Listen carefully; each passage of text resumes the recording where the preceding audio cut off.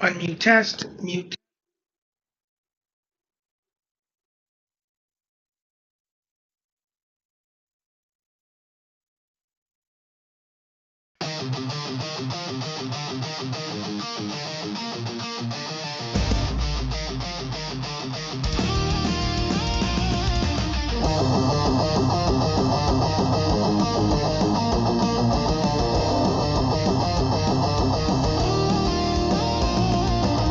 Crustacean King! Digital screens! Canito Carquenos, the name, a tidal wave of fame!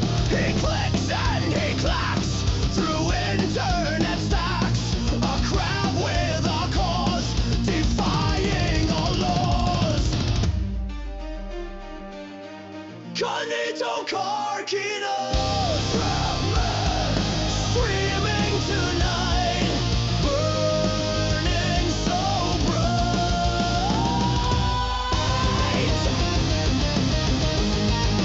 burning so bright.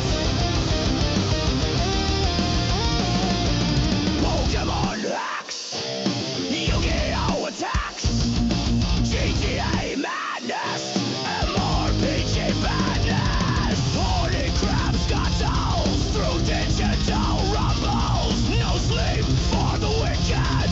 This crap is addicted. Canito Carquenos, crap streaming tonight, burning so bright.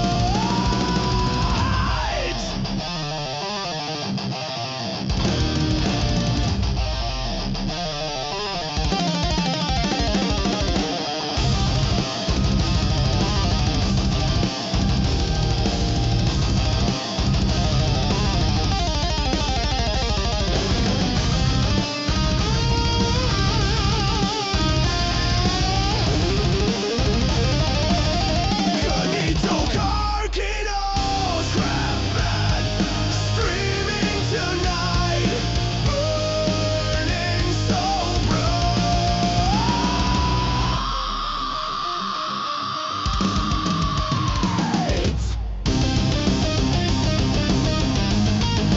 Burning so bright.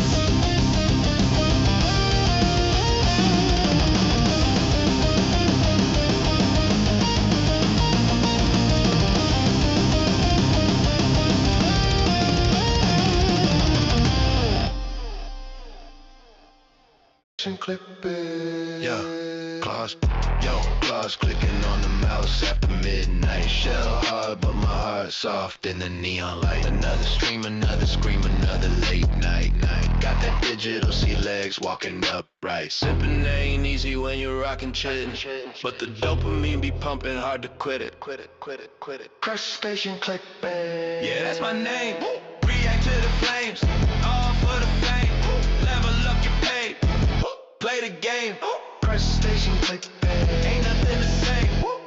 Pokemon rhyme hacks, yeah, I beat 'em all. From Lavender Town to Victory Road. Standing tall, emulator flow. Dropping dimes in the digital mall. Card game simulator, watch the metaphor. They say I'm down bad, crab with a screen, but I'm building an empire, a digital machine. So let the haters hate, let them see them clean. I'll be counting my clam, living the dream.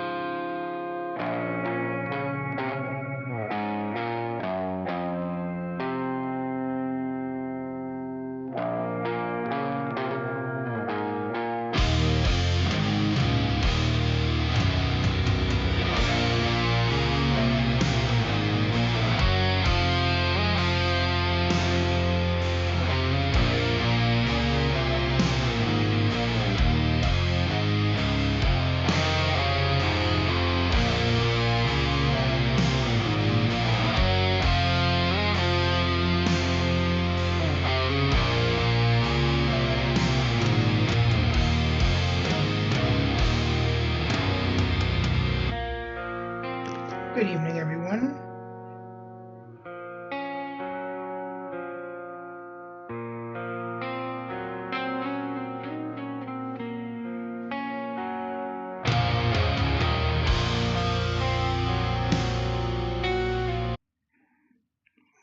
I'll be right with you guys.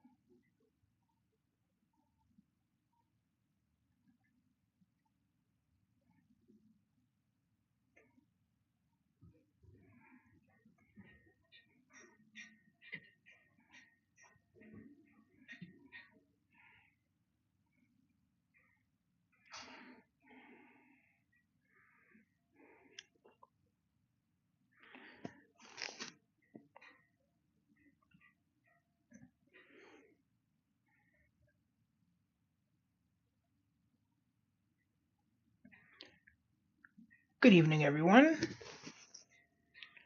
Let's begin with some reacts tonight.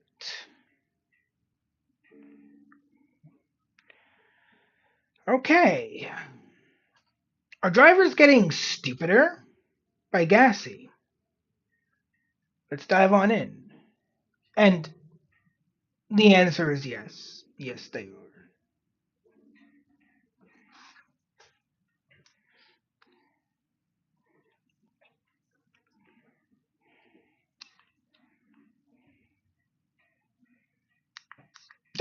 that's legit some GTA shit right there, bro. Like that's some shit I do when I'm just like fucking around in GTA.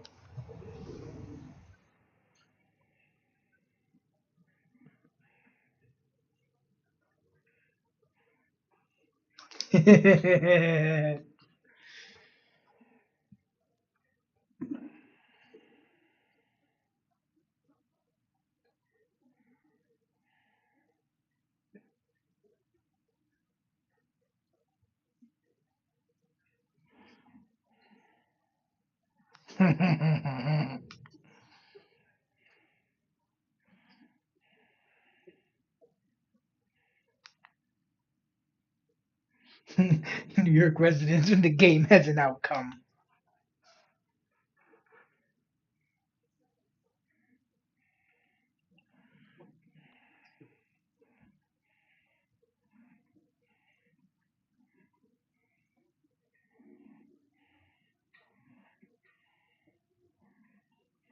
Yeah.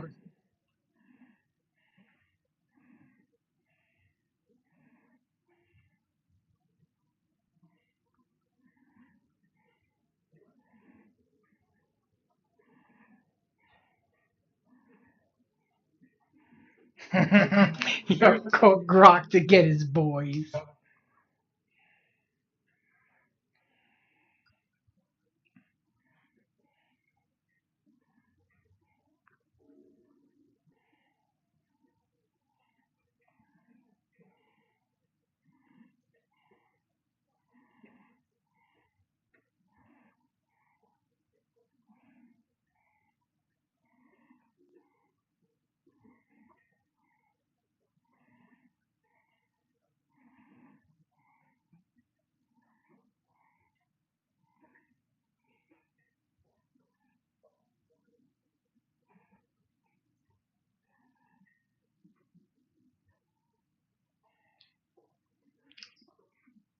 Yo, it is.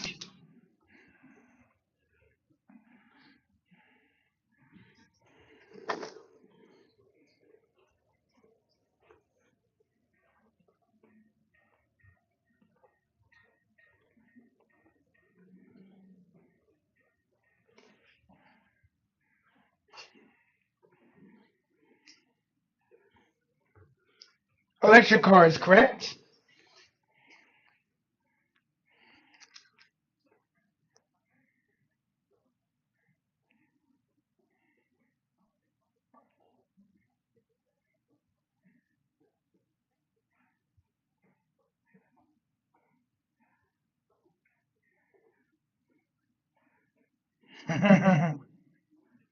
He's not wrong. Wait a minute.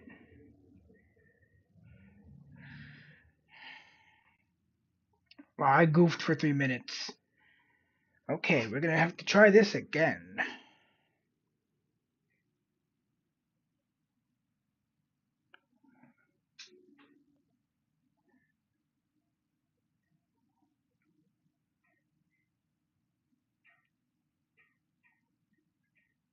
Wait a moment.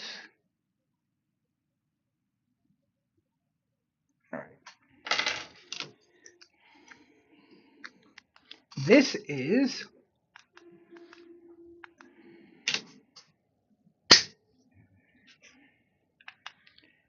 Are drivers getting stupider by Gassy? Let's dive on in. And the answer is yes. Yes. Yes, they are. First Gassy car news episode. I'm your host, Gassy. Anyways, some bitch in Seattle thought she was a train. It's not like she accidentally drove over the tracks or something. I mean, first of all, I don't know how it is in Seattle, but like, it's pretty damn hard to just accidentally find your ass way onto some fucking MTA tracks. Like, those shits are pretty well fenced off. And this is the type of behavior I do in GTA. This bitch is doing it IRL. Like, this is insane. She drove her car a quarter-mile up the track before arriving at a light rail station. She managed to stop light rail travel for hours by doing this. I mean, I'm not a perfect driver either, but you have to draw the line somewhere. She's saying, stop, don't go on that. That's the wrong way, that's the wrong way. The lady still... She just kept going. Thankfully, she has to retake her driver's test. Hey, that's the car I drive. Hold on, let's bring it back. I'm not a perfect driver either, but you have to draw the line somewhere. She's saying, stop, don't go on that. That's the wrong way, that's the wrong way. And she just kept going. What a crazy bitch. The lady still... Thankfully, she has Yeah, that's the car I drive, but in red. to retake her driver's test again or some shit. If she didn't have to retake her driver's test, I might actually never go outside again. Imagine being so bad at driving that you almost cause an accident with one of the safest forms New York residents when the game has an outcome. of transportation of all time. I guess we can't take trains to avoid bad drivers anymore. It's not like self-driving cars are any better though, because what the fuck is our next story? Next up, we have another story from the West Coast. It looks like some Waymo cars created Of course, the West Coast. their own traffic jam that they just can't quite figure out. They might The Waymo apocalypse? still be more skilled than the average Whole Foods parking lot driver though. Or maybe Probably. better than the average Seattle light rail driver at least. But what do you even do in a situation like this? I mean, can you get in them and just like manual override? If you can't, then those things need to go to the junkyard right now. If there's no manual override for these motherfuckers, then we need to fucking get rid of them. Post haste. Do they just like... I don't know. I just pulled out of the garage and I saw this going on. It was like this Waymo standoff. You either have to wait for the Waymo manager to come out there and fix it, or just call Grok to come get his boys or Yo, some Grok, shit. come I get wouldn't your be boys. surprised if a Fuck it, Waymo bro. manager is just another robot car though. Could you imagine how annoying that would be? Then you're gonna have to go call the corporate robot car to come fix the manager. I wonder if Fucking humanity will kid. ever devolve to the point that we look like we're straight out of Wall-E. I hope. And you have to call a robot to fix other robots. Luckily, we're not quite there yet. This next story might be one of my favorites in this video. Back in 2022, Porsche and Pixar collabed and built a real 911 based off Sally from Cars, which was super cool, and the car ended up selling for $3.6 million. Fast forward to 2026, the two companies have joined forces again to build three of the most badass Toy Story inspired Porsche 911s. I personally think this collab is more legendary legendary than the Chief Keef and Katy Perry meetup. Look at the Buzz Lightyear car, dude. That thing is so clean. The interior in Jesse's 911 is completely perfect, but I can't decide if I prefer it over Woody's. The attention to detail on these builds is actually insane. The Lightyear tires, the stitching on Jesse's seat. I think if I had to pick one, I'd probably just foam at the mouth. I don't know. I can't decide which one I'd take because they're all so clean, but probably the Buzz Lightyear GT3 RS. In other news, 33 brand new cars just caught on fire and blew right the fuck up somewhere in the UK. While this seems like a sad story, no one was harmed and they happen to all be hybrids. So when you really think about it, it's a pretty happy story. While I would have set up a lawn chair just to watch the blaze, it sounds like firefighters were pretty locked in to get this shit put out. They used jets and an aerial ladder to put out 33 ship boxes. Honestly, if a car is so bad that it just blows up on its own, why even bother putting it out? It was a hybrid anyway, we'll be fine. The next story pisses me off though because a truck driver drove over a Lamborghini in Florida. I complain about big cars all the time, but the joke's serious. Whoa, bro. Did you not see that, dude? Come on, what the fuck? Lock in.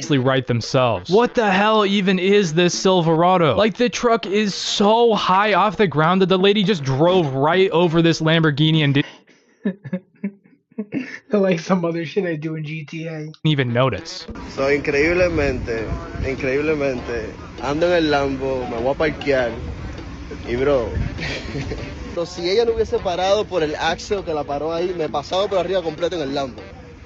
Completo, bro. Oh wow, this is surprising. The truck seems to be hauling absolutely jack shit and was going to the grocery store. No wonder they needed all of that ground clearance and towing capacity. Speaking of towing capacity, you have to see this U-Haul driver. Well, what exactly is going on here? If you think you're hauling a lot of shit in a U-Haul, you're definitely not hauling as much shit as this dude is hauling with a U-Haul. This dude is absolutely ruining LA with this U-Haul. The dude is hauling a tree, 3 U-boxes, and a forklift. He completely crashed into a bunch of parked cars without even realizing it. Crushing this Just obliterated car like a soda can. Bro, he just obliterated them. What the fuck? Is huge rearview mirrors on both sides. Like, there's no way you couldn't see. Devastation to all these cars. Clark says he was sitting inside his Prius when he saw the truck toting a sheared off tree branch. How does someone manage to not notice a massive tree on the back of the truck that they're driving? That's insane. That's why I'm never parking in LA. Our next story is about some of the best car news in 2026 so far. The small Italian car brand Camera just revealed one of the craziest cars in 2026. We all know the Lancia Rally 37. It's basically a perfect car. It drives like crazy, looks pretty much perfect, and is rear-wheel drive. Anyway, 40 years later in 2021, Camaro dropped the Evo 37 and Evo 38. It's basically what Camaro thinks the Lancia would look like if it was still in production. These cars look about as clean as shit and are completely badass all around. Fast forward another 5 years, Camaro just revealed the K39, and this thing is just absolutely fucking nuts. The car's geometry is completely perfect.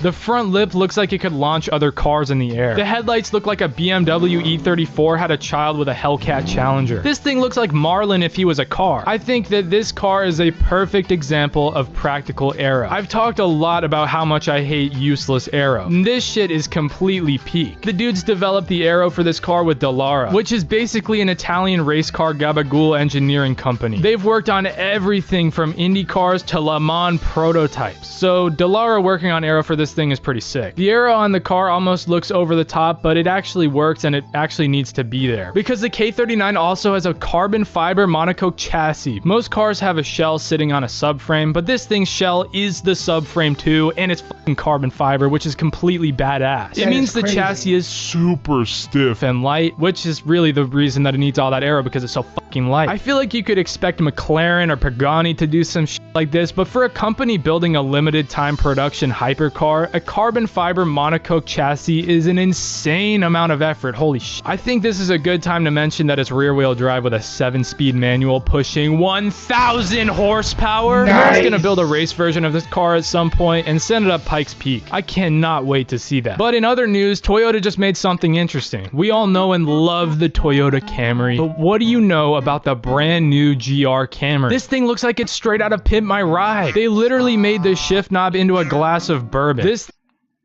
Yeah, that's kind of cool. Thing is completely blinged out. We have the chandelier in the back, cigars on the center console, this crazy exhaust, and of course so much aero that it could double as a picnic table. Anyway, now we gotta talk about the elephant in the room, that 7-cylinder engine, or should I say 7-cylinder engines. All of that talk about a 7-cylinder engine is just clickbait or some shit. It has 2 engines, which is also badass. A 3 and a 4? It's got the turbo 3-cylinder from the GR Corolla in the front, and in the back it's got a brand new turbo 4-cylinder. These 7 cylinders push out 100 horsepower each, which is pretty awesome if you ask me. I don't even know how Toyota manages to juice so much power out of their tiny engines. Like, how in the world does a 3-cylinder engine make 300 horsepower from the factories? That's insane. That's absolutely fucking insane. So cool. That's one of the main reasons the GR Corolla is one of my dream dailies. Now for some interesting news about F1. It sounds like F1 might become cool again. F1 decided to switch to hybrid V6s around 2014, and no one really liked it. Luckily, it sounds like we might actually be getting V8s back. Back in 2014, they decided to switch from V8s to hybrid V6s for... Why? But why? Few reasons. Fuel efficiency and emissions, a higher ceiling for improvement, and mostly because they wanted F1 tech to be usable in road cars. Many manufacturers started making hybrid or turbo engines for their road cars, and they wanted to be able to dial in their new tech by using it in F1. So yeah, they decided to do that. No, yeah, that makes sense, because like when you build it as an F1 car, you're dramatically aware of pretty much the entire capability of the engine. Like, you know exactly what it can do and what its limits are. Okay, that kind of makes sense. And guess what? The cars got heavy and quiet. What the f? Anyway, everyone wants V8s back in F1, and it sounds like that might be happening for the opposite reason that they were removed in the first place. Car manufacturers no longer rely on F1 to figure out how to build hybrid engines, so they don't really need to be spending all that money on building F1 cars that people don't really like as much. Switching back to V8s would mean that cars would be lighter again, they would sound sick again, and they would cost a lot less to build than hybrids. The only setback is that a lot of manufacturers stayed in F1 because of the hybrid development, and who knows what would happen if we switch back to V8s. Anyway, it looks like we might get to switch back to V8s sometime after 2030 if everything goes smoothly. Let me know what you think about that. This just in, it looks like Audi just dropped a toaster concept or something. Looks like this $500,000 machine comes with 3 bread slots in the rear. Honestly, it looks pretty badass though. I feel like the fitment looks a little bit goofy, but nearly every concept car looks a little bit goofy, so I'll cut them some slack. Audi is only going to be making 499 of these cars, partly to make it exclusive and partly just to piss me off for not producing a round number of cars. While it is a hybrid,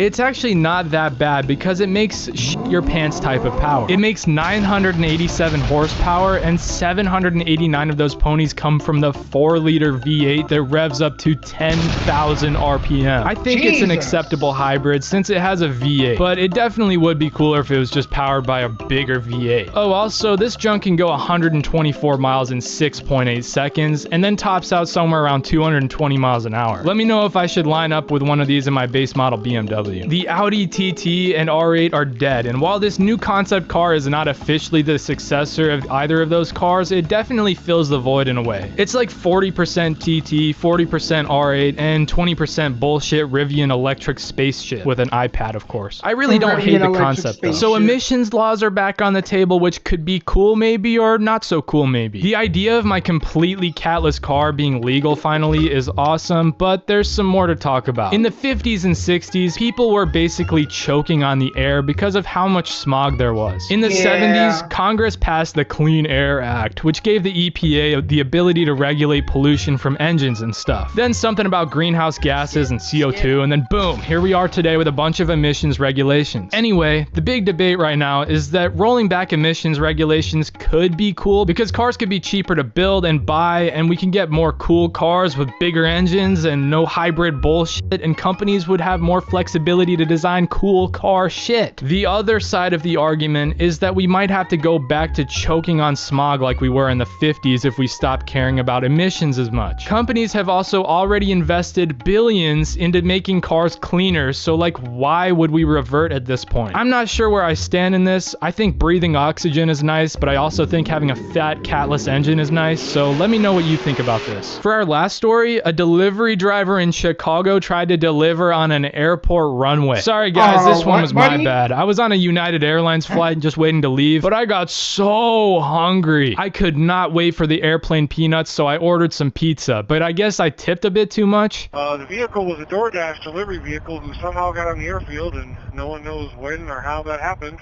The unauthorized red car somehow evaded security and ended up next to a plane. I mean, look, me and my girlfriend drove for, I think it was Eats, DoorDash, same shit. And yeah, we just put in the address and go where GPS tells us. Delivery driver showed up on the tarmac, so my flight ended up getting delayed, and the dude got in trouble. Super tragic story.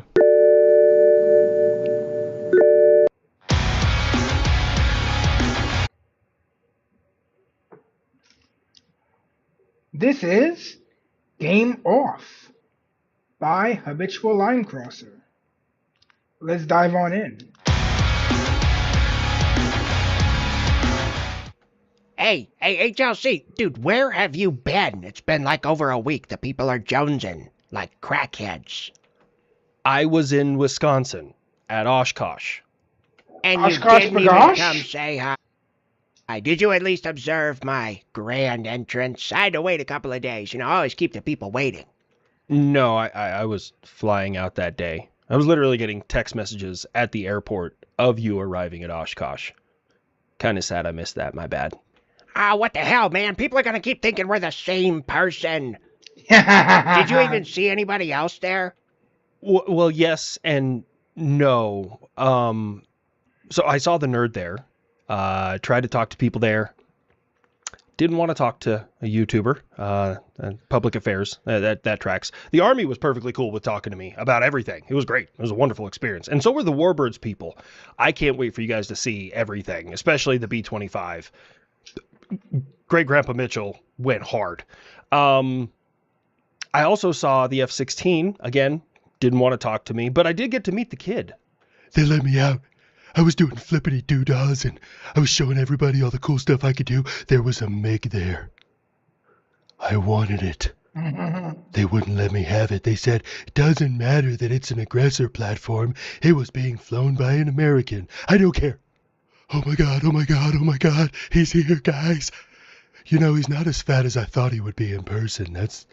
He's lost some weight. Anyways, little woman there, get away from him. We want to take solo pictures together. They'll be shown at our wedding. God, why are you so weird? Your jealousy is showing through. You know, one of us is a twin-engine, air supremacy, just monster in the sky. The other one is a fat single-engine nerd. If you're done just telling people where you were for the last week, could we get into the news? Like, for example, I don't know, Texas is still flooding. We will rebuild, and we will survive. Don't you worry about that there, beans on toast. Ain't nothing wrong with Texas. We will survive. You know, Texas, you're rather interesting. One thing, Texas is tough. They'll, not that, you know, like, dismissing it, but they'll be fine. Texas is tough. New York and Texas are tough in our own ways. New York, we have an attitude that we don't fucking take shit from nobody. And, you know, you've got to be at least a little mentally unglued to live here. And Texas, you guys are just as mentally and physically tough.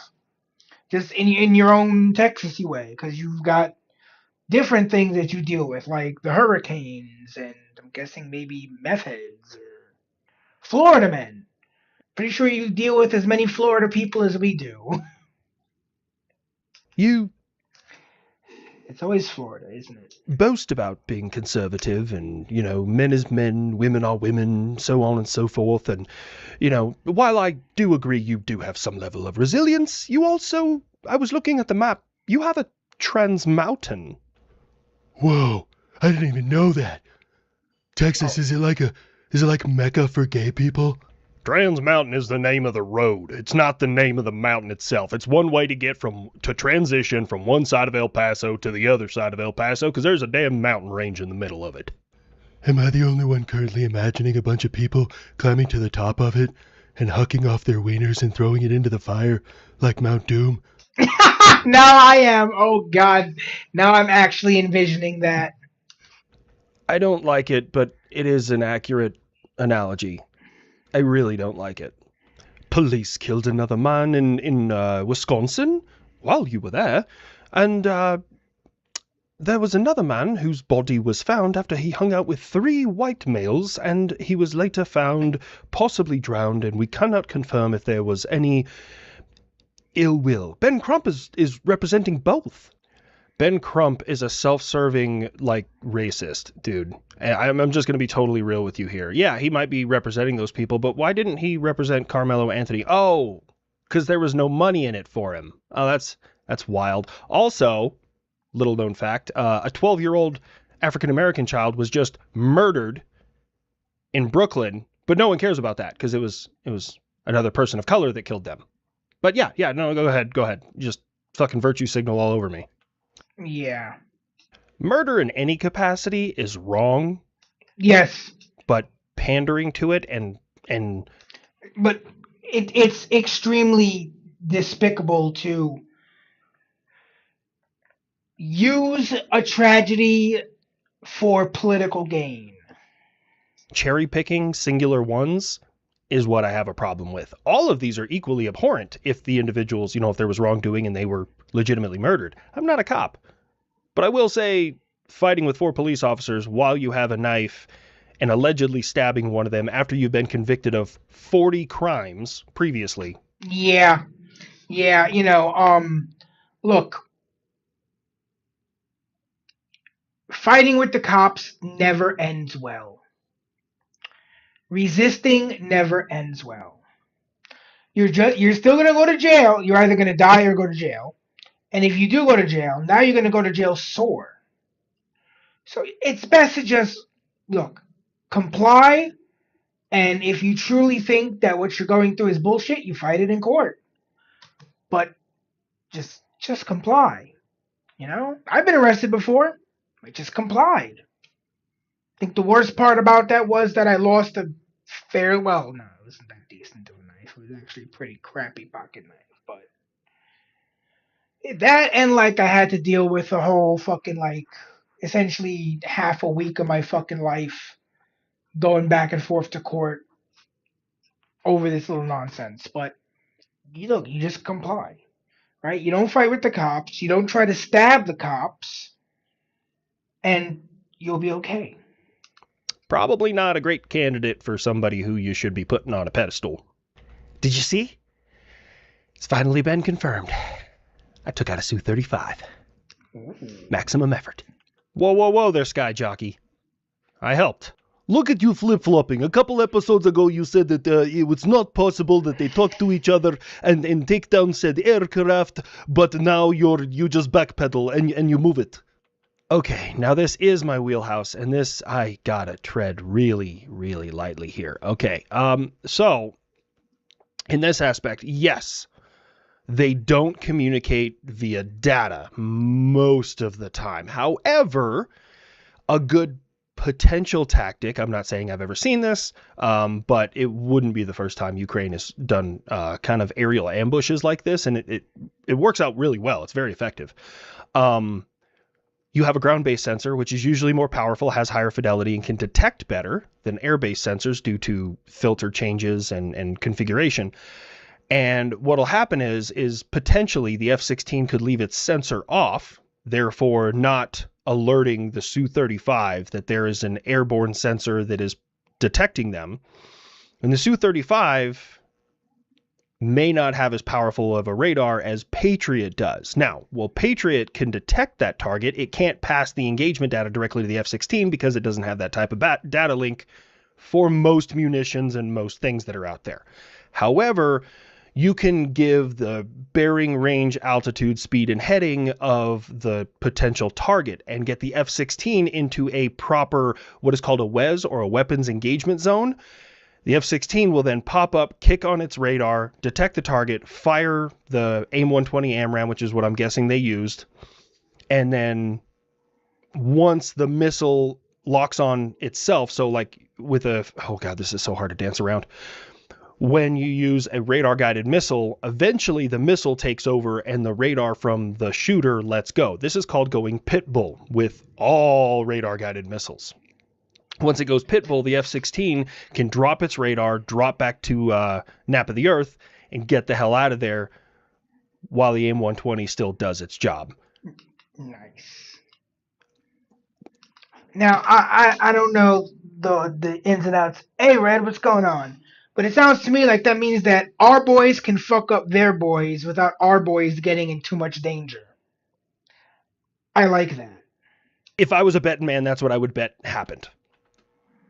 You know, I'm not going to lie to you. That's probably the best TTP tap dancing I've ever fucking seen. I feel like the air defenders out there are going to agree with you. I have been in all-out war, more or less, for 4 years. Obviously, I know what works, and I use it until it doesn't work anymore. That is your all-out war? I'm not even trying. Sure, buddy.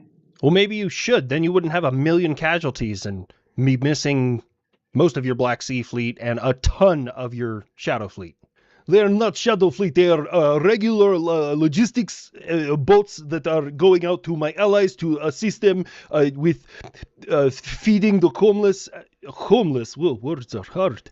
And saving puppies. Sure. Don't mention the puppies. Dogs are haram. Oh, right. We will be. Why was I? Why was I using a fucking Iranian accent? That, well, verbal typo. Anyways, no, they will not be for puppies. They will for the gays. We don't like them either. Shit, man. What the fuck do you like? Goats. They are... Goats.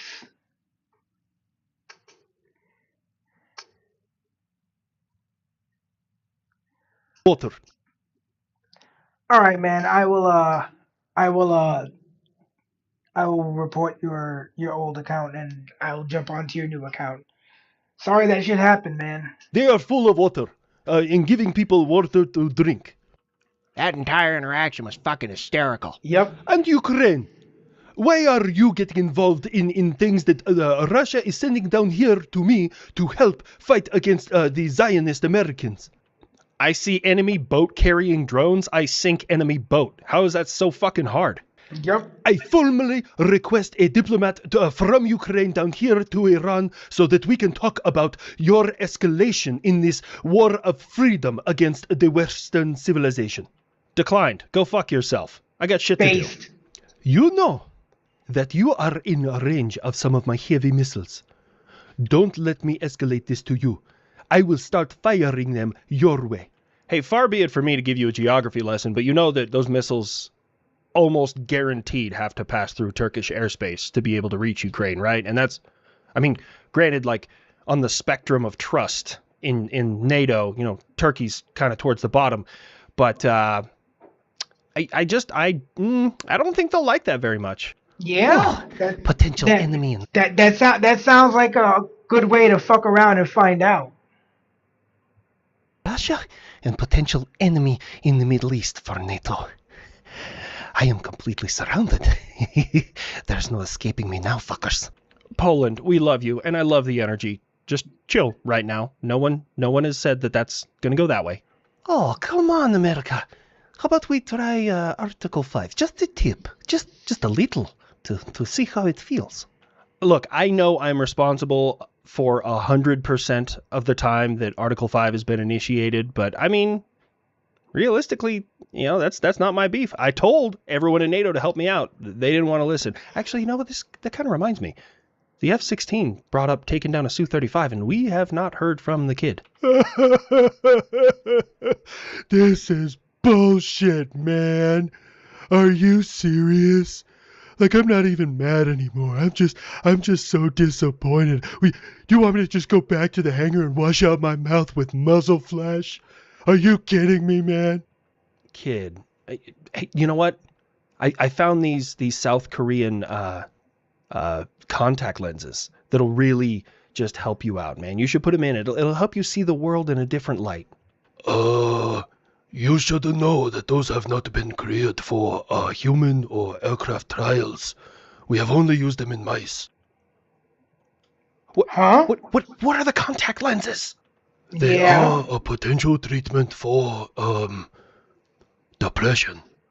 You put them in and they would shock certain parts of the brain through the ocular nerve to reduce the amount of depression you experience.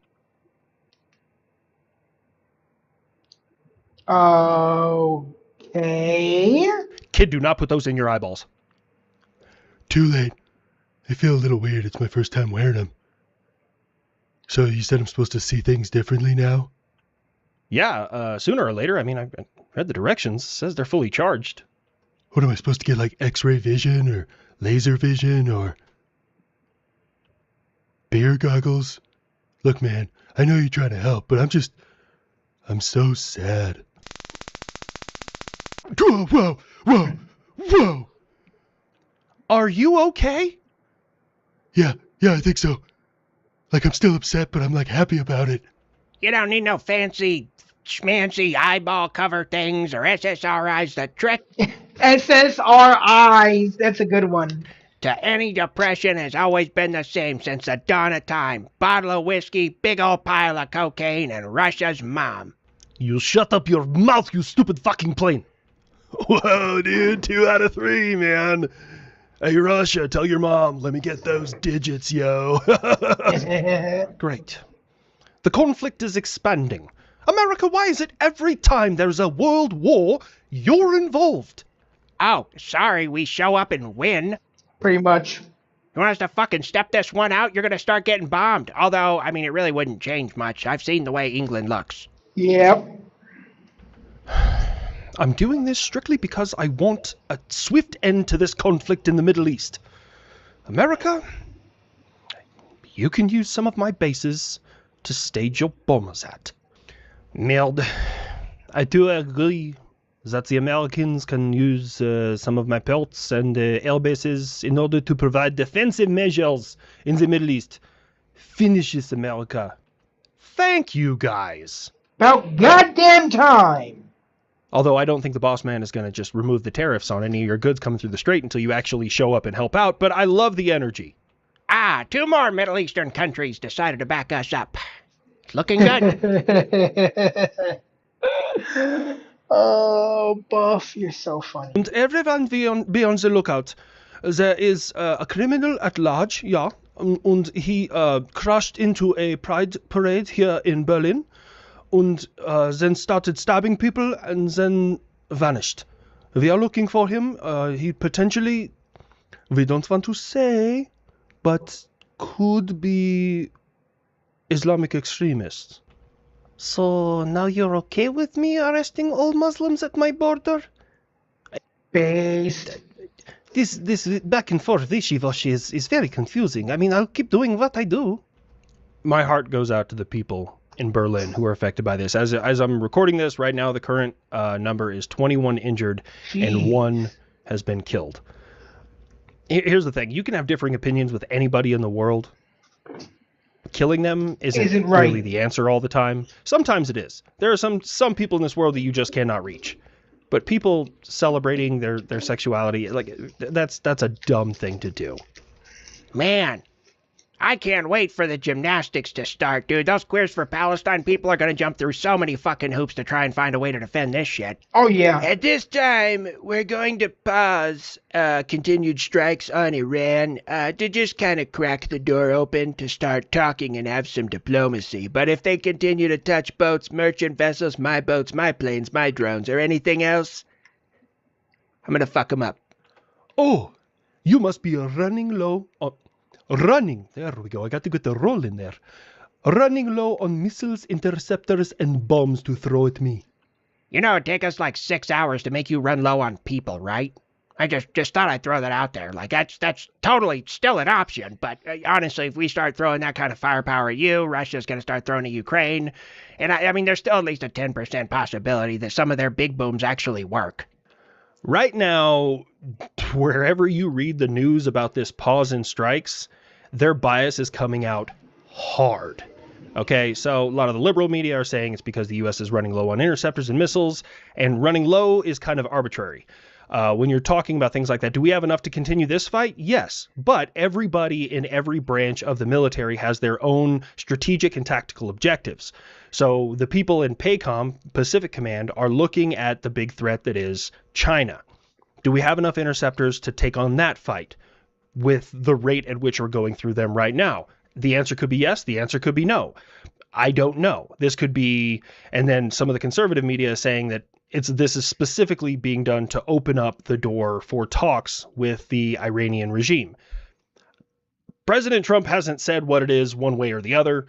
So anyone who is saying anything more than that is strictly speculation. Plus, the number of interceptors we have and the counts of missiles and bombs and munitions is close hold and secret. So you're not going to actually have a verifiable answer.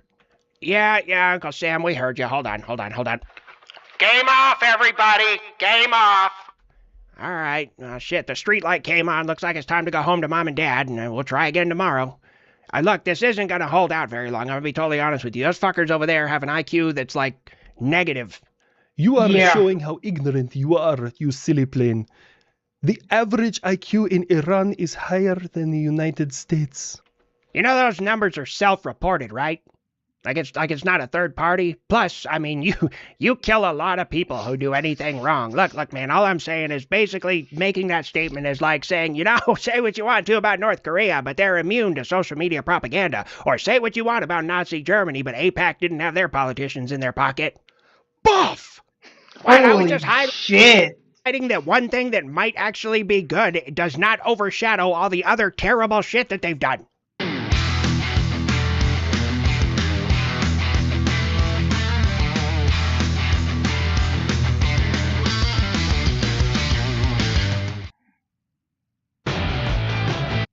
Okay.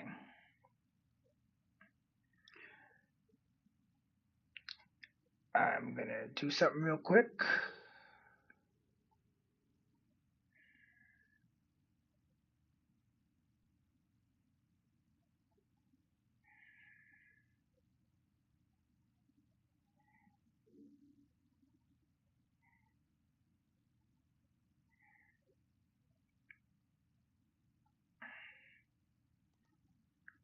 All right.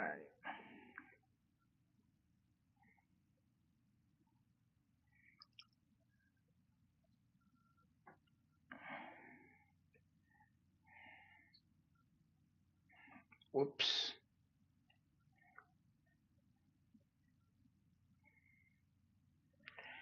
This is Bradley, Campfire Stories by Mike Burnfire. Let's dive on in. Were you also required to clear a Bradley at one point? Why would they call you a small arms repairman? Because technically a Bradley is Wait, small arms. I think we saw this last time.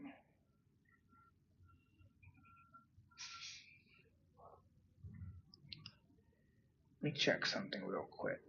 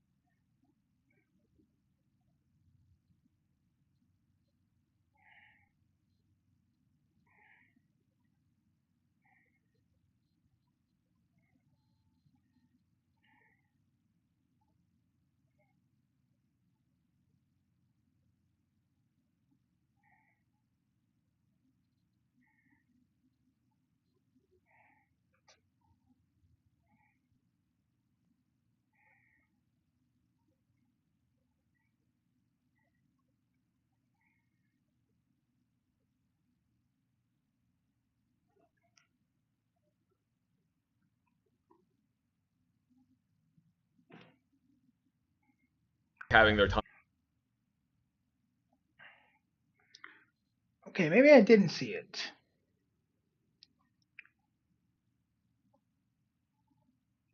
All right. So this is Bradley, Campfire Stories by Mike Burnfire. let's dive on in. Were you also required to clear a Bradley at one point? Why would they call you a small arms repairman? Because technically... Because technically a Bradley is small arms? Yeah, technically, as far as the Army is concerned, the M242 chain gun on the front of a Bradley is considered small arms. Good grief. So are 155mm howitzers. I don't know how much larger small guns can get. I think their logic behind it was, well, it's small enough that a person could theoretically move it, so it must be small arms.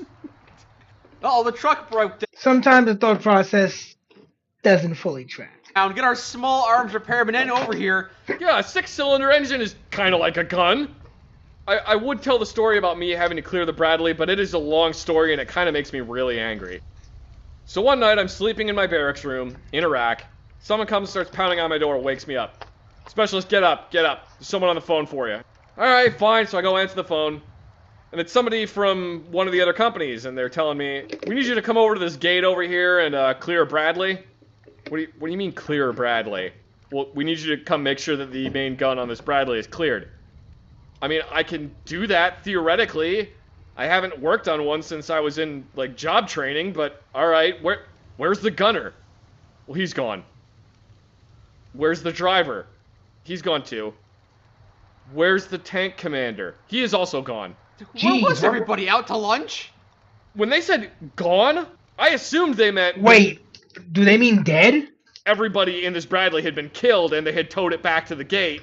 Yeah, and that they needed me to come clear it. That's kind of what I would brought assume too. By gone. You can't just be driving a armored vehicle around with a 25mm chain gun loaded on it through a base with people in it. Why not? You know somebody would be stupid and be like, look, I'm a gunner, haha, and then they would just rip 12 rounds through the side of a building. Okay, fair enough. So the next day I found out from somebody else that what had happened is some of the people on gate guard had noticed that there was just a Bradley driving up and down one of the main routes by itself with no other vehicles with it. That's abnormal. They're normally part of a caravan, right? Yeah, they're normally part of a convoy. Why is this Bradley driving around by itself? So they get in a Humvee, they drive out to there, and they find this Bradley. They have to get in its way because it keeps trying to drive away. That's so weird. They can't get a hold of him on any radio frequencies. So they basically just park right in front of it and flag him down and take like 20 minutes to coax this driver out of the vehicle, reassuring him that yes, in fact, they are U.S. soldiers and no, they're not going to try and kill him the moment he gets out of the vehicle. I'm still not sure why he was driving around. What the hell happened to this dude? That he was in such a frame of mind. By himself. Oh, I'll get to that. What happened was, this Bradley was part of a armored vehicle convoy that had driven through 5 different areas of operation. And this Bradley got hit with an IED. Everybody was a little shooken up, but they were okay. So they moved the Bradley to a different spot in the convoy, kept going. It got hit with another IED. So they moved it to another spot in the convoy. You're just rearranging deck chairs on the Titanic. And it got hit with another IED. It's still, yeah. At this point, this Bradley has been hit with 3 IEDs now. The gunner and the tank commander of this Bradley suddenly decide, you know what? Fuck this, I'm done being in this Bradley. So they get out of the Bradley and leave the driver, who is a 19-year-old kid and has never been outside the wire in Iraq before, in the vehicle by himself. Holy And then crap. they start the convoy back up. 10 minutes later, guess what happens? I don't know. The Bradley gets hit with another IED. This one is so bad that it knocks out the comms in the vehicle, meaning that the driver can no longer talk to anybody else. The driver hits his... That's why they couldn't get a hold of him on any radio frequencies. Yo, this guy, you know, you gotta appreciate this. Where, like, anytime you think you're having a really, really bad day at work, or even just like a regular bad day at work, just think about this dude's day at work. Like, I was kind of pissed off when I got to work today because I had to close the back gate because there was a new guy and he didn't know that you were supposed to close it. And closing the back gate is just kind of a giant pain in the ass because it's not, the gate can be closed, but most of the functions that close the gate are broken. So you got to do a lot of shit by hand. You got to do a lot of, you know, there's broken stuff that forces you to do things a different way, which is annoying as shit. And so that's part of the reason why I'm starting a little late, because I got in and I was like, oh, hey, you're new. Did you close the back gate? And he was like, no, one never told me about that shit. I'm like, oh god, I don't know who would be more mad at, you or my boss. So I just drove out to the back gate, and it took like 10 minutes to close it because it malfunctions, and I was like, oh man, this fucking sucks. But you know what? That was a fucking cakewalk compared to like getting hit by multiple IEDs. That's insane. Against the inside of the vehicle, gets knocked unconscious, and the rest of the convoy goes, he's gotta be dead, and leaves. Wow, they don't even check? Bro, they don't even check. First of all, yeah, the vehicle is still functional after being hit with 4 IEDs. I want one of those things. I want a Bradley. Fuck that. And no one goes to check on the dude. They just like, oh yeah, he's for sure dead. Like, come on, bro. What happened to no one gets left behind? The vehicle is still functional after being hit 4 times? And they leave him, completely forgetting the first part of the show. I'm not even in the military and I know this. This is just something like, even as a civilian, no soldier gets left behind. The first part of the soldier's creed, I will never leave a fallen comrade. Yeah, that's like the first and most important fucking part. You guys are a fucking family, a unit. Those are your brothers. You're not supposed to just leave them. You're supposed to, even if they're dead, you get the remains and bring them home. What the fuck? They just leave him. Didn't even grab his dog tags? No, nothing. Nothing. Not even a check. They're like, oh yeah, he's for sure dead. The rest of the convoy just went, fuck it, drove off. Driver wakes up. He's suffered a serious concussion, doesn't know where he is, doesn't know why he's in a Bradley by himself, doesn't know where anybody else is, or why he's bleeding from the side of the head. Jeez. Can't reach anybody on the radio. The Blue Force tracker system is down, so he can't figure... Holy fuck. So he's alone. All his comms are fucking cooked. And he doesn't know where the fuck he is. It's not like he knows the streets and shit. Oh my god, that's a nightmare. That's an actual fucking nightmare. Out where anybody else is. So he just starts doing the only thing he can think to do, which is drive up and down the main route all by himself, looking for the rest of his convoy, because he assumes there's no way they would leave me behind. Why would they leave me? Oh, the story's kind of dark. This poor 19-year-old kid got left all by himself in the middle of Iraq because his tank commander and his gunner decided they didn't want to be in a vehicle that got blown up anymore. It seems so irresponsible to leave him there. It is incredibly irresponsible. It was incredibly irresponsible of pretty much everybody in that. Yeah, that was just a major failing of everyone. Convoy. The fact that not a single person went, why are we just leaving Private Snuffy in this vehicle all by himself? I can only hope that the lieutenant or officer who was in charge of that convoy got his ass handed to him and got court-martialed and was never in a position of command ever. Yeah.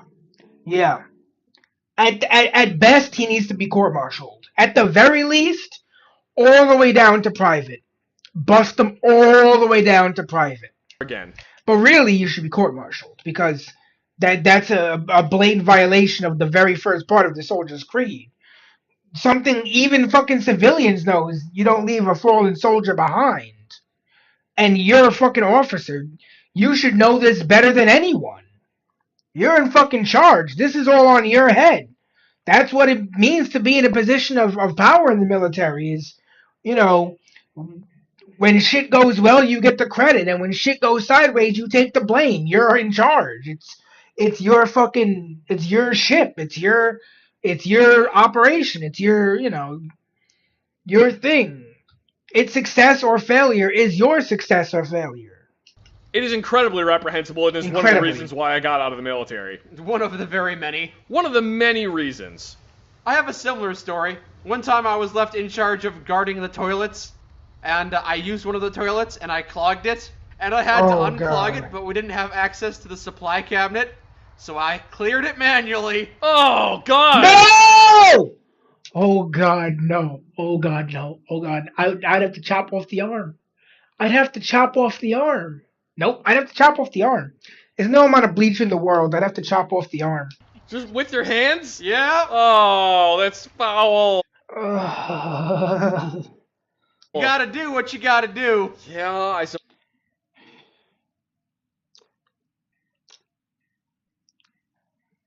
I don't like touching gross things. I wear gloves when I wipe after using the bathroom because I don't want to touch paper that touched my butt crack. Okay? You know, I go through an insane amount of latex gloves in a month because I refuse to touch pretty much anything that might just be gross unless I absolutely have to. And the very thought of that, I'd have to cut off the arm. Suppose so. It's kind of like the same thing for me. Yeah, no, getting left by your unit in Iraq to die is totally the same thing as having to clear a toilet with your hands. We both suffered! My main complaints are that most of the time the army was so disorganized and so stupid about what it would use its resources for. It was just infuriating to me. Sometimes military incompetence can be funny. Most of the time it's horrifying. Our base sergeant major while I was in Iraq had the biggest hard-on for making sure that everyone still had their seatbelts on while they were driving military vehicles. He would sit outside in a Humvee on one of the main routes and stop convoys that were not part of his command or even his jurisdiction and walk up to each vehicle individually and make sure that everyone in the vehicle had a seatbelt on. This sergeant major... He sounds like somebody nobody liked. To have his driver park the Humvee in the exact same spot every day. And eventually, one of the local insurgents realized, hey... Yeah. Look, when I don't do patrols anymore because I'm in the booth now. I work in security. But there was a time when I did patrols. And I was tasked with patrolling certain properties within like an hour and a half interval. And I never, I wouldn't do my patrols every, 8:30, 9:30, 10:30, 11:30. Because that, if you become predictable like that, you might as well not do the fucking patrol. Because then all a bad guy has to realize is, hey, the security guard came by at 8:30, and then they came by again at 9:30. That means that when they leave at, 9:35, they won't be back for another 55 minutes, which means I've got almost an entire hour of uninterrupted time where I could just fucking rob this shit. So I would pop in at fucking random times, and I would do patrols. I wouldn't go too long, but I wouldn't be popping into the same place at the same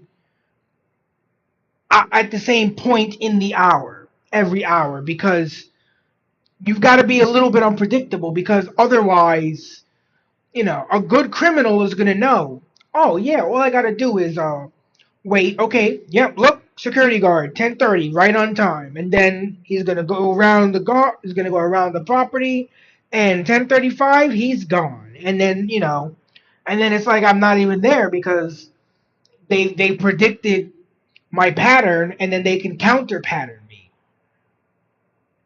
So, in any kind of a situation where you're dealing with bad guys, in any situation in which you're dealing with bad guys, the last thing you want to be is predictable. Because if you become predictable, it becomes a humongously easy target to hit, because they know, oh yeah, you're going to be at this exact same spot at this exact same time every day without fail. Yeah, guess what? That's probably where they're going to hit you, because they know you're going to be there. They know when you're going to be there. Somebody parks a Humvee in this same spot every single day and shot the gunner in the neck. The insurgents killed the seatbelt checker. No, insurgents killed the gunner of the seatbelt checker because there's no fucking justice in this world. Our base also had this big old blimp with a multi-million-dollar... A blimp? Okay. I mean, shit. I respect the hell out of airships. I always thought it'd be funny to have a blimp shaped like a dick and use that as like my primary method of transport.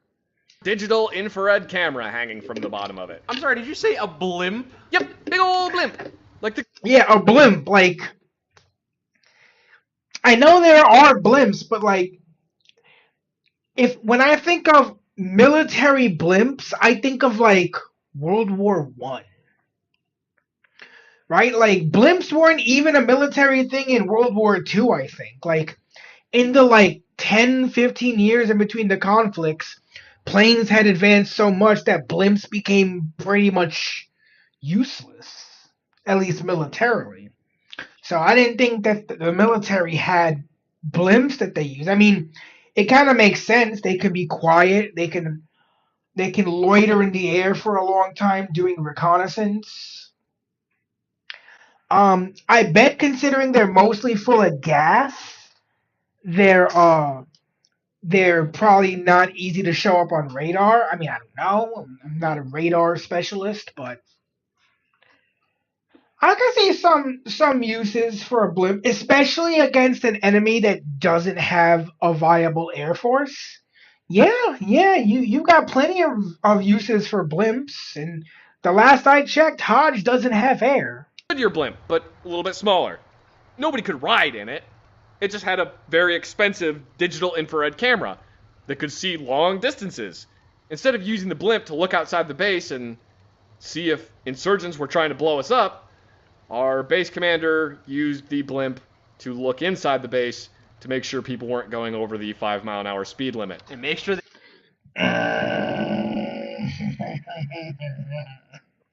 5 miles... Do you understand how slow 5 miles an hour is in a modern vehicle?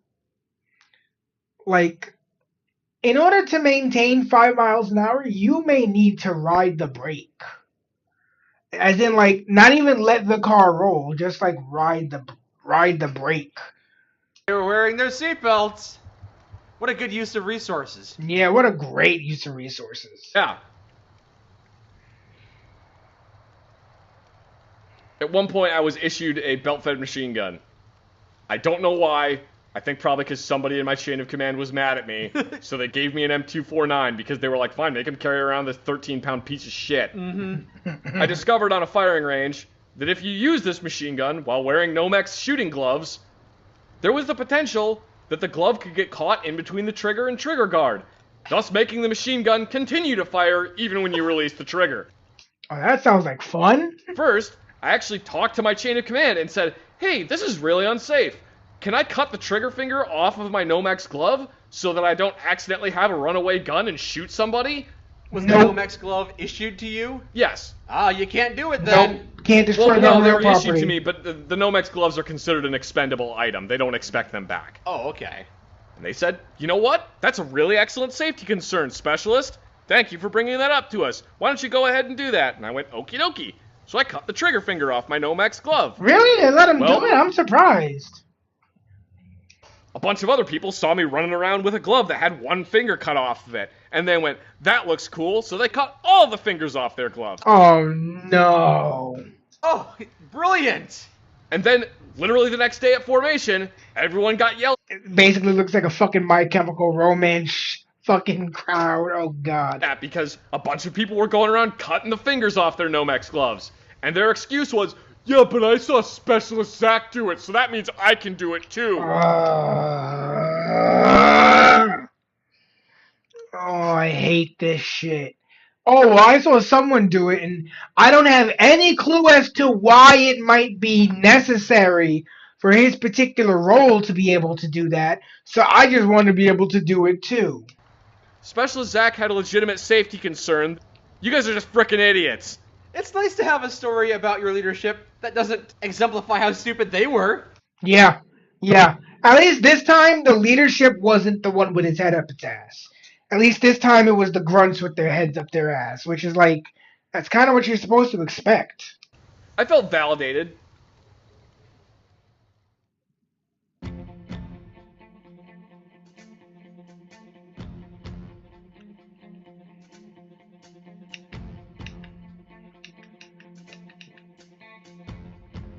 That was, yeah, I hadn't seen that one. I don't know why I thought I did. Oh shit. He's playing San Andreas Live now. Alright. I was watching his playthrough of Liberty City Stories earlier. Because I really do enjoy that game. Alright. Now, I saw some of these I saw and was like, ooh, this looks interesting. So let's watch a couple more videos. Japan is very upset with Trash Taste by Hiro Hey. Let's see what's going on. People in Japan are calling out the Trash Taste podcast. You know, you got... Aren't those the guys who don't want to learn Japanese even though they live in Japan? Like, I'm not super knowledgeable about all these different groups, but I could have sworn the dudes from the Trash Taste podcast live in Japan, but like either speak really shitty Japanese or aren't trying to learn the language.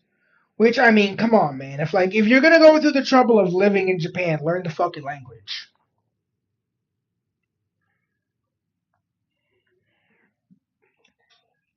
Cool, I'll check out Kip's reactions tomorrow when I'm just like watching stuff recreationally. Gug, Sea Dog VA, and Joey the Anime Man. And this controversy specifically involves Joey the Anime Man. We'll play the clip. It's about a minute and a half long, and you can see that there's subtitles on here, Japanese subtitles, because again, this has been going around Japan. And then we'll take a look at what Japanese people are saying about it. Like what? Like, I mean, back in my giant weeaboo days, I was, thinking about living in Japan. Now I couldn't do it. There's too many things, and I love Japan, but I couldn't live there. Could probably visit for a few days, but I absolutely couldn't live there. Why is like so many anime set in high school? Why is that? Like, is that a cultural thing? Yeah, it's a cultural thing. Why so? It's because it's, for a lot of people, like high school is kind of seen as like this basically like golden time. Classic, that, isn't it? Yeah. Pretty fucking classic. It's like, for a lot of people, high school is like, the whole thing of like, in the West, of like high school is like, usually movies that are based in high school in the West are based off bad memories. Yeah. Being like, oh man, my high school fucking sucked, blah, blah, blah. There were all these shit people, the jocks, the bullies, blah, blah, blah. Right, that's the norm. I mean, well, my high school experience was, there were good points and there were bad points. For at least the back half of my high school experience, I was not single. And me and my then girlfriend, not the girlfriend I have now, my first girlfriend, we would have many a romantic romp in an unoccupied classroom. But, I was still kind of the weird dude in the school, at least, or one of the weird dudes. And I experienced my share of, like, shitty people. But, it wasn't to the extremes that, like, American media portrays it. Like, I wasn't some loner loser with absolutely no friends. Like, I had some friends, a girlfriend even, and shit. But that doesn't mean that there weren't people who didn't fuck with me because of whatever stupid, superficial reasons they had to fuck with me. In the West. And yes, I don't know if you can hear it, but just like parts of Texas, parts of New York are also getting doused with rain. As the classic cartoon Ed, Ed and Eddie goes, summer rains, you can never predict them. Japan, it's glorified because to a lot of people, high school was a really fun time with like friends they'll never get back, and like because it's also the last years of that person being young and free. I mean, I liked high school, but now that actually kind of makes sense because like in Japan, adulthood seems so crushing. You know, like you've got all these jobs that people don't like, and I can see how like a lot of people in Japan would look back at, like I look back at my late elementary and junior high school years as like my golden years where I was young and free and like, you know, where the biggest concern I had was I wanted to catch Ladybug. And Ladybug only came out in the morning, so I had to wake up early in the morning to catch Ladybug. You pay taxes at 10 years old in Japan. Jeez, Lou. So, you know, I can kind of understand that, but, you know, I guess in Japan, you like, the last time they felt young and free is in high school. It makes sense because, like, university seems very, very cutthroat and competitive in Japan.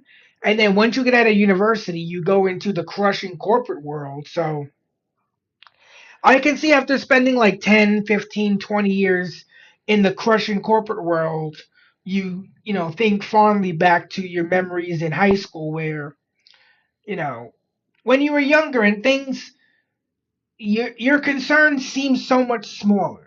Agretzko, the new season. Oh, yeah? That was good. That was good. Very refreshing. Yeah. Depressing as always. Depressing as fuck, yes. Which is great to see, because it's like one of the only anime out there that will actually like commentate on adult life in Japan and be realistic about Yeah, it. but it also says a lot when no one knows about it in Japan. Yeah. Is that true? It is. It's so Japanese, but like it's such a good take on the Japanese work life. Awesome. How awful it is. Yeah. Yeah. Because like I mean, it's ironic that this is coming from the same company that, you know, made Hello Kitty. Yeah. Right. just to put it into perspective, like. Stuff. And it's a shame that it's not being Japan, because I feel like it could make waves. Maybe it's too real. I think it is. I think it's just purely the fact that, you know, a Japanese person will look at that and be like, I don't want to see this because it's just going to remind me of reality. And to a lot of Japanese people, that's not the reason why they watch anime. Interestingly enough, Joey's answer is basically the same answer you get from Google when you type in why is so much anime set in high school. And Google actually sources Reddit, so Reddit comments, you know, as if that's factual. It actually sources the clip that we just watched from the Trash Days podcast and some other like YouTube stuff, Anime News Network, CBR. These are not really great resources. It's very like westernized stuff trying to answer this. And for those that don't know, by the way, Google somewhat recently signed a agreement with Reddit to use Reddit for training data for Gemini. So a lot. I feel like that wasn't so recent.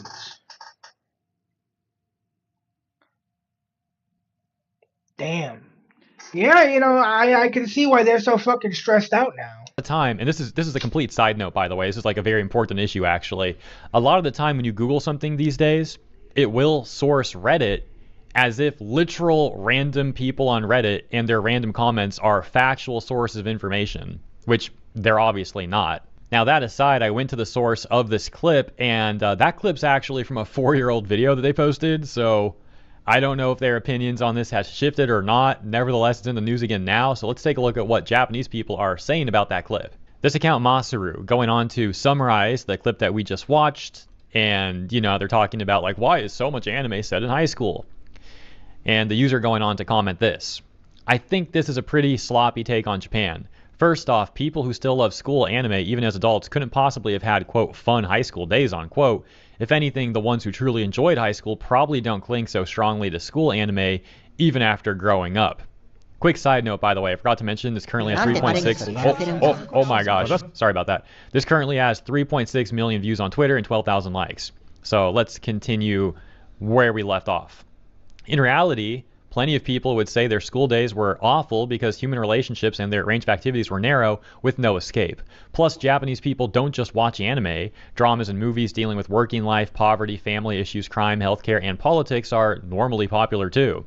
The explanation that, quote, Japanese people escape into anime because they don't want to face dark realities, unquote, doesn't explain Japan at all. Manga's the same. Say that after watching something I wish I could read. Too many overseas anime fans talk about Japan like it's a country made solely of shonen anime. Yeah, that's a hood weeb moment right there, isn't it? That is a tourist moment right there, isn't it? And even when they sell themselves as living in Japan, they're people with hardly any connection to Japanese society, just living within the foreigner community, like the 3 people in that video. Living in Japan and understanding Japanese society are 2 different things, right? Don't go overthinking a few anime and your own experiences let you explain the values of over 100 million people. Look, the fact of the matter is there's a variety of reasons why anime is sometimes set in high school. And one thing that people haven't mentioned yet is it is a narrative device. This is not the case all the time. Like I said, it varies. But one example is it being a narrative device. And what I mean by that is having a younger character means that character doesn't have as much history. Now, of course, there's caveats to that too. You could find a young character that actually has a very complex history or a traumatic history. But there's times when a character is used, and it's specifically a young character is used rather, because they want to start with somewhat of a blank slate and tell the story from there. So that is another reason why you might see this happening on occasion. Also, the school setting is a very easy way to introduce multiple characters, obviously. You know, so that's another reason too. My point is, like I said initially... Also, if you set your characters in high school, you don't have to make as many, or you might not have to make as many unique outfits, because since it's a high school, they all wear uniforms, and you can essentially just have an excuse for every character wearing the same outfit, which is obviously easier on an artist. There is a variety of explanations for this. It really depends on the nuance around the story that's being told. And in the responses, people also pointed out that anime is not the only medium that uses high school as a setting, and Western media actually does that somewhat frequently as well. So, you know, that is, of course, also true. Legendary Drops, the man himself, also chimed in on this clip. He wrote, "I'd assumed most anime is in a high school setting because it's predominantly made for 18 and under. Like video games, while adults take part in it, the vast majority of the stuff is made for kids. I don't think it's as deep as not wanting to face, quote, Japan's dark reality, unquote." Another Japanese user would also comment on the Trash Taste clip. Let's see what this one says.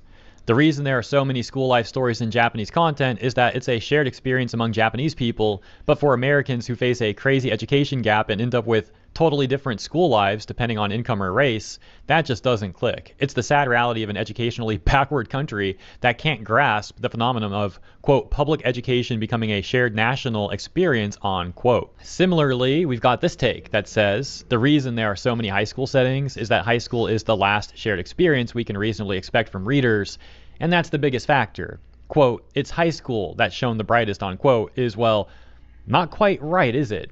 If anything, for the otaku types, there are way more people who really come into their own after becoming working adults, freed from the shackles of money and obligations." I do wonder how accurate that translation was, specifically near the ending. And this explanation reading, "It's because more than half of Japan's anime industry essentially belongs to the manga industry, and the best-selling genre in the manga industry is shonen manga, right?"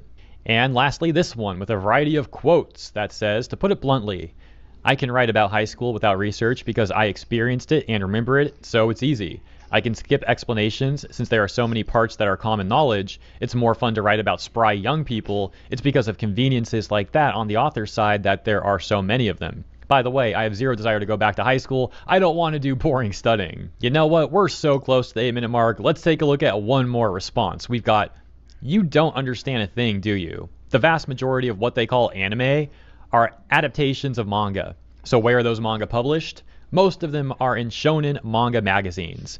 It's something you'd figure out with a simple search. They're just ignorant, yet they're getting all drunk on their own ideas. That's all." And that's the situation. Those are the responses. Let me know what you think about the latest.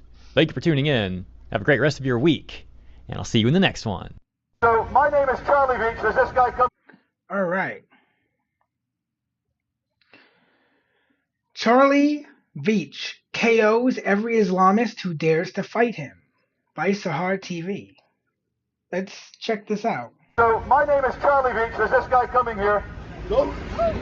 Ah, got him. I still like your way. I like your way. It's a good way. Go away, man. Go. Yo, bro, why do they... I was going to say, why do they act so retarded? And then I realized they're not acting. Show. Chill. No, you won't. Get the fuck away. Yo, you got yeeted. Yo, guys. How you doing? This is Sahar TV, and in today's video, we will watch the best moments of Charlie Veach, one of my favorite creators on YouTube. We're watching the video on Unfiltered Debates. They've compiled a bunch of videos of Charlie confronting Islamist and pro-Palestine supporters.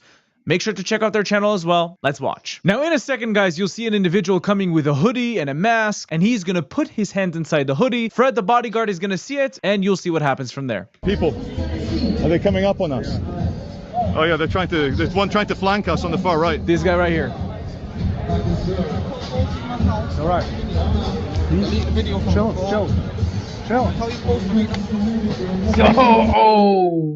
Yo, he gave him the 1-2 combo.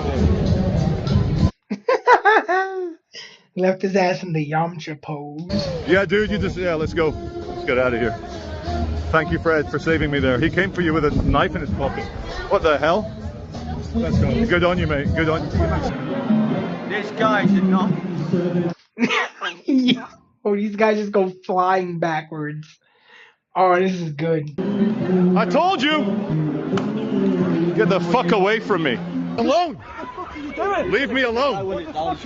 Leave me alone, dude. See him. No, I don't want to go around the... Don't come too close to me, man. Don't come too close to me. No, don't come too close to me.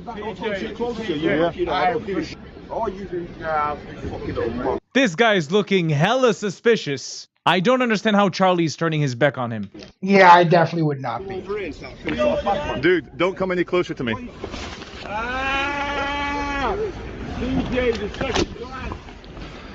Okay, now I go and beat his ass. You want to throw something at me? Okay. You're gonna get arrested, you little scrote. You little idiot. You called him a scrote. Yeah, you deserved it. You're both well-known troublemaker shoplifters, so why don't you... Oh, no, we're not. Oh, no, we're not. No, we're not. Yeah. None of us are. Hey, don't come too close to me. I don't know, guys.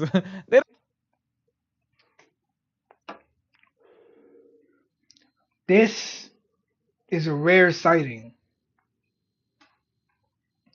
This particular beast is a lot more common in the Americas, but apparently there is also a European variety. This is the European meth head. Don't seem too innocent to me. Hey, don't come too close to me. I'm warning, don't come too close to me. I'll keep walking. Don't come too close to me. I'll keep walking. Hey, I'm feeling threatened by you. Yo, these dudes just get fucking thrown back. This shit's crazy. Yeah. Dude. I have just been assaulted by you. Yo, hold on. I want warning, don't come too close to me. I'll keep walking. Don't come too close to me. Then he continues to advance. Hey, I'm feeling threatened by you. Boom! Yo, look at that shit. Dude. I have just been assaulted by you. Get back. Apparently he's right to film the whole snap your fucking jaw. No, you won't. Get the fuck away from me. Yo, guys. Charlie, you're crazy, brother. I'm gonna fuck. So, my name is Charlie Veach. There's this guy coming here. Go. Yo! Look at him. Look at him on the goddamn ground. Yo, look at him! Get away from me, bro. My name is Charlie Veach. If you're not subscribed to my channel, you are a retard. Thinks people can hear him. Oh no, don't send it. Veach is a weirdo. Veach is a real weirdo. He thinks when he says something, people are listening to him. What a weird. Yo, he'd already be getting punched in the face. Actually, no, at this point, he would probably be seeing the point of my knife. Because if you're going to get this close up in my face and invade my personal space, I'm going to fucking carve you up. What a weird... Don't touch my camera. Don't touch it, mate. To slap the fat guy really hard in the face, he came and attacked the... In fact, you guys saw it. Hey, just a small break before you continue. I'm an independent creator, and if you'd like to support my work and support this YouTube channel, please make sure to support me on Buy Me Coffee. The link is attached down below. It helps me tremendously, and every single donation is appreciated. Thank you so much. Let's continue with the video. Stop it. Shut up, Grandad. Come on. No, Grandad. Right, well, in that case, I'm arresting you for illegally photographing. Good on you, you old geezer. Don't fuck with me, man. Don't fuck with me.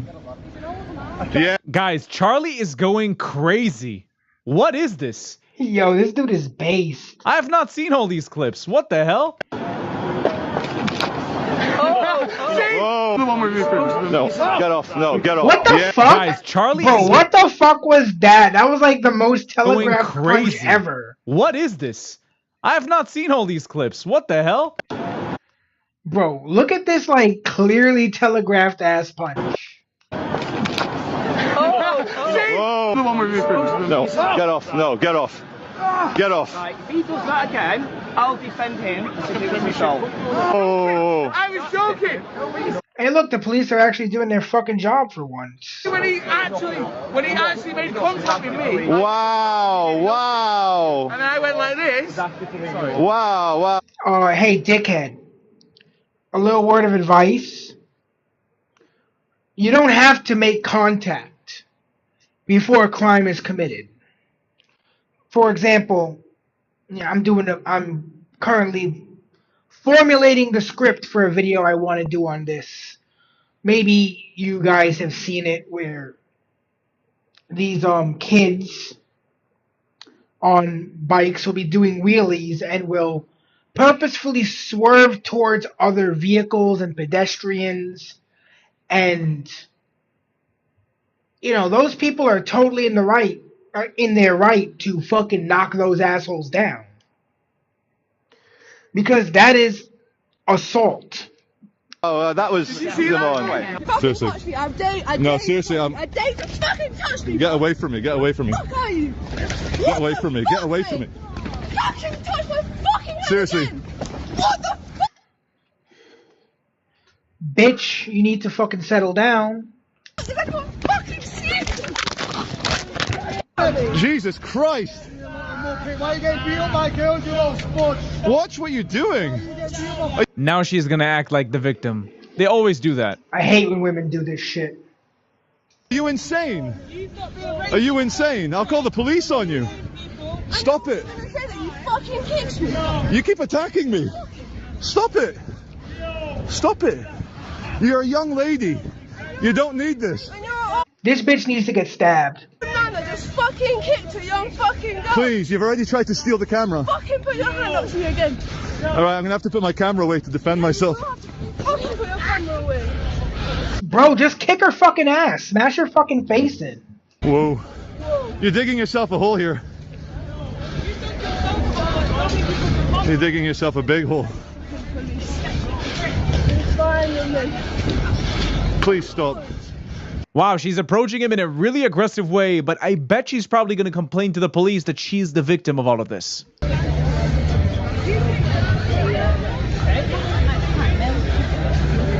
Can I please show you guys a video of this lady attacking me quite viciously? Thank you. The guy's like, I know she probably attacked you. Just show me the video. It's okay. I don't believe her. It's the piercings that make her less credible than you. Trust me.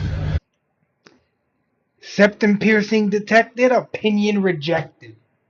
This one only attacked me once I was on the floor. It's okay. It's on video, guys. Welcome to the latest Saturday Pro-Hamas, or tacit Pro-Hamas. I'm sure many of them are too silly to understand truly what they're supporting, so they might just be. Oh, here we go. I always love the gays for Palestine. Like, these are the most retarded fucking people. As we cracked the joke last week. Let me just stop filming for a bit. They're saying refugees will return. What about the hostages?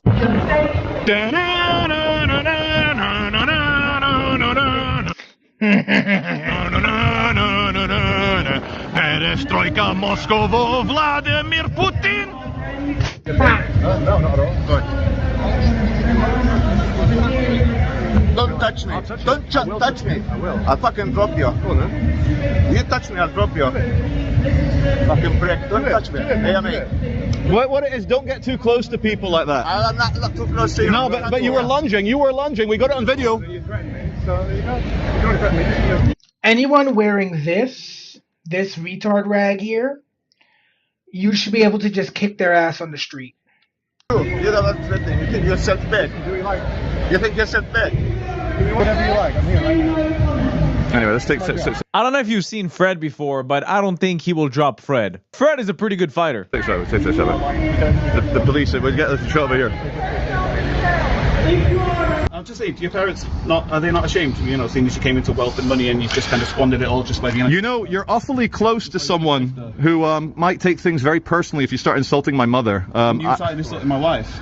Mate, you're the one that started this situation, didn't you, fat boy? Didn't you, fat boy? I'd rather be fat than... Exactly. Oh my God, look at the way these people are dressed. But I like why is this effing Gotham City? Is this... my wife. Mate, you're the one that started this situation, didn't you, fat boy? Get those badges off your hat, you fucking fairy. You fat boy. I'd rather be fat. Because you got this fucking flag, right? Except that... Oh. Could have sworn I had my mouse on. You got this fucking flag, but these people would kill you for this.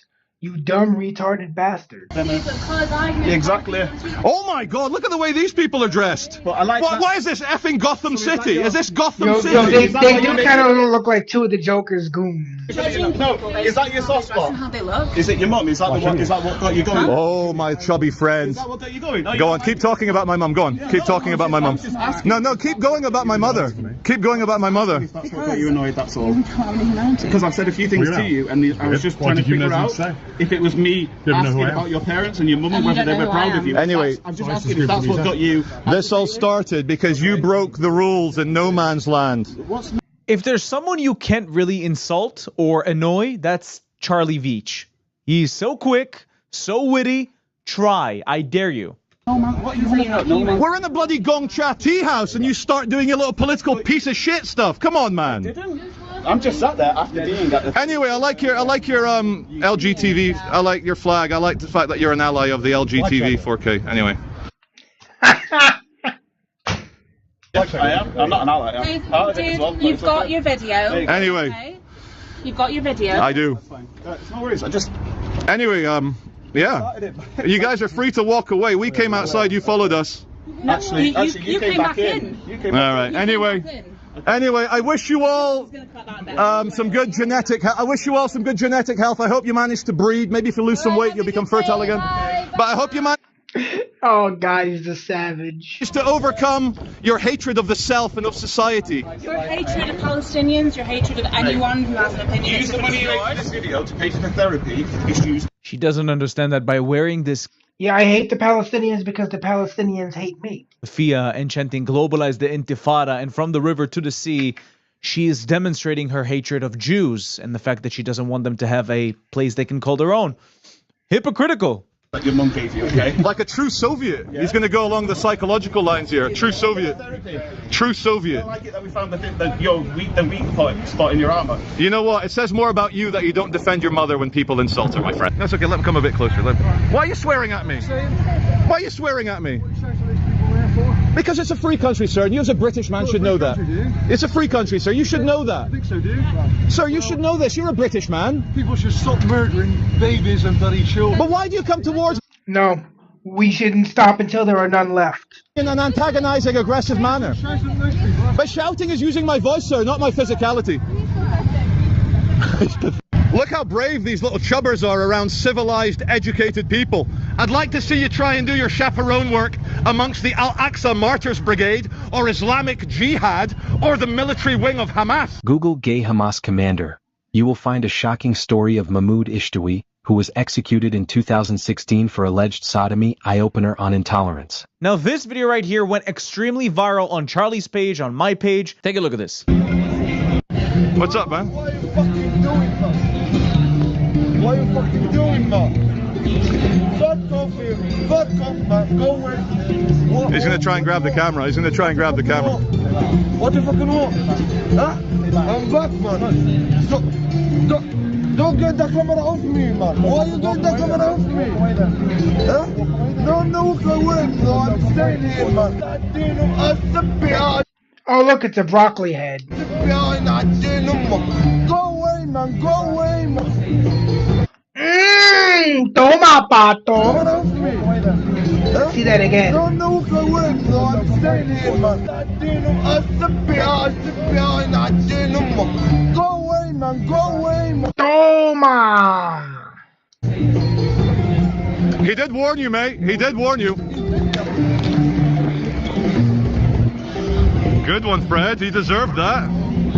More than anything. Let's go down Market Dude fights like a fucking fruit. Street because he's going to get 10 friends. So you see, guys, they're crazy. They're crazy, and he got put exactly where he deserved to be put. On the ground. Yeah, the guy said well done to you, the guy there. Why should people convert to Islam? You should not have bodyguards if you're not a pretty. Why are you arresting? Well, you got 2 bodyguards. You're saying I don't need bodyguards? I want no bodyguards. Dude, you've got Muslim privilege. You don't need bodyguards. You got Muslim privilege. I'm only a white boy in a woke country. No, I'm only a white boy. I don't have privilege like you. Anyway, God bless you, Usman. All the best. Don't sell your soul for money. Usman, why can't you do it without the insults, mate? Don't sell your soul for money. Anyway, how old was your prophet's wife, mate? Don't sell your soul for money. All right, yeah. Shut up, you Usman, fucking we were cool, raghead. but you can't help the insults. You're jealous. Envy's not allowed. It's haram. Shut up, you raghead. Your fucking God isn't real.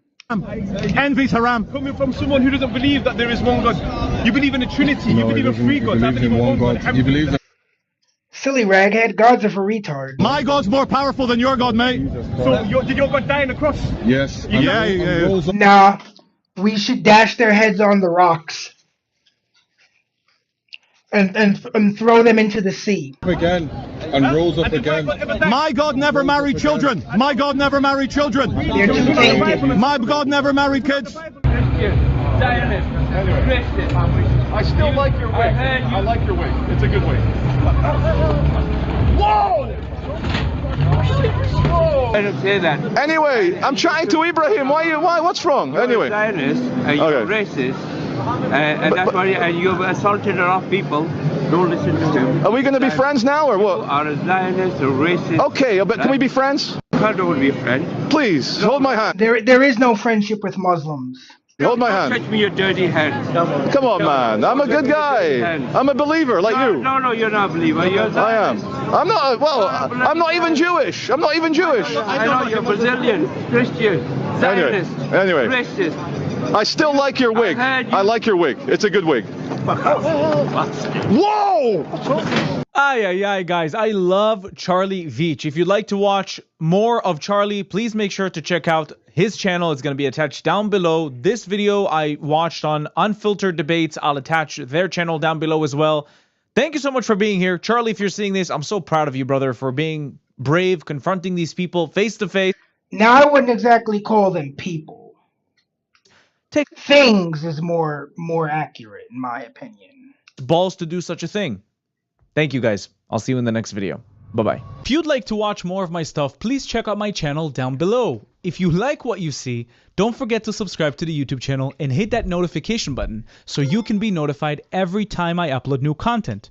If you'd like to support me and the channel financially, you can do that using Buy Me Coffee or Patreon down in the links below. Also, we now have a Discord that you can join down in the link below. And now you can become a YouTube member and enjoy specific YouTube perks. Thank you for watching. I'll see you in the next video. Oh, shit. Before we go any further into the reacts, I have a little bit of an announcement to make that I absolutely forgot to make earlier.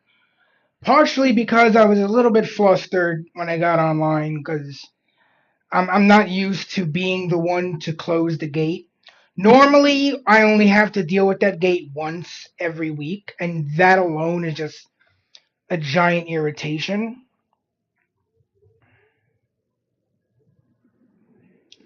No, I don't consider them people.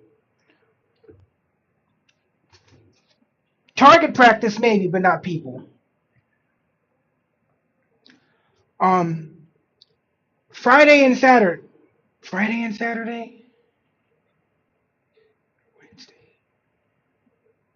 Thursday. And then I come back Friday, Saturday. Yes. Okay, yes. Wait. Let me open up the fucking calendar so I don't wind up looking like a fucking moron. Friday and Saturday. Yes. Yes. Friday and Saturday. That's why I say it's really hard. No, just put them under the sword. It's not worth it to try. just dispose of them. But like I was saying, I have an announcement for Friday and Saturday. Friday and Saturday are two important days. We'll start with Saturday.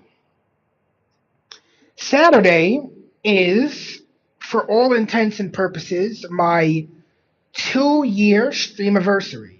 Now, I say for all intents and purposes because it is indeed extremely possible that I actually began streaming on July 31st, but I don't want to use that as my streamiversary date because that date has a different significance for me, and since that's Friday, oh,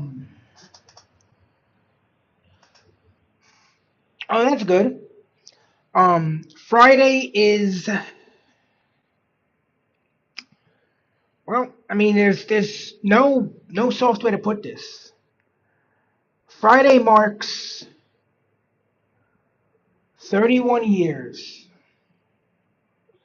since my dad died.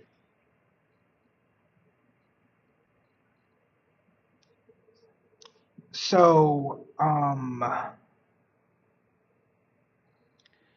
appreciate that you're watching me on your phone, man. I appreciate the support. So, yeah. So I'm gonna do something that day. I don't know exactly what. But you know that it is a day I'll be working and streaming, so I'm gonna try to find some way to commemorate that. And then on Saturday we have my 2-year stream anniversary. Can't believe it's already been 2 fucking years since I started streaming. I severely doubt there'll be a new model drop because, in all honesty, I'm perfectly satisfied with what I have now. So I'm gonna be doing something kind of special. I don't know exactly what yet, but it'll probably involve me maybe instead of reacting to the stuff, I'll bring.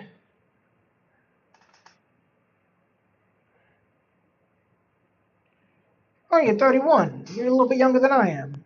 Oh, you're six years? Math is hard. You're 6 years younger than I am.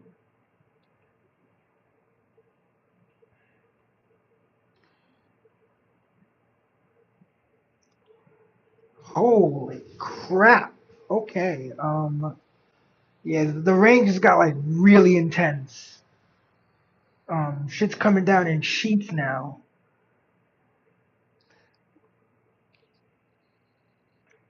That was the year my father passed.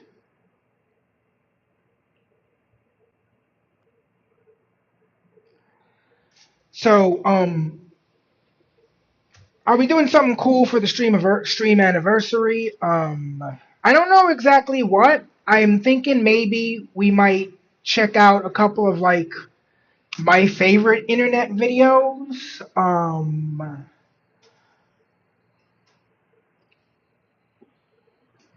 Thank you, man. It wasn't easy growing up without a dad. You know, it really sucks that he passed away when I was like 6. Okay, it's kind of cold now. Let me turn off the AC. Ooh.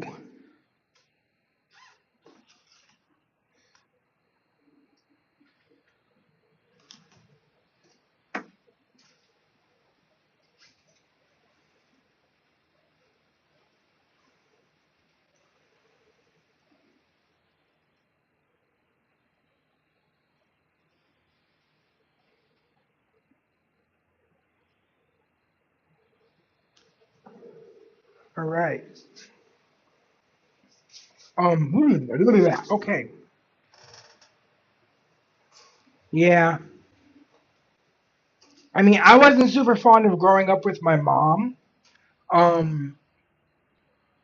But you know, there were just a lot of times when like I wish I had a dad growing up, because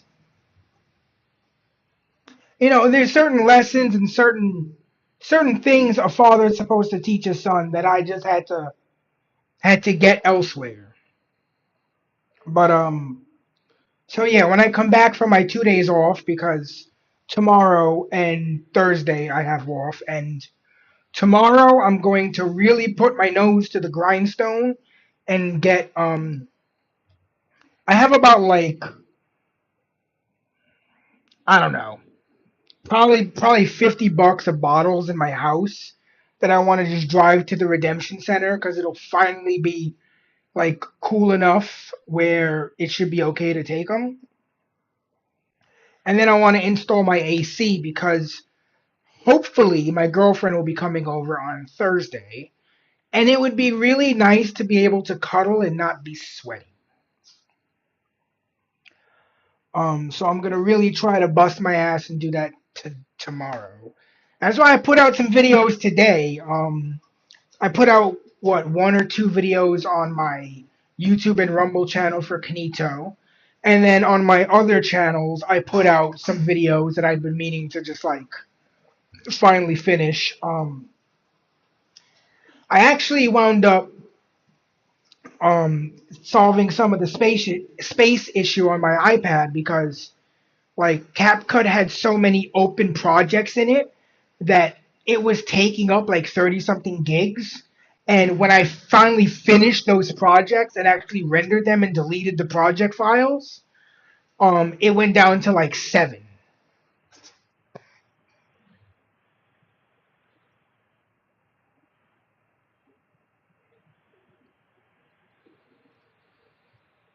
Yeah, I did have a good dad. And one thing I can say is that the few memories I have of my father are fond ones.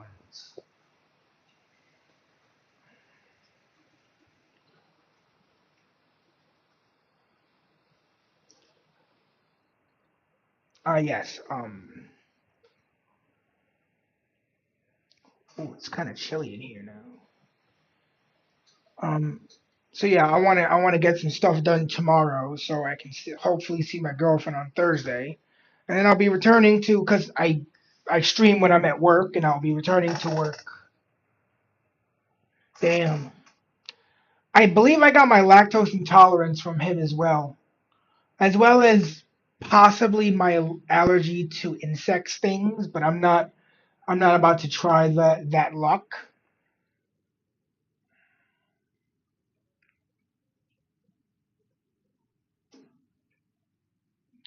But yeah, I spent today like getting some videos out. I did the Fat Electrician air conditioning react. I wanted to put it out. Essentially, I was waiting for something to occur in order to release that video. I had the project on my iPad ready to render, and I was just waiting for one other person to post a react to that video first, and then I was like, okay, I'll throw mine out there.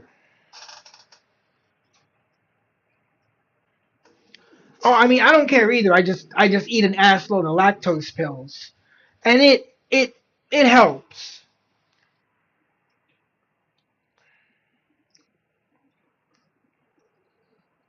But yeah, so when I come back on Friday and Saturday, we'll be doing some fun special stuff for my stream anniversary, because it has been 2 years. I'm actually kind of impressed with myself that I stuck with it for so long. I mean, I went a couple of months here and there at the beginning, where I was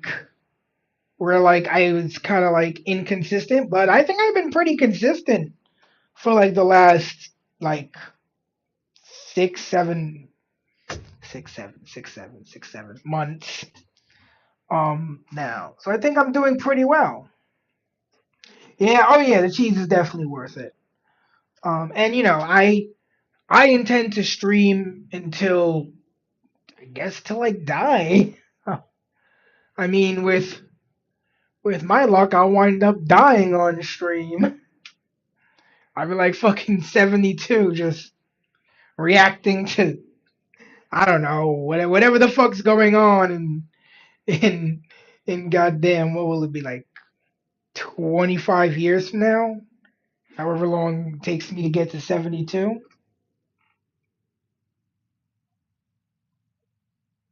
That's good. That's good. Ugh. All right, let's do some more reacts. Now shit. All right, do I want to?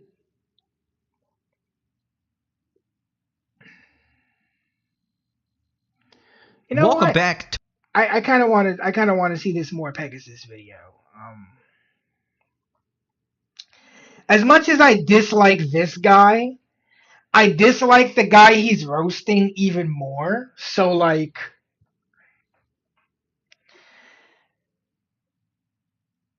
yeah, drop some pictures in my Discord DMs and I'll check them out. What do you call? In fact, I got a picture. I got a crazy picture I want to drop in the Discord later. They were having a sale at the supermarket where I usually stop by on my way to work, and I was like, you know what? I should just take advantage of this sale. It was 4 for $6 Pepsi products, and you can get up to 4 offers. So like 16, 4, 8, 12, 16 2-liter bottles of Pepsi products at $6 each. So 6, 12, 18, 24. 24 bucks. So I got a bunch of soda in my car. Cause like I was like, you know what? Because once you use the coupon, you can't like use it again. So I was like, I'm just gonna at $1.50, I'm just gonna buy them and keep them around, so I don't gotta fucking worry about getting soda anywhere. And so like I have a fucking picture with a shopping cart just absolutely overloaded with soda. And then they have these Pokemon themed goldfish crackers. I found the Bulbasaur and the Charmander variety, but I can't find the Squirtle variety. And I bought them because even though they're cheddar baked snacks, they don't fuck with my stomach. Now, some cheddar cheeses actually can be consumed by lactose intolerant people because some cheddar cheeses don't contain lactose. I'm guessing that these don't, which is dope because I can eat them when I take my medicine in the morning for my shattered spine. Because if I don't take the medicine, if I don't eat when I take my medicine, it doesn't work as well and it fucks up my stomach. So it's just a miserable fucking time. Hold on one second. Actually, I'll put on the BRB screen for a moment.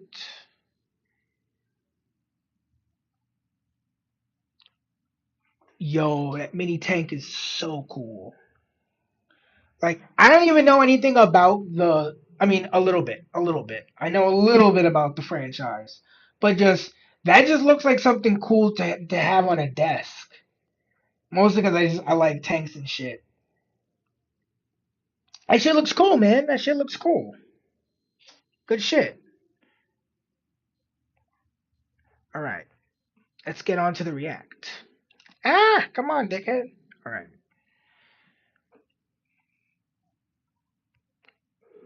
Now, while I don't like this guy, I don't like the guy he's going to roast even more.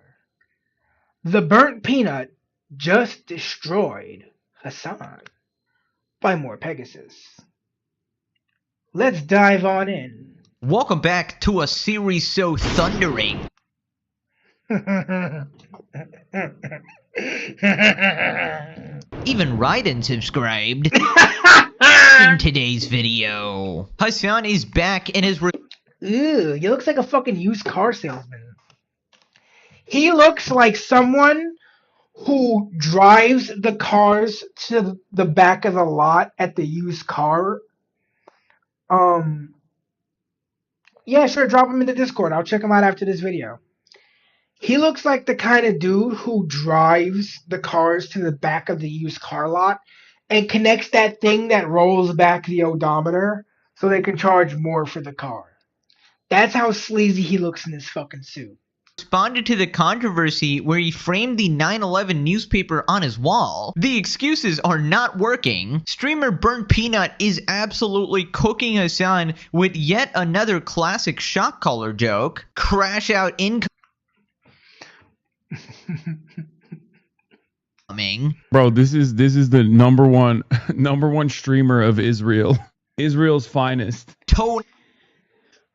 I love how, you know, it's so funny how there are certain people who will automatically go toward calling you an Israeli, a Zionist, a Jew, right? And Hassan, he's all three. You know, anyone who completely, I don't like either one of them, but I absolutely despise Hassan Piker. I despise Hassan Piker so much that if what I wished in my heart to happen to Hassan Piker happened to him, it would be extremely traumatizing to whoever found his remains. I despise Hassan Piker with a fiery passion. And, you know, it's so funny how he's like, oh, you know, anyone who criticizes him is automatically just an Israeli shill. It's like, bro. You ever think maybe people just don't like you because you're fucking cringe? Like I can make a list. I can make a song of all the reasons.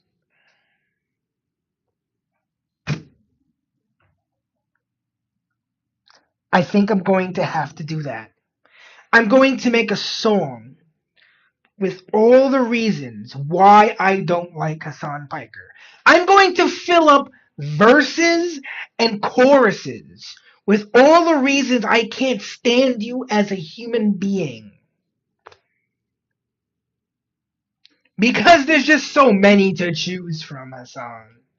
Let's see, the animal abuse, the hypocrisy, you're a socialist, you look like an idiot, you said America deserved 9/11, you look like you smell weird, enjoyer. You've got a tiny little head.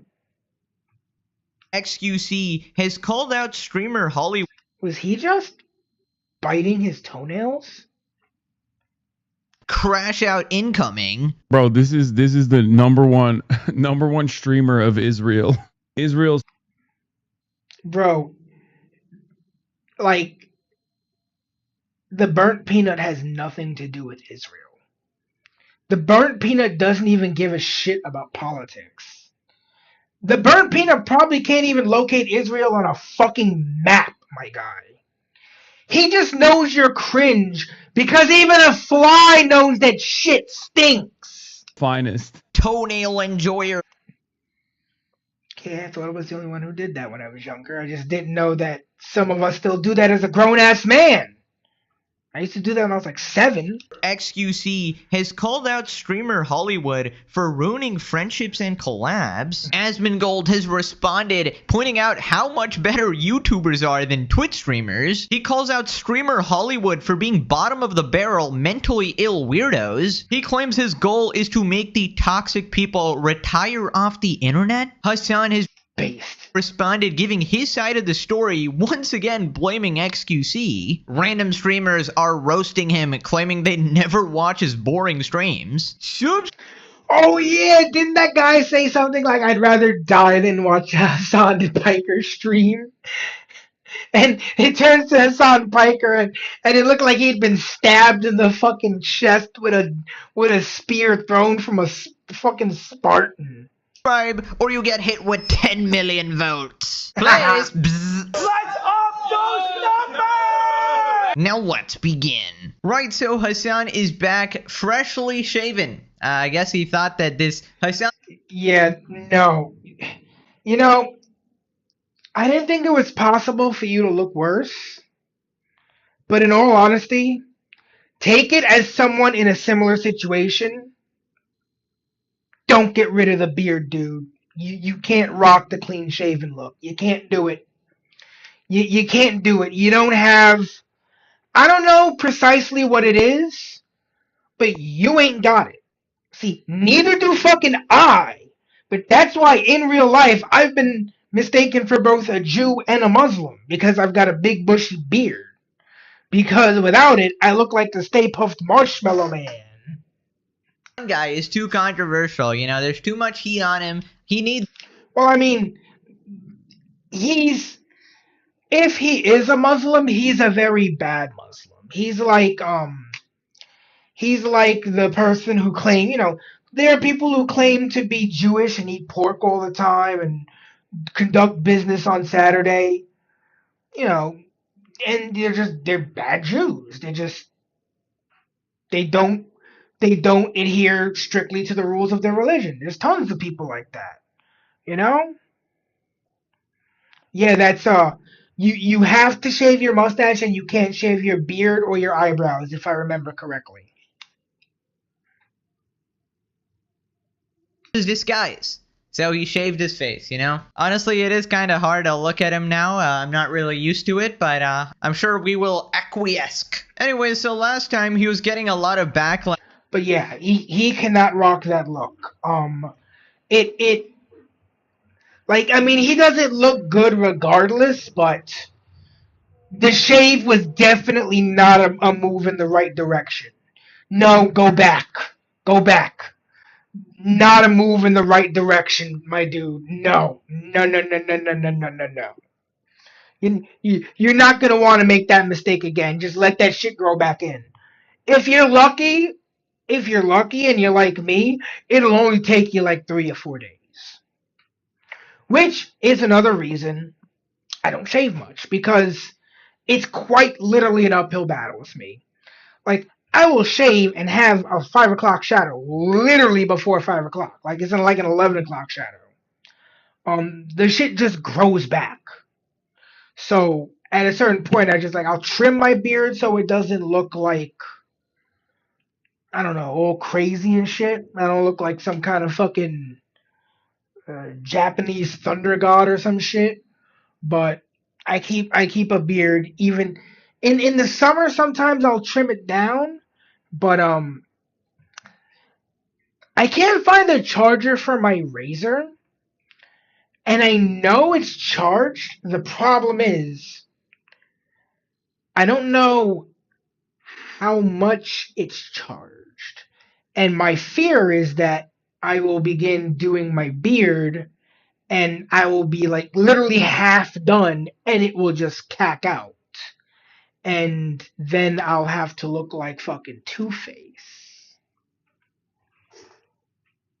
For framing the 9/11 newspaper on his wall, which was a gift from his friend Cutie. Also, you might. Ironically enough, I have almost every newspaper from like right after 9/11.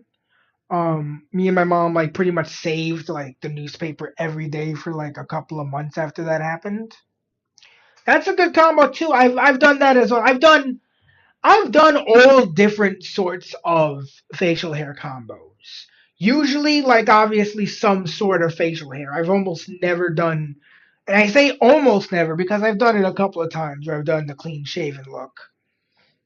But I've done all sorts of different things. That's one benefit of like having rapid growing facial hair is that I can try something new, and then if I don't like it, in like 4 days I can just change it again because it'll just grow out into the bush.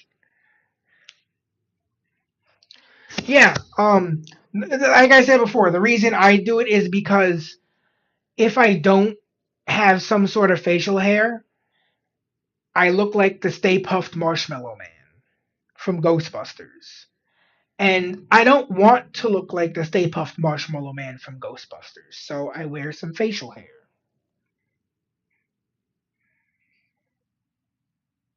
And I'm quite fond of the Fu Manchu mustache that I have going on now.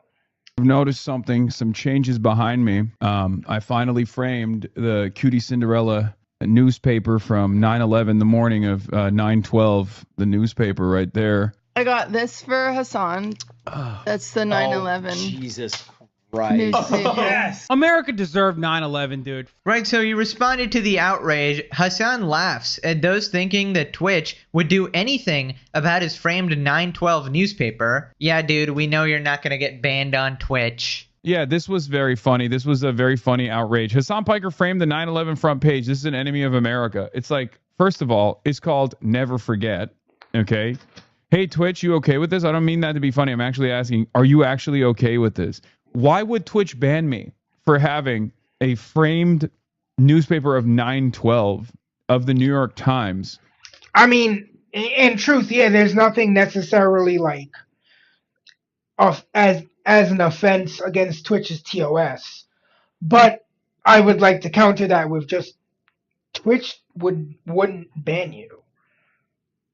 Like, everybody knows Twitch plays favorites, and you are most certainly one of the favorites.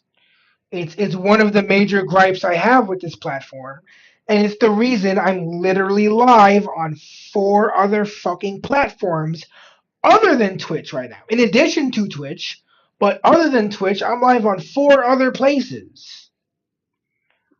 And you are a big part of that fucking reason, my dude. You are actually a huge part of that fucking reason. That would be fucking insane. It is probably the most singularly important historic event of all of our lifetime. That is insane. Hassan Piker now displays a frame 9/12 newspaper showing the Twin Towers in flames behind him on stream. History enthusiasts when it isn't World War II or the Roman Empire. Yeah, that was really funny. Has the September 12, 2001 New York Times framed on a set. The entire conservative sphere lose their collective minds and try to manufacture outrage over a non-issue that most normal people will be like, yeah, it's a fucking profoundly important historic event. That was a farm operation, manufactured outrage operation that I think kind of fell flat. Right. It's just a manufactured outrage. They made it up. It was obviously a plot by Asmold, a plot by Nazi Klein. Right, so this is the classic Hassan strategy of just inventing a bunch of excuses, right? So now he's saying that it's such an important historic event, that's why he actually framed it on his wall. It's not because he's a lunatic psycho who said that America deserved 9/11 and he supports a bunch of terrorists. It's definitely not because of that, guys. Those things are completely unrelated. Also, I would just like to give people a history lesson, a little reminder. His initial excuse for saying that statement was that English was his second language and that he just doesn't speak English very well, so he got it mixed up. But you understand now, and not just now, but you understood fairly soon after you said it, that saying Americans deserve 9/11 is a completely different statement and one that's wrong. No, I didn't say Americans deserve 9/11. I said America deserves 9/11. Right, but that's and still in that wrong. Moment, well, maybe you can chalk it up to English being my second language or whatever you want to chalk it up to. I should have used more precise and better use of the language there. Right. So his English was just bad, guys. I see. So back then, that was his fucking excuse. And now he's doubled down over and over and over again. Apparently, he just didn't learn any more English, man. Can you guys give him a break? He can barely speak, you know? He doesn't even know what he's saying. Dude, the amount of gaslighting you will get on the Hassan Piker stream is actually unimaginable. Like, why actually lie this much? Why can't you just say, hey, you know, I was a little unhinged. Yay, okay, whatever, I said that. I'm a not double down. I'm actually apologizing. I mean, yeah, like, just own up to it, bro. Like, you said something unhinged, right? Take accountability, feel some bit of shame. And come on, of course Twitch is not gonna ban you. It's because the Twitch CEO, Dan Clancy, is busy gargling your balls. He is using that shit as literal mouthwash. Oh my god. But he does not need Listerine. He needs some Hassan. Bro, these fucking still frames. These still frames are diabolical. All giggling action. And No. I just gotta say, at a certain point, you gotta respect the brazenness, right? He doesn't need to do this. He doesn't need to, put the 9/11 newspaper on his wall. This is solely to trigger people, and then he cries about the backlash. Like, I understand rage bait. I understand premium rage bait. I've seen it all. But then why do you get mad at being called out by it, right? That's just a natural reaction. If it were just someone having a framed newspaper, it'd be weird. Coming from a guy who said we deserve it. No, I don't care that he apologized by saying that I'm ESL. ESL means English second language, by the way. He still makes the same arguments he used to justify it and supports anti-US terrorists. He can shove it. I mean, I do agree that the context completely changes. Now, yes, hypothetically, there could be some, antique collector who has like a room full of these like old newspapers and all these things. But how convenient it is that I feel attacked. I have a box filled with essentially every newspaper from September either 11th or 12th until like December or maybe even January. Just like Attack on America, America Strikes Back, Dead Ragheads, blah, blah, blah, blah, blah. Hassan would get this specific one when he's viral. He's literally infamous for that specific clip about 9/11. Everyone knows why he framed it. He hates America so much. I mean, that's not really a secret. So then he gets called out on the news for him saying that it's okay for white women to get SA'd. But I think, Hassan in particular, part of the reason why he's just such an awful speaker and a messenger for this voice, particularly for college Democrats, one of the things I heard a lot about there was his objection to, this is someone who thinks date rape on college campuses is hilarious and something to be joked about. And it was a message that particularly to young people, it was really helpful to so many of the people who didn't know who he was before. Oh, he's this makes sense as to why he's a fucking sex pest in the orbiter. That's not true, obviously. No, he is using my criticisms of Liberty University, which Fox News has defended over and over again, saying, yeah, this is a sex pestiny mutant talking point. One of those talking points that mutates into something totally ridiculous. Liberty University did a anti-Title 10, created an anti-Title 10 college campus, and my criticism of that turned into Hassan Piker wants white rich college girls to be date rape. Bullshit. It's completely I hope Pegasus plays the clip. Made up. It is completely made up. Or Title 9. Sorry, not Title 10. I apologize. Title 9. Of course. It's completely made up, right? That's why Hassan is totally disproved it. It doesn't even exist, actually. If you have these... He does. This is why we love more Pegasus. Millionaire, billionaire, WASP fail sons, at least taking them out of other colleges so they can only do date rape to other billionaire, millionaire failed daughters is like, in some respects... from a utilitarian perspective, of course, a little bit better. Right, so the classic argument is that this was out of context. Now, can somebody make me understand what context makes that okay? Like, how about you just don't fucking say that? How hard is it to simply apologize for saying some deranged statements like that, where you say an entire group of people is, it's better for them to get SA'd or whatever? I mean, obviously, any way you spin that, it looks messed up, and this guy will always cry about the... It looks messed up. Because it is messed up. Context. And 9 out of 10 times when you look at the context, it's actually even worse. And I think we learned from the previous videos as well that it's not really about the context, because he gets mad at his own Clipper accounts. Like, these are Clippers who are dedicated to glazing him, thirsting after him, clipping him in any positive way, shitting on his haters, and he gets mad at them because simply clipping him gets him into controversy. Why? Why are you letting Twitter dictate anything? Yes, it's not even my fucking take. Adri misquoted me.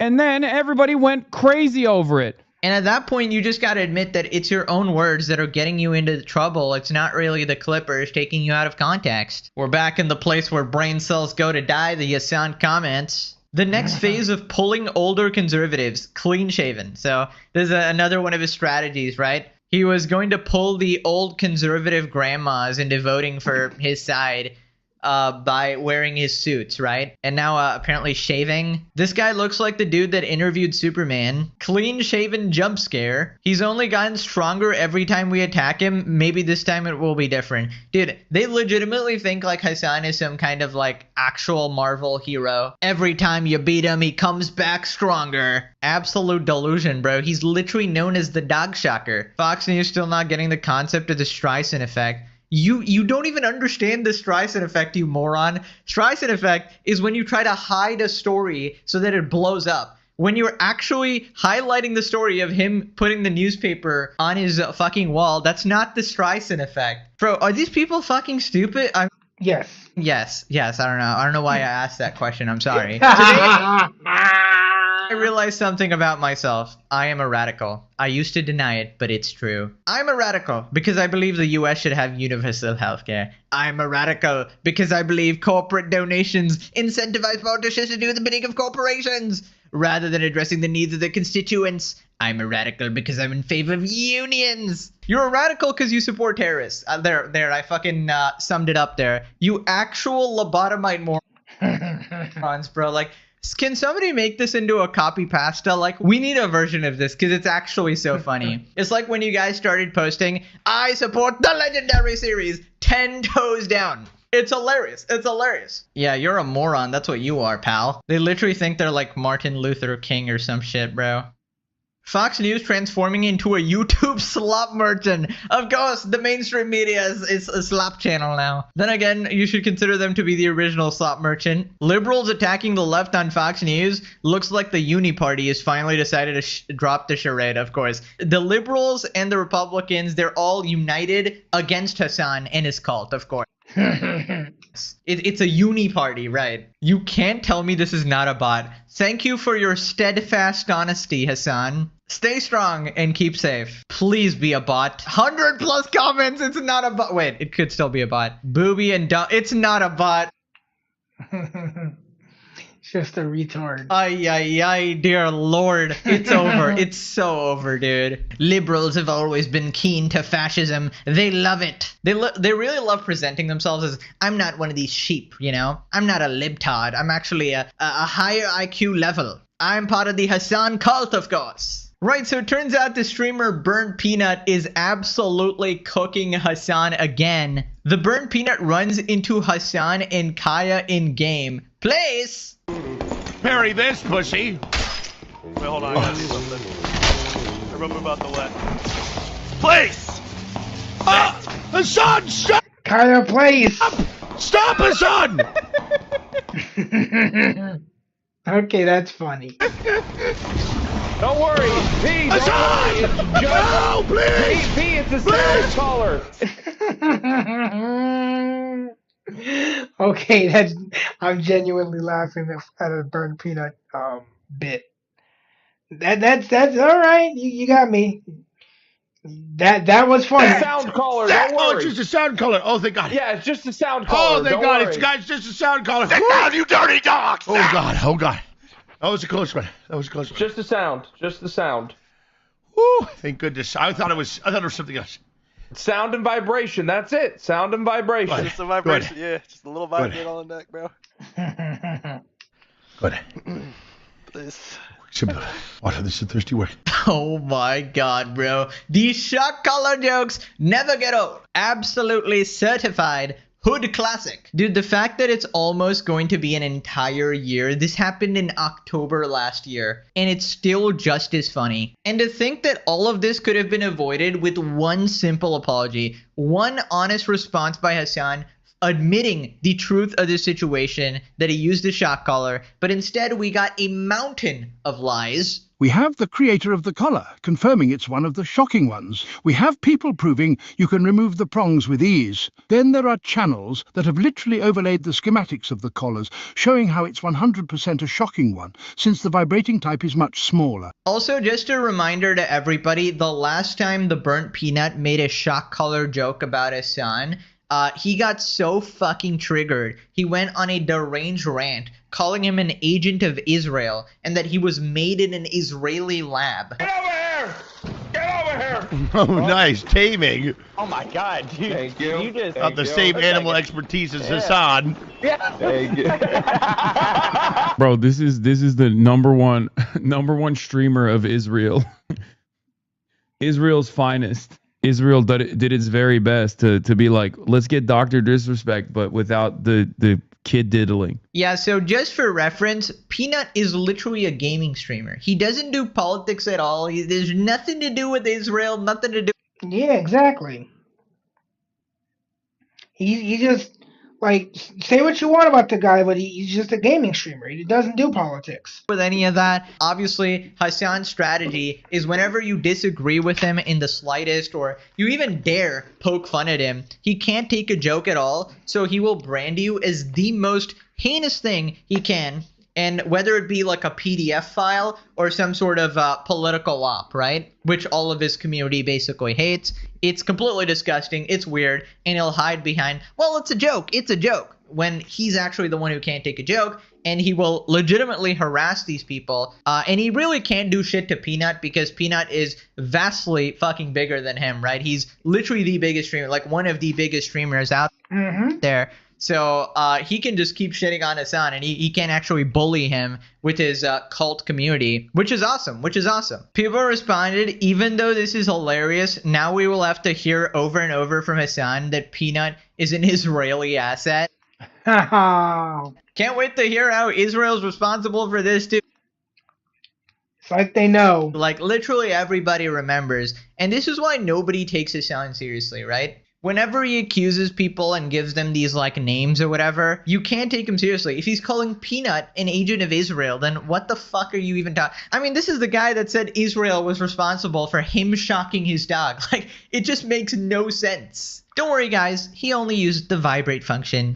The dog is fine. This is actually inaccurate. Hassan's version requires 60 elixir. That shit was not even added to Clash Royale. It was too powerful. For the old heads out there, and we just got Hassan shocking a dog in RuneScape. Classic. Hassan is more known to the world as a dog abuser than a political streamer. What a legacy. Moving on to the streamer Hollywood drama. Right, so XQC is now calling out the fall of streamer relationships, and he's reacting to a clip by QT and Valkyrie. XQC explains what killed the Poggers community. Now, you can blame the people. Okay, you can blame the internet and people for being like this weird, like, oh my god, you have to be perfect or whatever. But also, you can also blame the streamers for caving into that and trying to be perfect to try to match their energy so that they preach to the choir and so that they can do the whole performative thing to maintain and to gain those viewers. I mean, you can blame both parties.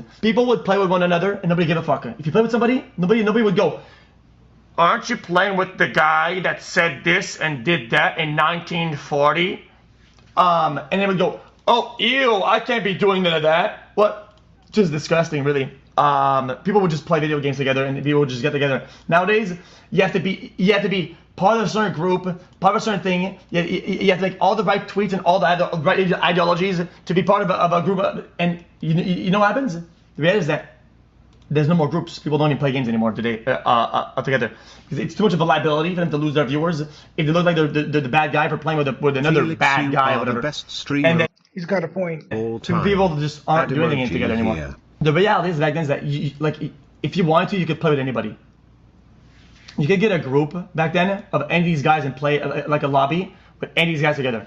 Yeah, I mean, I think it all started with, trying to outcast people or canceling people for very small things or being, like, a little edgy or whatever. Now, if they're an actual, like, deviant criminal, like a pedo, or they're, being completely unhinged and supporting terrorists or whatever, then I get not wanting to associate with them or whatever to protect your brand. But some of these other things were just blown out of proportion. And streamer Hollywood just created this complex where there were approved people and non-approved people, and they were just complete hypocrites about it. They were the hall monitors policing everyone, and they decided who gets to go into the cool club. And now the whole thing has fallen apart. Nobody wants to be friends anymore. The vibes are horrible because everyone tried to ruin each other's lives, and no shit, we've ended up with this result. Normies started watching Twitch due to politics and Among Us. That's when the streamers started becoming pussified and controlled by their woke viewers. Politics frick Twitch. That's what I've been saying. I mean, inserting politics into anything just completely destroys it. It makes you brain rotted. You just can't have fun anymore.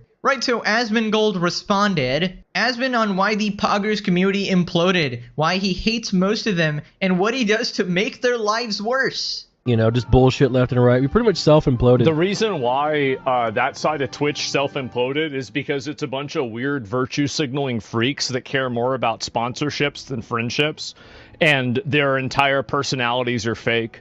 A lot of the same people that, you know, would make negative comments or try to, you know, make some kind of social statement, those are the same people that have laughed at the same racist jokes I've been telling for years. Back in, like, anybody that's been watching for a while, do you remember back in, like, 2021, 2022, when I was one of the only people that was, like, defending, like, people like, you know, Aiden Ross and Kai and, you know, like, your age was, like, kind of a little bit later, right? But, like, I was one of the only people that was defending them. And the reason why is because I hate these other people. I hate everything that they represent. I hate what they believe. I hate how they act.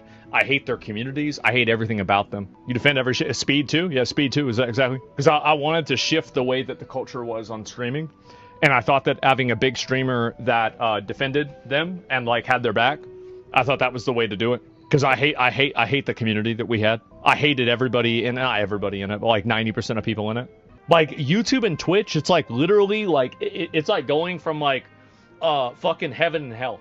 Okay, that is true. Now, this is what I've been saying. Now, don't get me wrong. There's plenty of batshit insane YouTubers. Plenty of things wrong with this website, too. But let's be honest, YouTube as a whole clears Twitch a million times over. I mean, for starters, only on YouTube can you find the legendary series, the greatest entertainment known to man, woman, or child, even Alien. Don't forget the aliens. Just ask Alien224. Big fan, Pegasus. Thank you, Alien224. We love you. Anyways, I will say it is annoying to be grouped as an influencer with these degenerate flippin' Twitch streamers and...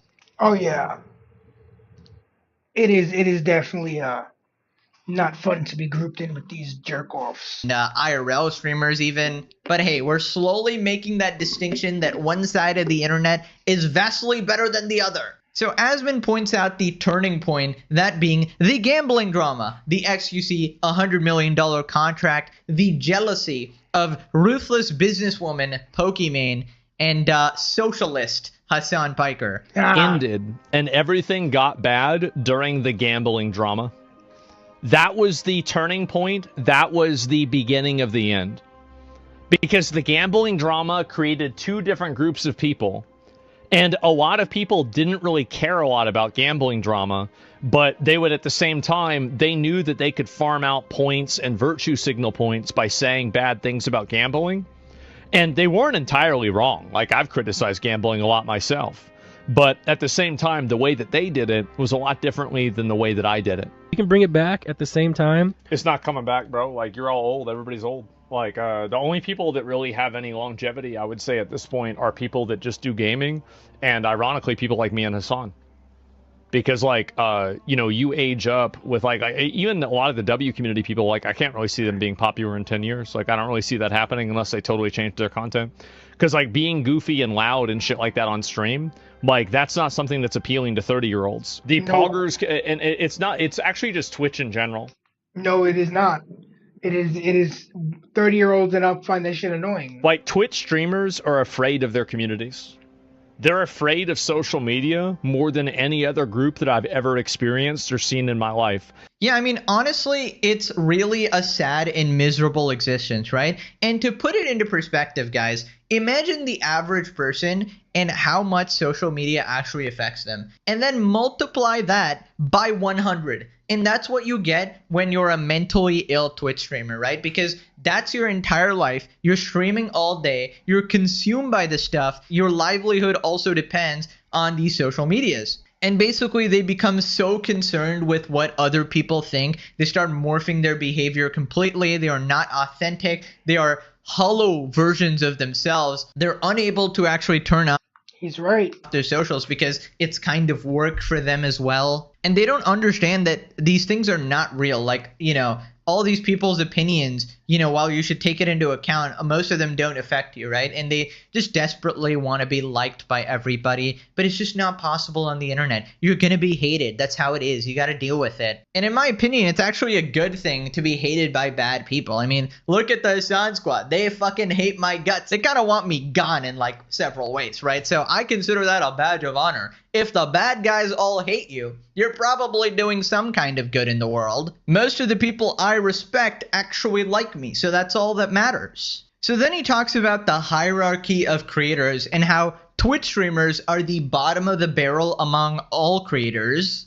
I know tons of OnlyFans girls. I know tons of Kick streamers. I know tons of YouTubers. And I know tons of other people that just like make random content on the internet, right? Not a single group is even 10% as emotionally and ideologically captured by the perception of other people than Twitch streamers. Twitch streamers are literally the bottom of the barrel. There is not a worse group of people. There's no more groups. People don't even play games anymore today. Exactly. And the result of that is that nobody wants to interact with each other at all because they're afraid that somebody else could be involved that could get them in trouble with people on Twitter. That's the exact reason why. And Twitch streamers care about that in a way that YouTubers don't care about that. And Kick streamers don't care about that. It's really just Twitch streamers that care about it a lot. They're terrified of their own audiences. Yeah, I can't believe I'm saying this, but Twitch streamers might be worse than TikTokers. I mean, they're both like fake pieces of shit. You're just constantly trying to appeal to people, whatever, that you probably don't even like.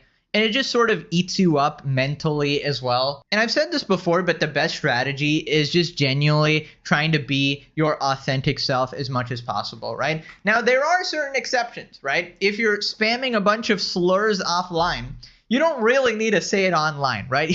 You don't really need to be that honest because it's just unnecessary and will probably harm your career for very little benefit. What I actually mean is that where it matters, you say what you think.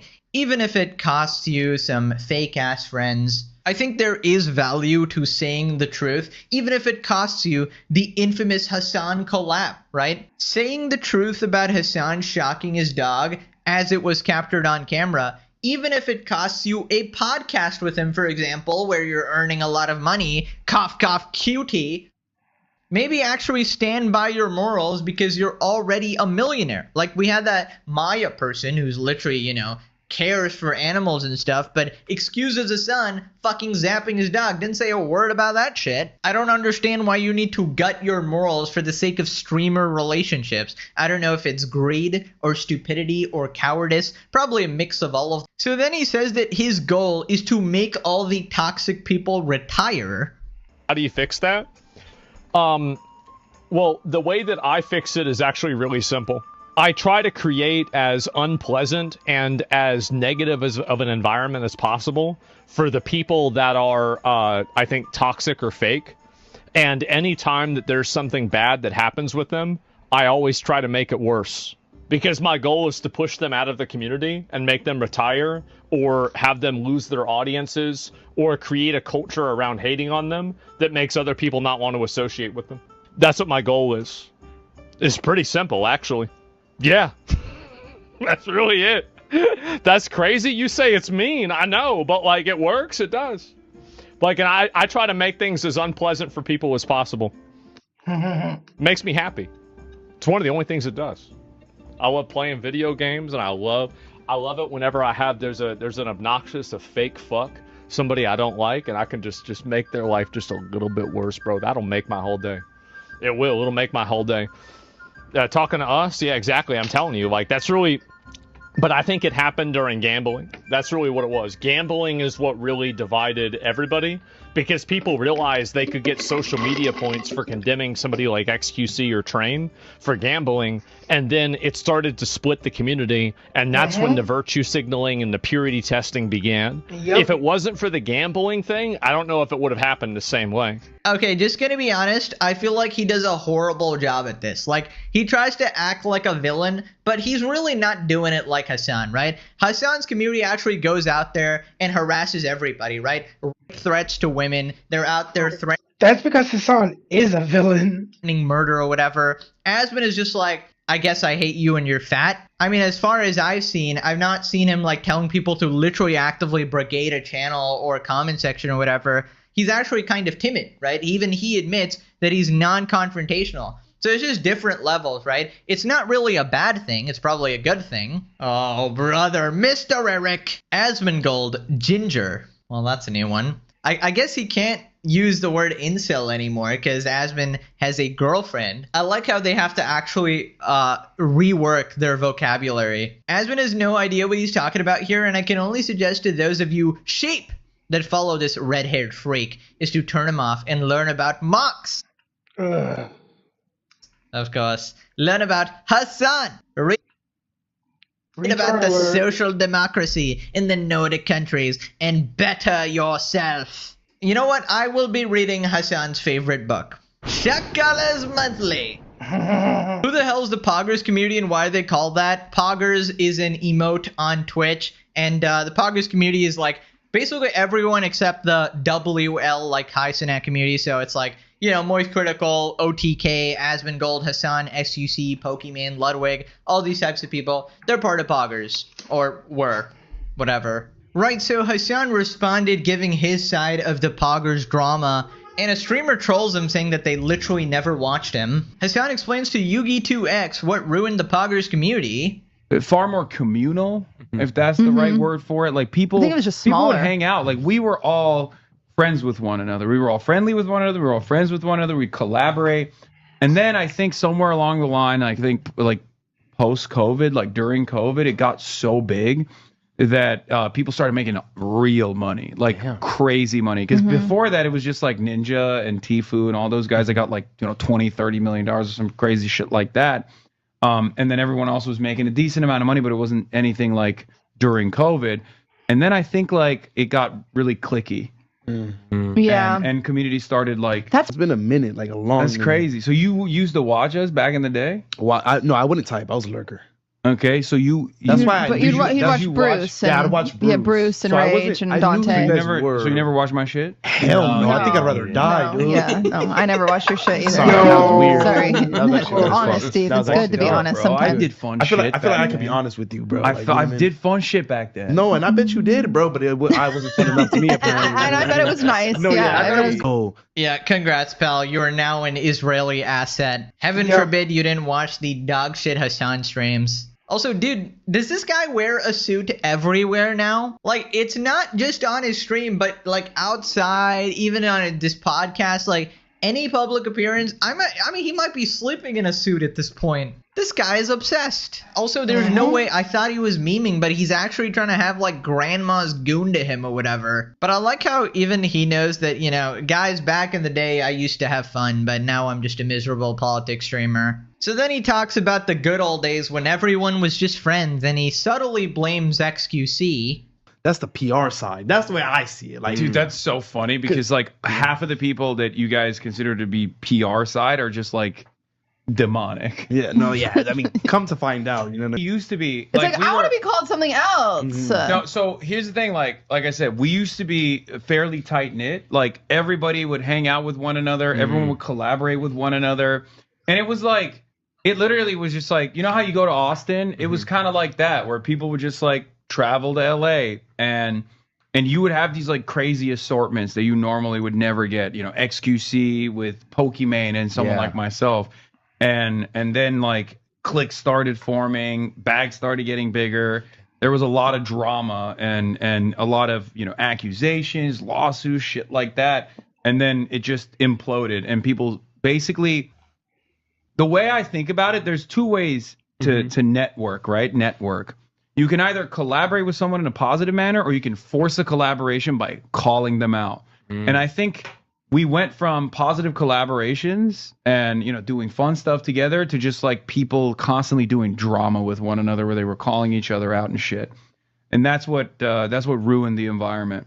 Yeah, maybe you're the Maya. Yeah, I'm just like Arky. I have good energy.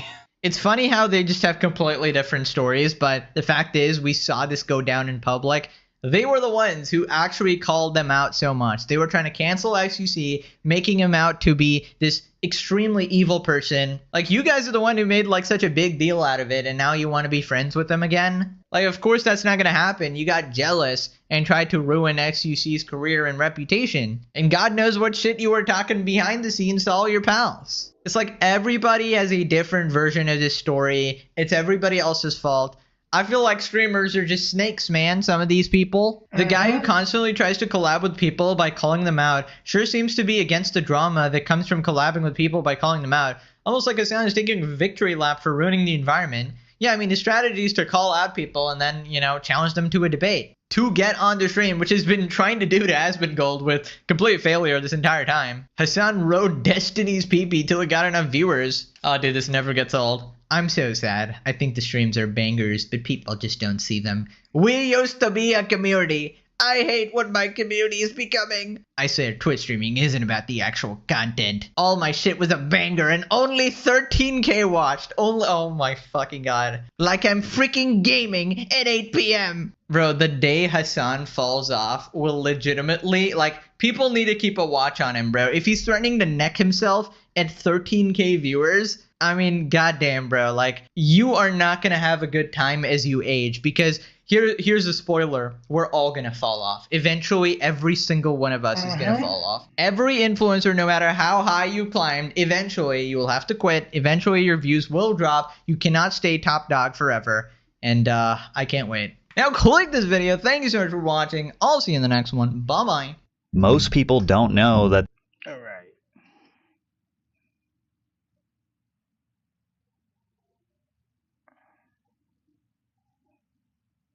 The Buffalo Public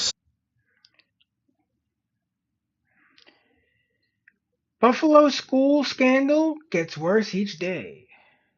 Angry cops. Let's dive on in. The Buffalo Public School Board and Superintendent are in hot water again, and this time I didn't blow the top on the story. Incredible. Because the superintendent and a board member are caught up in a sexual harassment, sexual assault scandal. Oh my God. no. These high caliber people, can you believe it? And over the past year, since I came out about the issues with the Buffalo Public Schools, there has also been a mass exodus of people, to include most of their legal staff that were the issue in the first place. Who could have possibly seen this coming? Me, I saw it coming. I tried to warn everybody about all this nonsense. And we'll break this down further after a word from this video's sponsor. Summer's great until it's Yes, he did. 95 degrees and 100% humidity outside. You're basically sweating through your soul before you make your first cast. And as much as I love getting on Lake Erie to catch a couple walleye, sometimes I'd rather just stay at home and let the AC do the heavy lifting. That's why I'd like to thank Fishing Clash for sponsoring this week's video. It scratches the itch without the sunburn, mosquitoes, or wondering if you packed enough bait. You can explore over 50 real-world inspired fisheries, catch hundreds of different fish species, and keep upgrading your rod lures and other gear to take on even bigger catches. You can battle anglers from around the world in real-life duels, join a clan, and take part in special events. The controls are simple enough for anyone to pick up, but there's enough progression and competition to keep you coming back for more. And yes, it's completely free to play. Join the 50 million players already enjoying Fishing Clash. And if you download it through my link or scanning the QR code, don't forget to use my code AngryCops26 so you can claim $20 in bonus rewards and get an exclusive avatar for free. Thanks again to Fishing Clash for sponsoring today's video. Now let's get back to it. Alright, I know the fat electrician has notebooks. I have notepads. When a detective pulls one of these things out, it's for note-taking. Because sometimes the specifics matter. And in order to help me keep my train of thought here, I've broken down this video into a couple portions. Chapter 1. The overall complaint of the Buffalo Public School System back in April of 2025 when I came out with it, to now, right? The whole quick breakdown overview. 2. The mass exodus of people leaving the school board or not getting elected, resigning, whatever, to include their legal staff. And 3, their recent harassment allegations. Oh no! The timeline of that, who it goes against, and what it might say about the overall, what would you say, like mindset of the school board and superintendent when it comes to allegations of abuse? And then my conclusion, because there's been some new things that have come out. Oh yeah, I got more. I have a new interesting piece of information regarding the internal investigation that the schools imposed upon themselves and how well maybe it was doomed to fail from the We investigated ourselves and found no wrongdoing. beginning. Oh no, lack of transparency? Get ready for it, buckle up kids. Part 1, the overview of what happened over the past year. April 2025, I go on the Unsub podcast. I talk about the issues with the Buffalo Public Schools not working with the Buffalo Police Department and in fact hindering an investigation regarding the potential abduction of 2 children from a school in the city of Buffalo. Hi everyone, welcome to the Unsubscribed podcast. Rich has something important to say and we would like for you all to hear it. You ready to get sued? Yeah. The Buffalo Public Schools makes their own statements calling my whistleblowing attempt filled with, quote, untruths. Shortly after that, additional charges are put on the individual that attempted to kidnap the children. Those additional charges make sense with the issue that I stated. I stated there weren't just 1 victim, but 2 potential victims. And in the beginning of this investigation and the issues that I brought up, there was only 1 child being brought up as a victim. Well, after I came out, there were 2. That's right, after I came out and the schools said untruths, the 2nd child appeared, like I said that they would, and the additional charges were brought up as a victim. Well, after I came out, there were 2. That's right, after I came out, and the schools said untruths, the 2nd child appeared, like I said that they would, and the additional charges were put on the individual for the attempted kidnappings. The Buffalo Public Schools has a couple of meetings, I think it was through August, and by the end of the summer, the early autumn, the schools stated that they would conduct an independent internal investigation from a law firm outside of its, dirty tentacles. The investigation, which ended in February of 2026. Now, during this time, although the investigation showed that nobody was at fault, but there were a bunch of issues, but all those issues were nobody's fault. Amazing how that happened. And just a couple months after the mass exodus of the legal team and some other Buffalo Public School Board members, the sexual assault and harassment allegations came out. Oh no. Just days after the superintendent stepped down with no reasoning in a closed board meeting so nobody could know what was going on. It's almost like they're intentionally using these closed board meetings in order to keep the public out of what's going on in their world. Anyway, that's the overview and where we're at right now in July of 2026 from April of 2025. Part 2, the mass exodus. Rats fleeing a sinking ship that is the Buffalo Public School Board. Now, there's a bunch of times where different people left during this 1.25 year time period from April 2025 to July 26. So I'll try to split them up into 2 categories. The board members will go over first, and then we'll go over the legal team. Shortly after I brought up my issues, in June or July of 2025, the superintendent, Tanja Williams-Knight, stepped down, retired. What a coincidence. In the middle of this crazy show? Okay, what a time. Not inconspicuous at all. Sharon Bolton Cotman, who did not run for re-election and got out in early of 2026.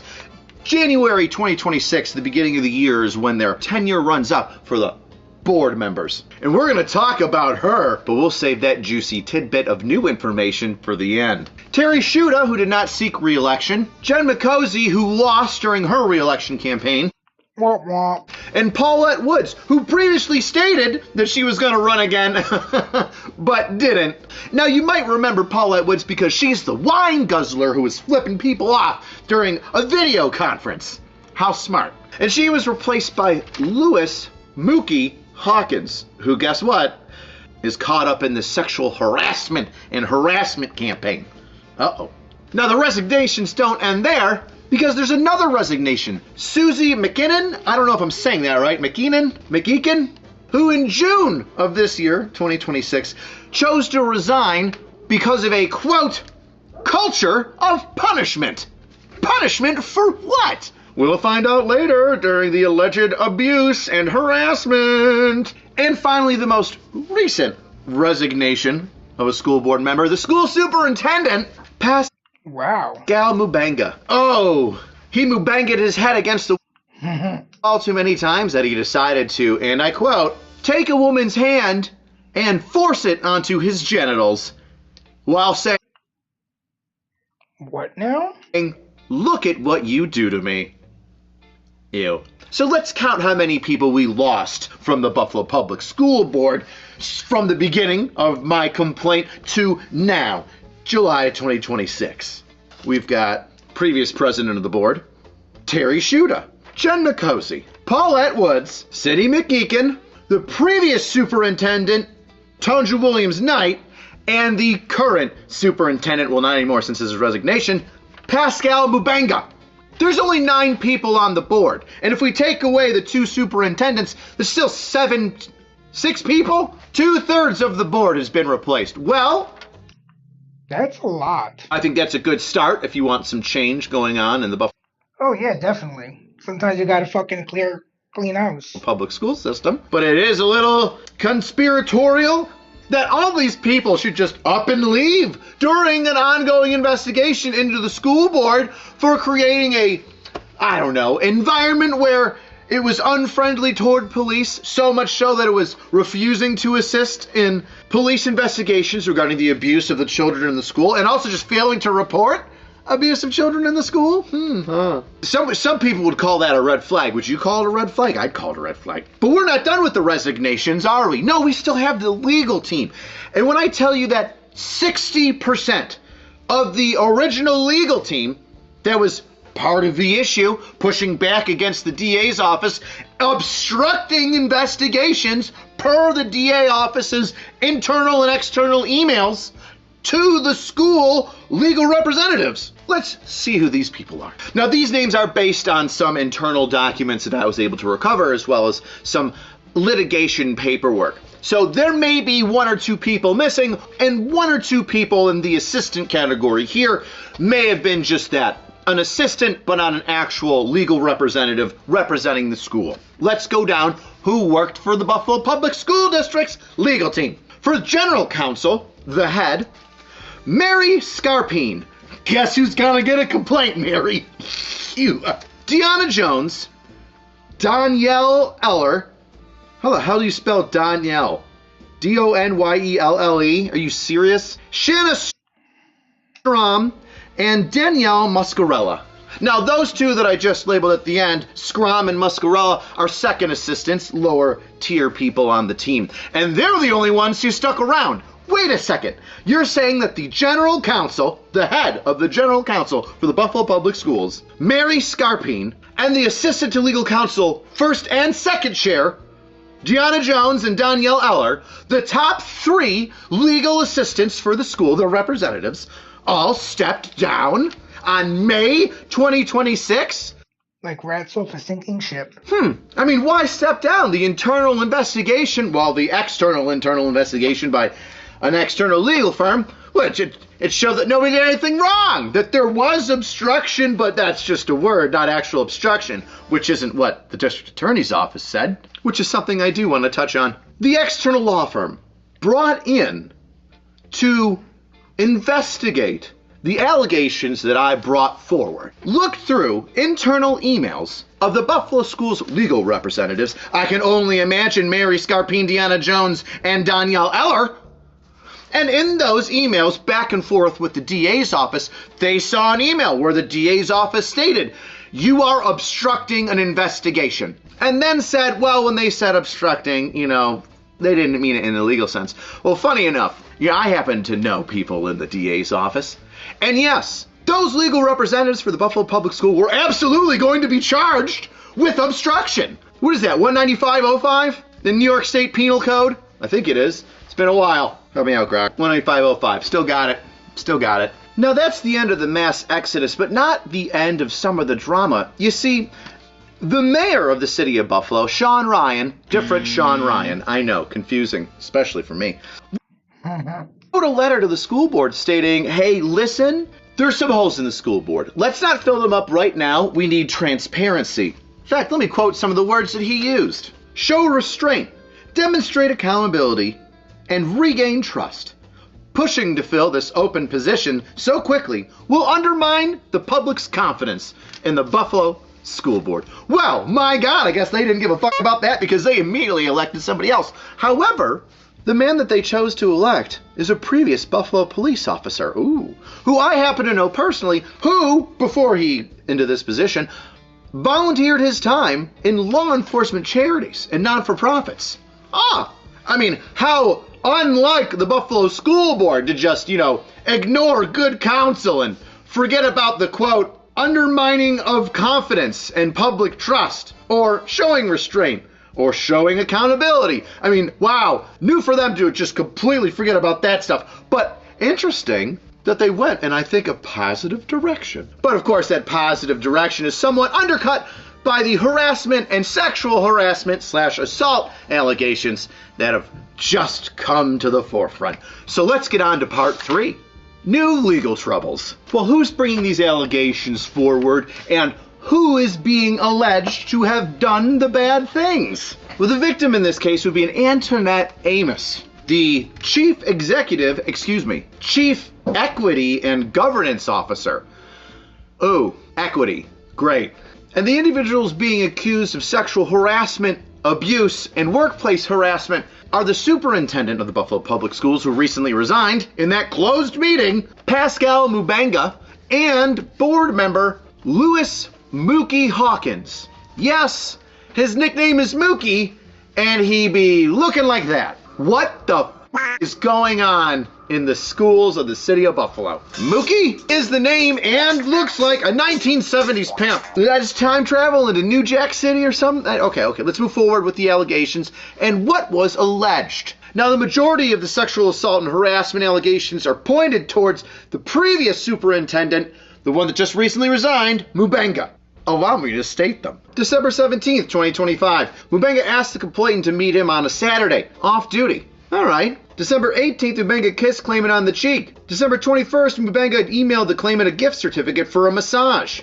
In the same period, after the claimant drove Mr. Mubenga home, he attempted to kiss and touch the claimant as she attempted to leave, and displayed a box of condoms.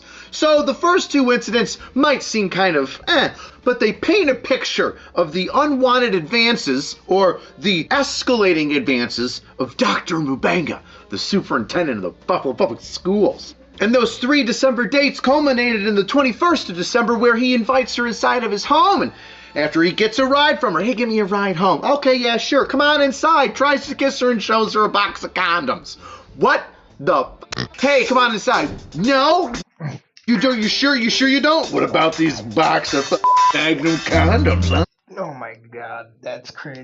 What if I Magnum condom you up, right? You thinking about that? Awesome. Superintendent's trying to flash, wink winks and nudges about his massive dong by throwing out Magnum condoms in front of his frickin' subordinates. It doesn't end there, though. Let's continue, shall we? January 12th, Mubenga complained that the claimant was not returning his calls and questioned her interest in him. January 14th, following a board meeting, Mubenga attempted to isolate the claimant in his office and instructed her to close the door. January 15th, Mubenga sent claimant a photograph of herself that he had taken of her during a virtual meeting.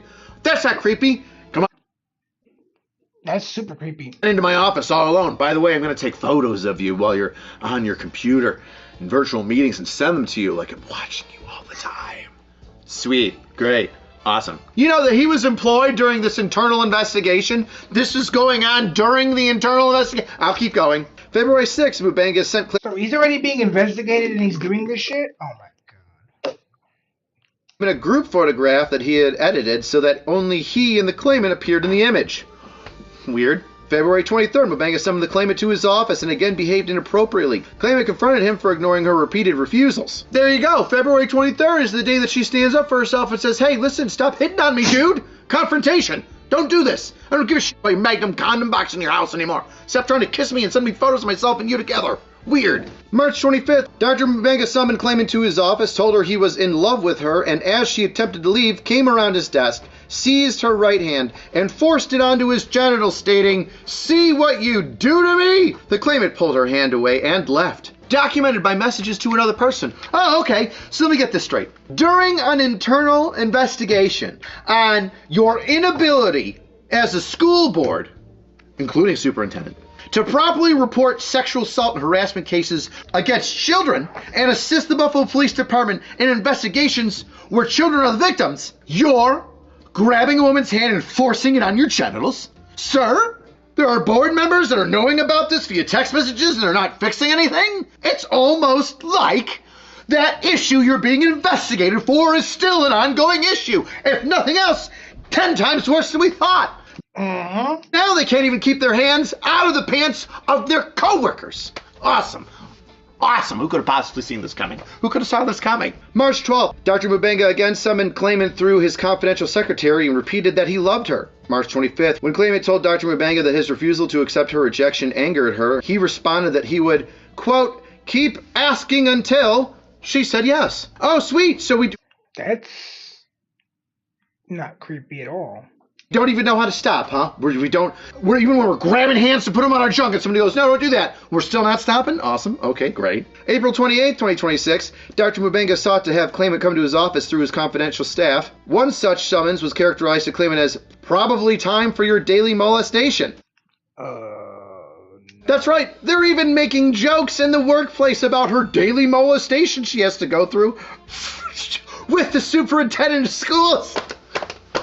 Oh, man, that Richard Hine is untrue. Oh, I'm sorry. I'm just eating this up right now. April 29th, 2026, Dr. Mubenga referred to claimant as his lady, proposed excluding a colleague, Dr. Sharon Brown, from an upcoming conference that he could be alone with the claimant, and stated that he intended to have the claimant consume alcohol during the conference. Claimant contemporaneously described him in a text message to Mrs. Lowe as a pervert. May 11th, Dr. Mubenga again summoned claimant through his confidential secretary. What is a confidential secretary? What the fuck does that even mean? Is that what you mean, like his secretary that he pays for? What does confidential secretary mean?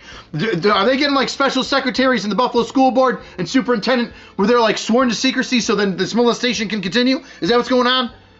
We got secret secretaries? June 29th, Dr. Mubenga telephoned claimant's personal cellular phone, directing her to come to his office. June 2026, while in Dr. Mubenga's conference room, the claimant was pointing out the window toward the Ingram building to show Dr. Mubenga where he was taking a KeyBank funder for lunch. Dr. Mubenga struck claimant on the buttocks. She reacted by hitting him and telling him, stop it.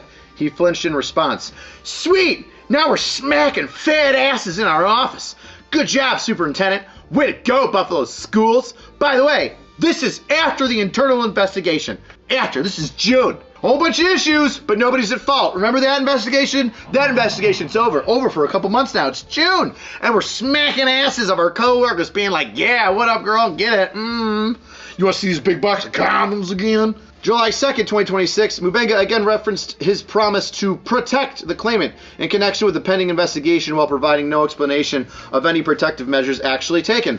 Throughout the period, Dr. Mubenga repeatedly stated that he was protecting the claimant from the unions and that the district would have to remove him before it could remove her. Statements linking claimant's continued employment to acceptance of his advances. Now, that was a little wordy, but this is pretty damning because to me it shows the environment created by the Buffalo School Board and superintendent that they will protect you, that they will make sure that no one can touch you. We are untouchable. I am untouchable. I will make sure you're untouchable from any and all complaints.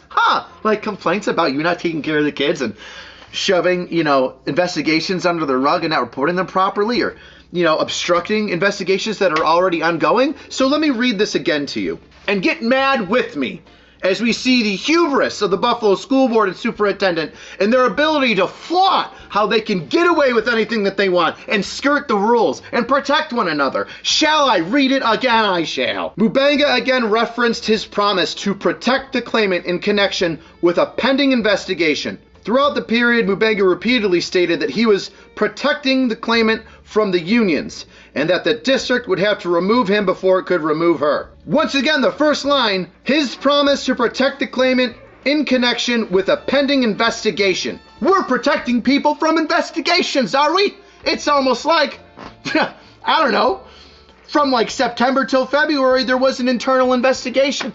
I wonder if the school board and superintendent protected themselves and others during probably that investigation, like Dr. Mubenga is stating now.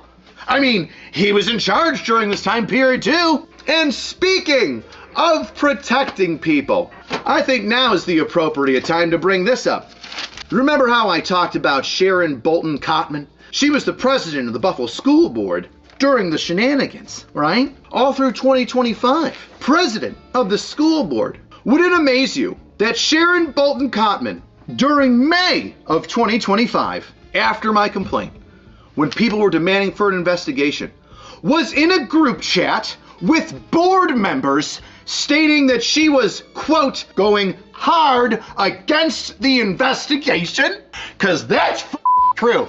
God damn it! Everything comes forward. Everything comes through. That's right. The president of the Buffalo Public School Board, in a group message with other board members, stated in May of 2025, when the investigation had blown up and I had said, look at how bad the school board's doing. Look at them not assisting freaking kids and the Buffalo Police Department, that in a group chat with other board members stated, quote, I'm going to go hard against the investigation, quote, end quote. Well, channels 2, 4, and 7, Buffalo News Investigative Post, people of the city of Buffalo. Would you think that the internal investigation brought on by the Buffalo public school system in itself from a firm is going to be a legitimate investigation? Nope. We investigated ourselves and found no wrongdoing. When during that time period, the superintendent is sexually harassing his freaking staff and saying, I'll protect you from any internal investigations, what's going on. And the president of the school board, Cotman, is saying that she will go, quote, hard against the investigation in May of 2025? Well, I guess you can make your mind up for that. I think you've all been bamboozled. But don't worry. It doesn't end there. Don't worry, we haven't forgotten about Mookie, because Mookie's brought up in this harassment campaign against Miss Amos. Now, I will say I don't quite understand the first complaint that she has in this. February 4th, 2026, on or about this date, following a board meeting after the claimant drove Mr. Hawkins to his vehicle, Mr. Hawkins leaned back, spread his legs, rubbed the inside of his thigh, and stated, quote, tackle me. And thereafter sent claimant a text message stating, I'm glad you didn't tackle me.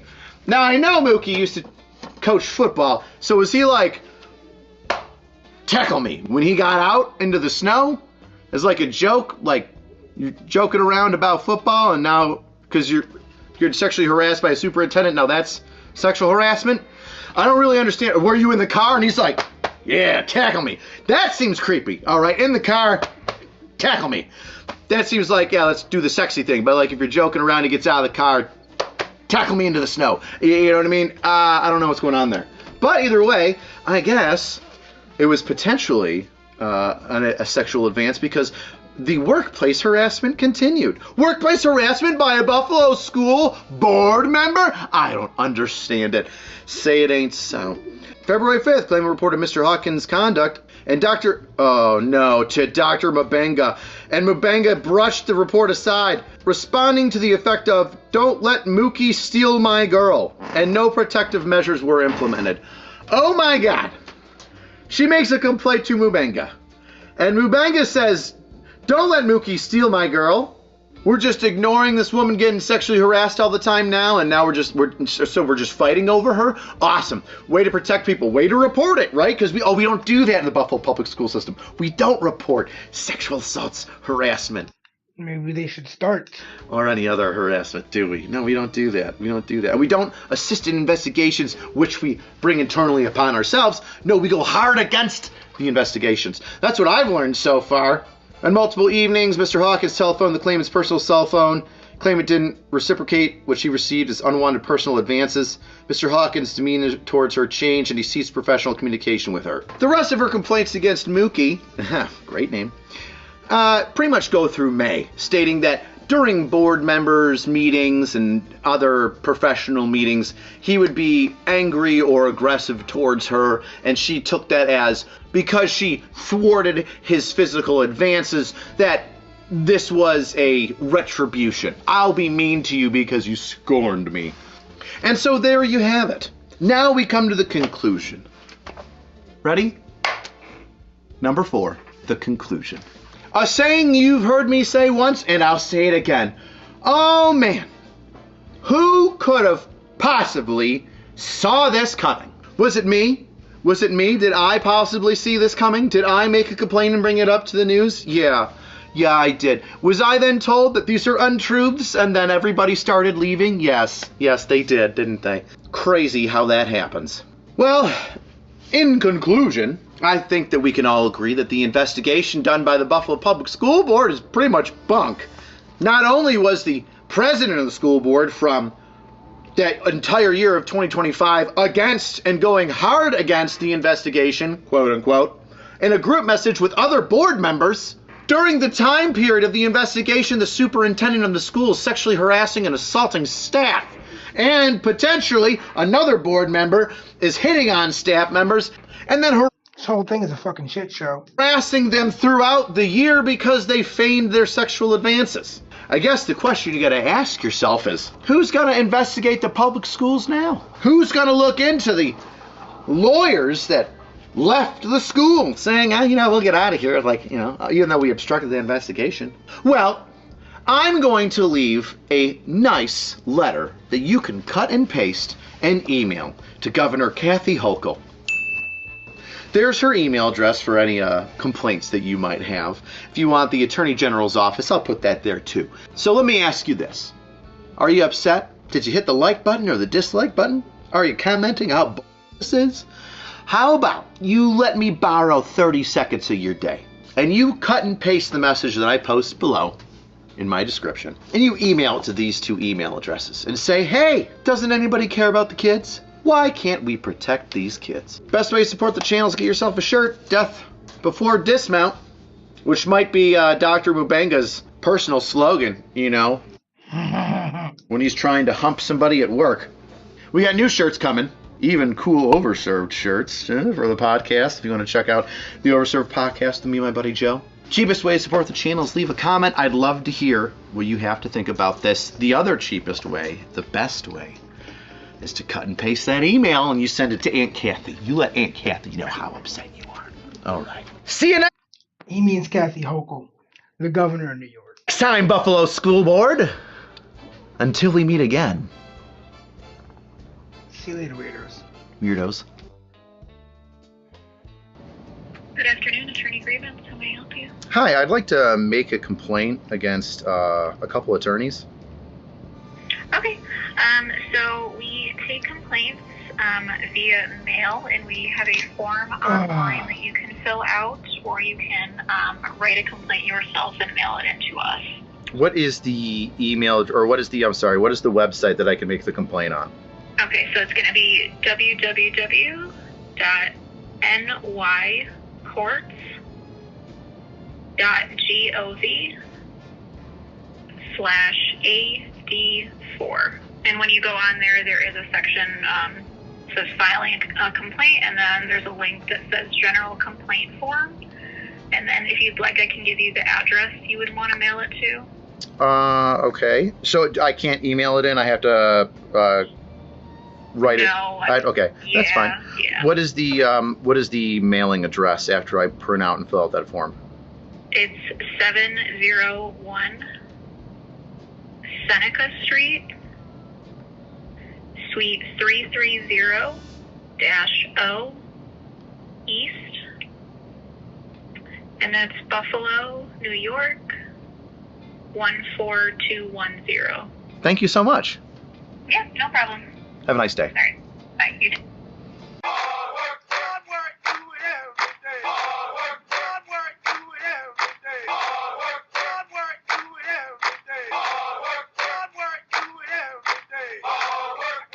Gone. Meme. All right. I'm going to take a quick break because I got to pee. So I'll be right back.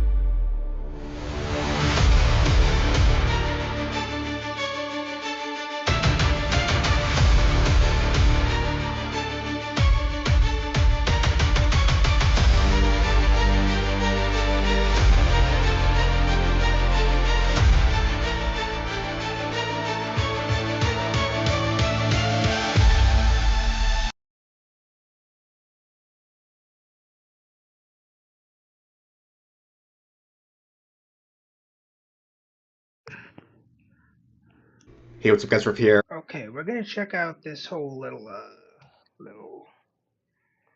little thing.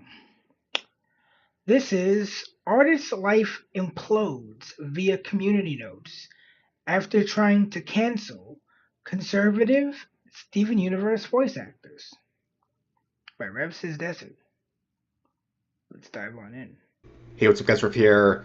So to say this is a massive day for the unemployed would be an understatement given the topic we're going to be covering in this video. Now, over the years, I have pretty much covered any related space on the internet that seems somewhat relevant to our interests, but I never really expected to be talking about Steven Universe of all things, but here we are.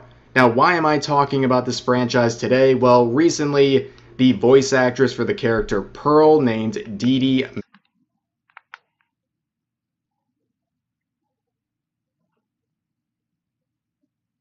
Okay. Magno Hall, she is being harassed on a viral scale. Thousands of users harassing and threatening her because it was discovered that she is following several MAGA affiliated accounts on Instagram. And given the large volume of children and man-children within this space, they are absolutely losing their minds over the fact that one of the voice actresses for a fictional character from a kids show they enjoy could possibly have wrongthink. It just blows their minds to the point of justifying any sort of abhorrent behavior they are directing towards her.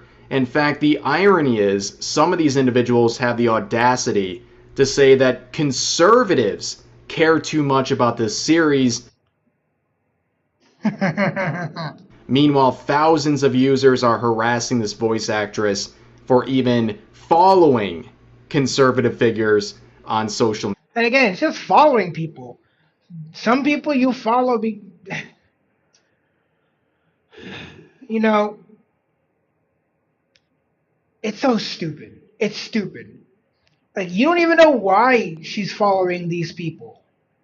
And you're tearing her down just because she follows certain people? Jesus Christ, man. Grow up. Media. And to give you an idea of how disturbing all this is, one of the people leading the charge in this recent campaign is this artist who's not only mocking the assassination of Charlie Kirk, but they also have a 200+ page long Google Doc made about them, documenting their alleged grooming and other abusive behavior. Holy fuck. Steven Universe, ladies and gentlemen. Yeah, we're talking about the kid. Yeah, you know, I love this show, but the fandom, Jesus fucking Christ, the fandom is an absolute fucking nightmare.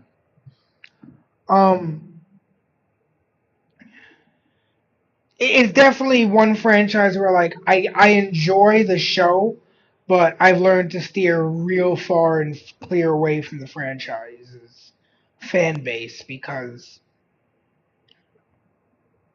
there's some fucking weirdos there. Show Steven Universe, and that is the sort of stuff we're getting into today. Now, for those not familiar, Steven Universe has attracted an incredibly woke and deranged fan base comprising of a lot of children and a lot of man-children who act like total psychopaths when it comes to this series. In fact, you see articles like this who've been trying to push gender identity politics onto characters and really just the series itself, saying what Steven Universe can teach us about queerness, gender identity, and feminism. Yeah, remember when people could just watch a kids show and just like enjoy Yeah, remember those times? it and not inject this nonsense into it? Better times. But this is where things get really dark, okay? Many years back, there was a situation where a fan artist... This is the situation that caused me to back the hell away from the entire Steven Universe fandom. A fan artist drew one of the characters and didn't draw her chunky enough for the fan base's liking. And so they bullied this person into attempting to take their own life. Was bullied by their community so harshly they attempted their own life. In fact, in 2017, there was another situation where a child with cancer went to the Steven Universe studio through a Make-A-Wish foundation. Oh my god, I remember this. And you know, you would think like a fandom of like Steven Universe would be like, oh, that's so sweet, that's so wonderful, that a child with cancer gets to see the episodes early. But no, they were all just a bunch of fucking cringe lords. Foundation events and accidentally spoiled some episodes, where then some members of the community made videos speculating about what they said, and that child with cancer was then harassed by thousands on the internet. Oh, that's what wound up happening. I remember there was something about a child with cancer saw some episodes early. I didn't realize they had dropped some spoilers, but like, bro, they were a fucking child. Fucking get over it. And people from the staff itself, including some of the artists for this series, have been harassed to the point of quitting Twitter. Yeah, that too. The crew had even gotten harassed by the fucking fandom. And in this case, it was over shipping and other things that are, you know, stuff no one would actually care at all if they weren't, you know, emotionally immature and gainfully employed. But of course, we return to today's situation involving the voice actress Dee Magno Hall, the voice of the character Pearl. And you can see this post by Possum Reviews capturing just a small bit of the harassment she is currently facing because she was outed as a right-winger and Charlie Kirk fan, and they are not handling well in the Steven Universe fandom. In fact, we're going to read some of these tweets responding to this discovery.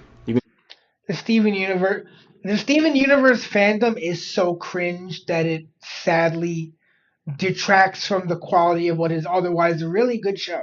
See this post with 18,000 likes saying, the voice actor for Pearl from Steven Universe is MAGA and follows that B word that got shot in the neck.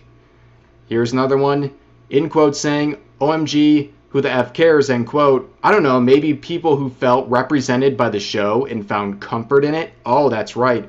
If you don't like the voice actor behind a character, how could you ever enjoy the fictional character? This is another issue I have with, like, the left in general. It's the constant purity tests. You'll never be pure enough for them, and eventually they'll turn on you. It's what they always do. They're performing the role of. Here's another one saying, it's still effing me up that Dee Magno Hall is MAGA. Dee Magno Hall, Pearl from Steven Universe's VA, is MAGA. My whole day has been ruined. The Dee Magno Hall situation is so weird because what do you mean you're most famous for voicing the craziest lesbian in animation history, but you're a Charlie Kirk fan? If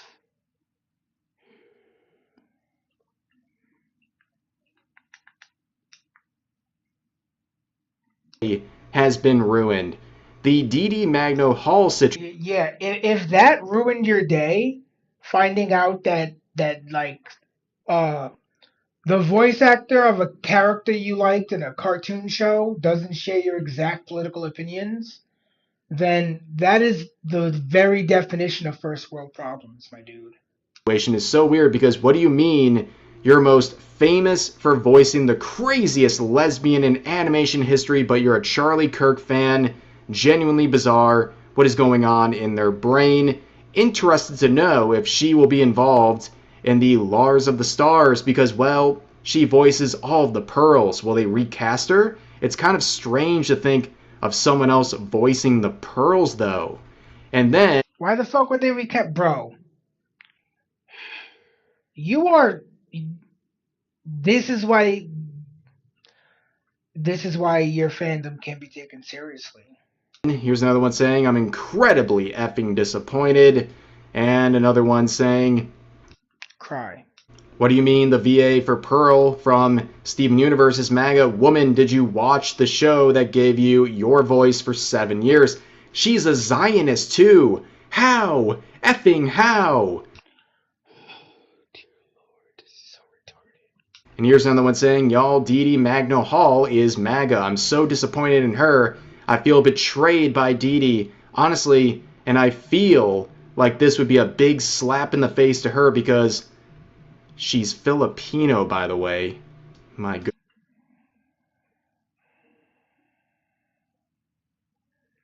Again, the racism of the left. And then here's some other ones saying this better be a joke. What do you mean Dee Magno Hall is MAGA? Weirdo Pearl, my beloved. How could you? And then here's another interaction saying, is there any Bro, get a job. Like, whoever made that post, 97% chance that they are not gainfully employed.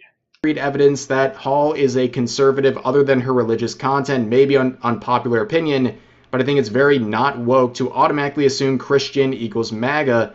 I'm an atheist, so I don't follow faiths, but you know what they say about assuming. And this user said, yeah. From what I have seen, she followed Charlie Kirk on Insta and other MAGA accounts, and there is a post from a few years back showcasing her liking Mark Hamill's America Stands with Israel tweets, and that previous user doesn't want to make assumptions. Bro, that's your fucking magnum opus against Dee? Bro, you're a fucking loser. Then says, oof. And again, so what? So? Here's one last one saying, Dee Magno Hall follows Charlie Kirk on Twitter.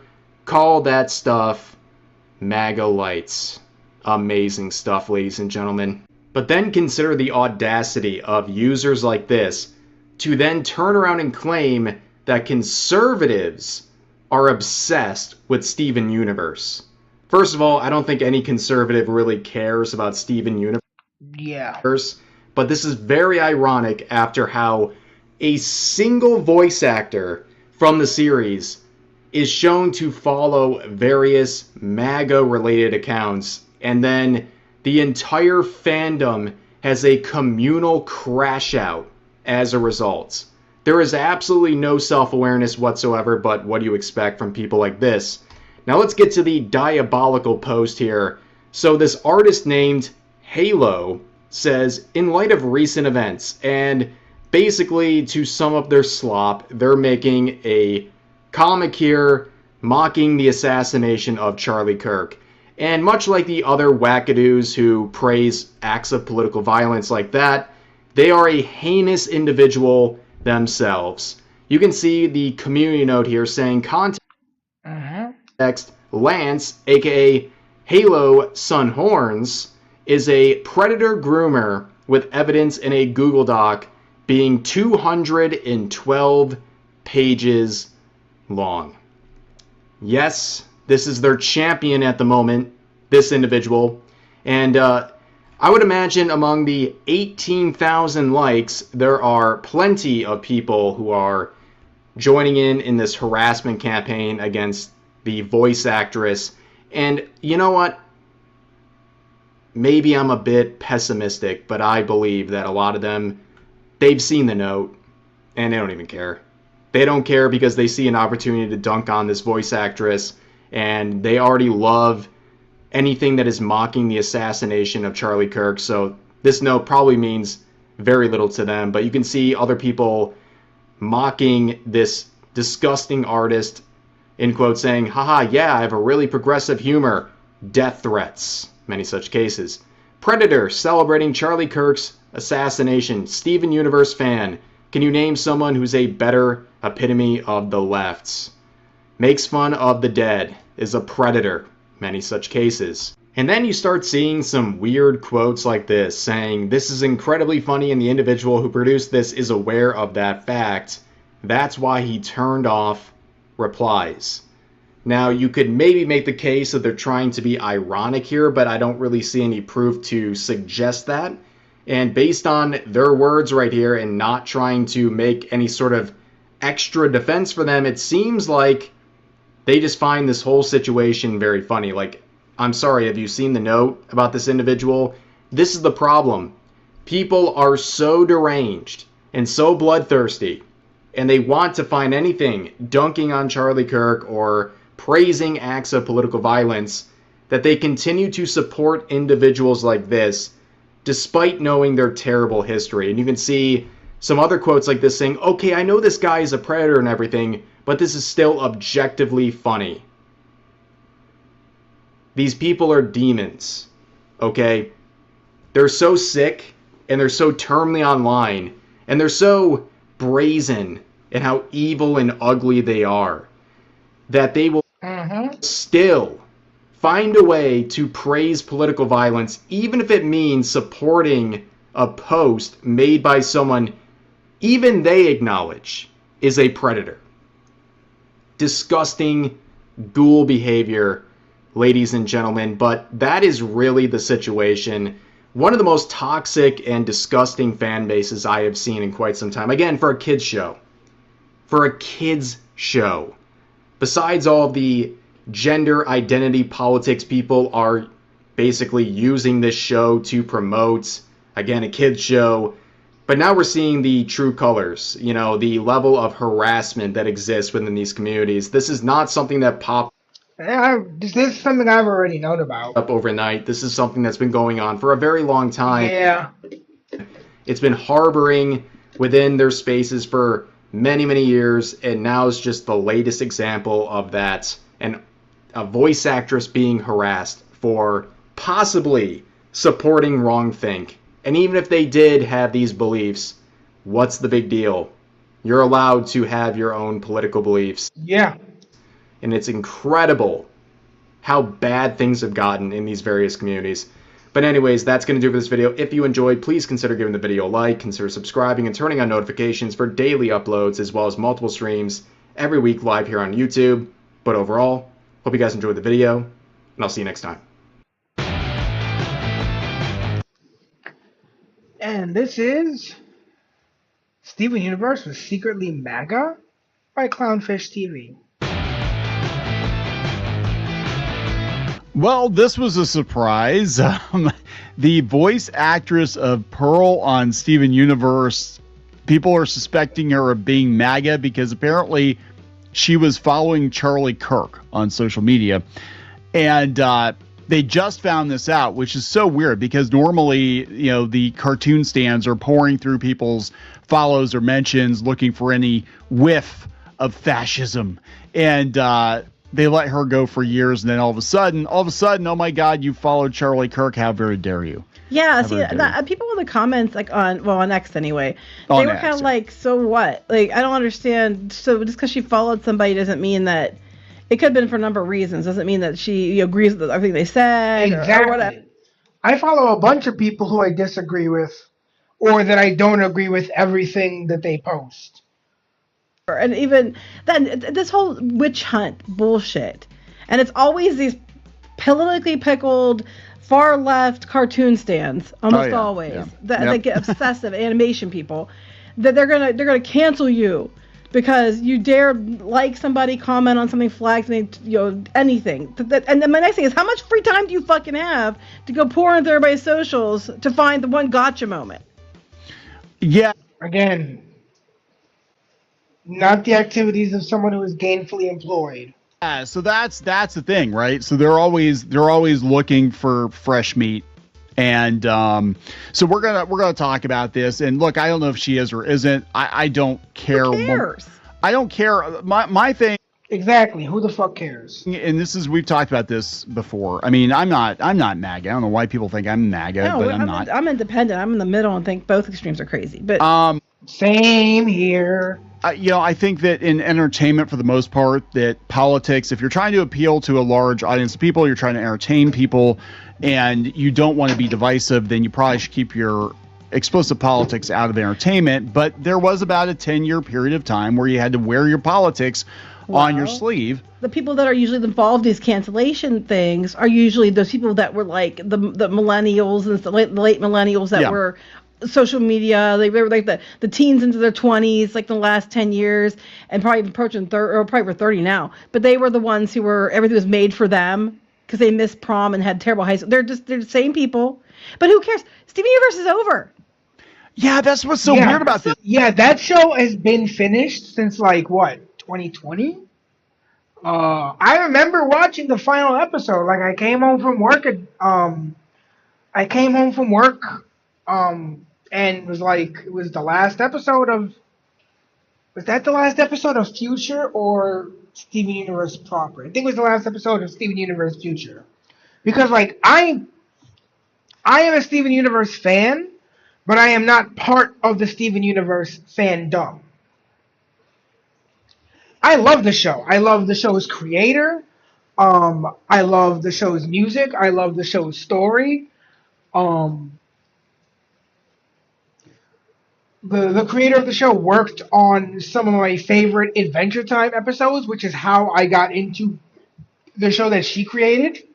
I'm a big Steven Universe fan, but I cannot stand the fandom of Steven Universe. What? They have like the Lars spinoff or something like that, but like the shows. Lars of the Stars is apparently the new.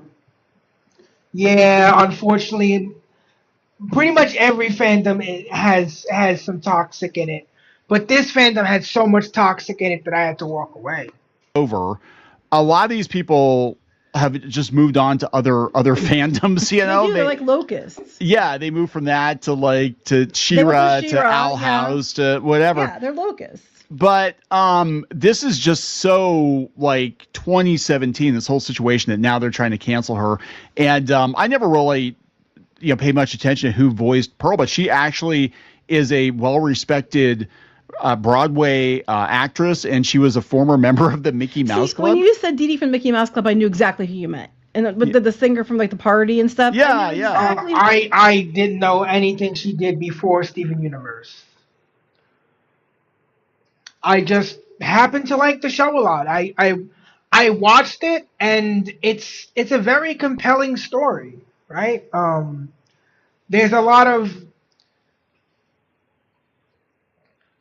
it's a very deep lore. There's a lot of deep lore in the show, which is probably one of the things that like really got me invested. You meant as soon as you said Mickey Mouse Club, I'm like, oh, Mickey Mouse Club, Dee Dee, and I knew exactly who you meant when you said that. That's how old I am. But you know what I mean. But the thing is, then she's closer to our age, so she's like the same as us, where it's like you didn't like it didn't matter. You didn't ask people who they voted for. You didn't care. People that are older tend to be, not everyone. I'm seeing a lot of older people being completely pickled now too. But I'm just saying, there's a lot of people that. We grew up at a different time where you didn't talk about politics and religion if you were like in entertainment, and it didn't matter who you voted for. You didn't know who other people voted for, and you didn't ask who other people voted for, and it was fine. So let's talk about this, because there's another situation that happened a couple of years ago. Voice actors especially are under the microscope. I mean, look at what happened with Vic Mignogna. They're still mad. They're still mad about Vic Mignogna. But before her, we had was it James Arnold Taylor, who was Obi-Wan in the Clone Wars. And I remember this from a couple of years ago, and he also was Tidus from Final Fantasy X, and he's had a number of roles, and Mark Hamill basically scared him away from going on Parler. Remember Parler? Nobody remembers Parler. X is basically Parler now. But he scared him away from Parler. That sounds familiar. I kind of remember it. From going on that. Like, it'd be a real shame if all your peers thought you were MAGA because you went on the red platform or whatever. Meanwhile, Mark Hamill got kicked, basically pushed off a blue sky because even though he was left, he wasn't left enough. Yeah, right. And again, that's the problem: is you will inevitably fail the constant barrage of purity tests that the left will put you under. And they will purity test you until you inevitably fail, and then they'll attempt to eat you alive. So what's because he did a role as a Christian character. He did a role as the villain. Yeah, he was Herod, actually. Yeah, he was Herod. He did a Bible character, because he did that. How dare he? So let's talk about this interesting turn of events, and we'll compare the differences between how X is reacting to it to how Blue Sky. Yeah, it's Blue Sky is reacting to it, and at the end of the day, one, the show's off the air, and two, as long as she's not out there. Not only is the show off the air, but like even Steven Universe Future ended, I think, in like 2020. So like this show has been off the air for 6 goddamn years. This show has been off the air for longer than many shows have been on the air. Not to say that it still doesn't hold a special place in a lot of people's hearts, right? Just because the show goes off the air doesn't mean people don't still enjoy it. But like, bro, like you're giving her shit about. You're giving her shit from a show because she worked on a show like fucking that went off the air 6 years ago, and you're giving her shit about like today's shit. Come on, man.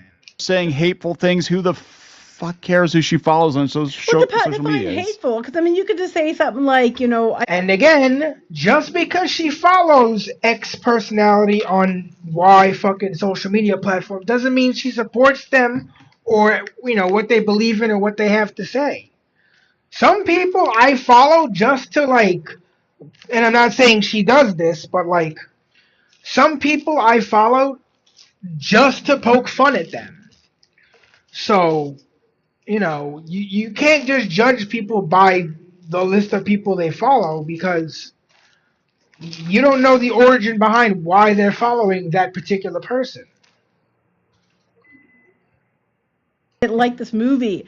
Right. Oh my God, you MAGA bigot. It's like, I just didn't like it. Well, I mean, you can lie about people. You can call them Nazis and fascists, and that's okay. You can say that they said things they never said, put all over Reddit, and that's okay. Outright defame people, and that's okay. But by God, if you follow the wrong person on social media or don't put all the check marks in your bio, the flags in your bio, or all that stuff, or celebrate the new thing that all the kids are about, you're the most horrible person ever. You're literally Hitler. So let's talk about this interesting turn of events.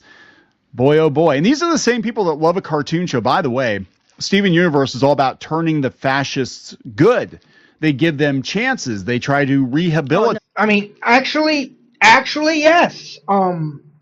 Spoilers for a TV show that has been off the air for 6 years, but at the end of the series, Steven finds out that his mom was actually one of essentially the 4 gem queens, the queens of their like species.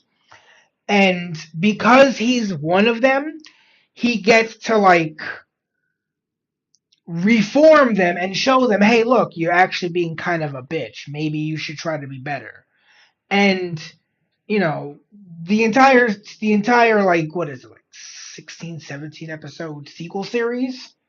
A lot of it revolves around the diamonds, the 3 other gem queens, like, yes, okay, so I see you're familiar with the show.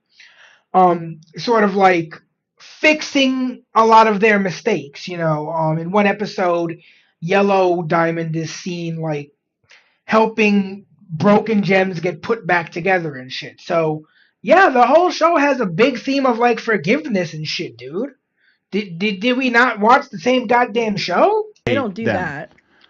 Yes, and it's all about, can't we just hug it out and understand one another? No. We have to exile the Nazis. It's always just understand. I mean, no, because yeah, there was quite literally an episode where a character named Bismuth, she was like the blacksmith of the group. She made weapons, and she created a weapon that would permanently kill, would shatter the gem of like any gem it hit, which is like a permakill. You can't come back from that. Although we later find out in Steven Universe Future that there is a way to come back from being shattered, but we didn't know that then. And Steven was like, I don't want to use this because he was so against like killing people. He even the most like evil, despicable person, he didn't feel comfortable killing because he felt like they could still have a chance to be better than they were. And You guys don't even fucking get that.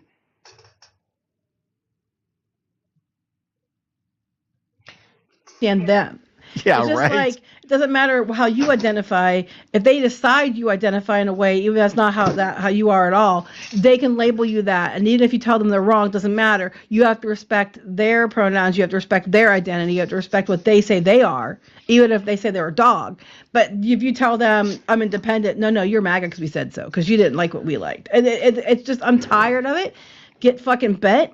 I don't know what to tell you. I don't think this girl's gonna care because she's already off to other stuff. And like, I don't think you guys have the power. Like, bro, she's already cashed her Steven Universe checks and moved on to other gigs. Like, I don't know what she's been in the past 6 years, but I'm pretty sure she hasn't just been sitting the fuck around because bills gotta get paid, and you know, even though the show is still like being reran and shit, I'm pretty sure whatever royalties and shit she gets from the show aren't going to be enough to pay the bills, so she's got to keep working, right? So she's probably been in other shit. Same here. I grew up watching regular TV before I switched to YouTube because regular TV just got bad. The quality of shit just took a nosedive. And I honestly found more entertainment on YouTube. I mean, honestly, if I were Hollywood and you psycho batshittery people are screeching about it, I'd hire that person just because you're mad about it, because then maybe you'd make some money. Hire the people you wanted. I know I hired people you wanted me to hire, and those projects did shit. Yeah, no, that's exactly what's going on. Hollywood, we've got some videos coming about that. Hollywood is definitely course correcting. Anyway, let's talk about the situation. We took the long way around. Before we get into it any further, please subscribe for more pop culture news, views, and rants. Guys, you'll get a woohoo if you do. Woohoo. If you'd like more Clownfish TV, go out to more.clownfishtv.com. That's moreclownfishtv.com for more podcast episodes and videos you will not find anywhere else. And also, if you'd like to listen to us, go out to iTunes, iHeartRadio, Spotify, Amazon Music, Podbean, wherever the hell you listen to podcasts. Look for Clownfish TV Podcast. We are there.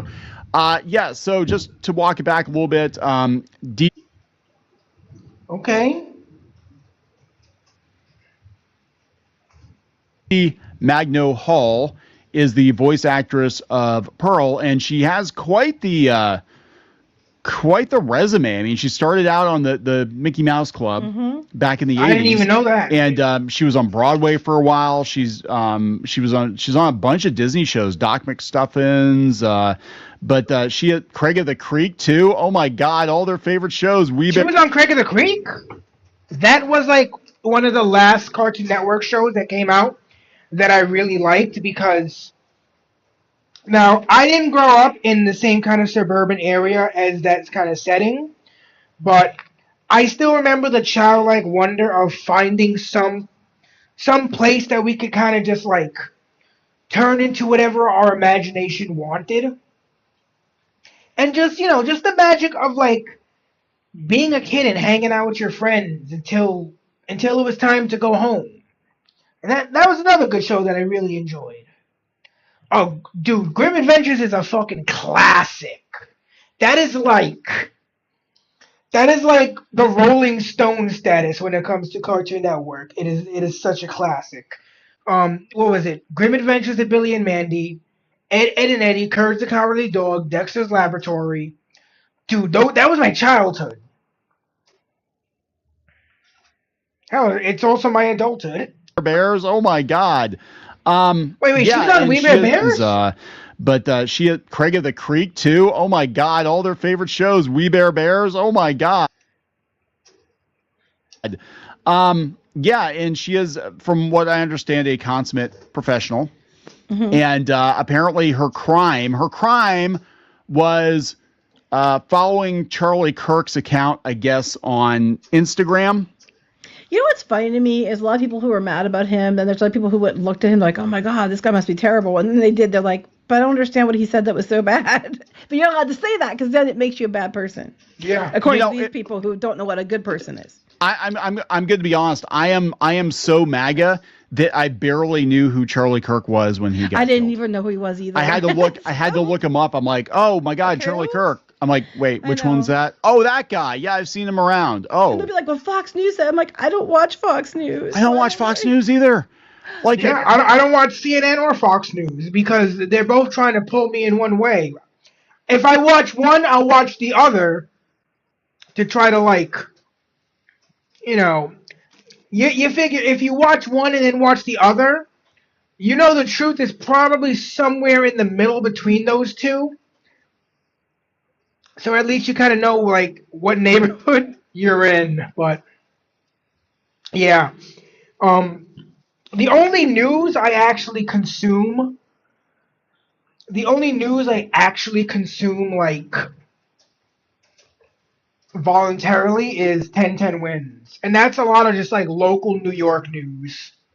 And mostly because, like, just sometimes I have to listen to something when I'm driving because the silence will drive me a little bit crazy. Same thing with, like, going to sleep. I gotta listen to something going to sleep.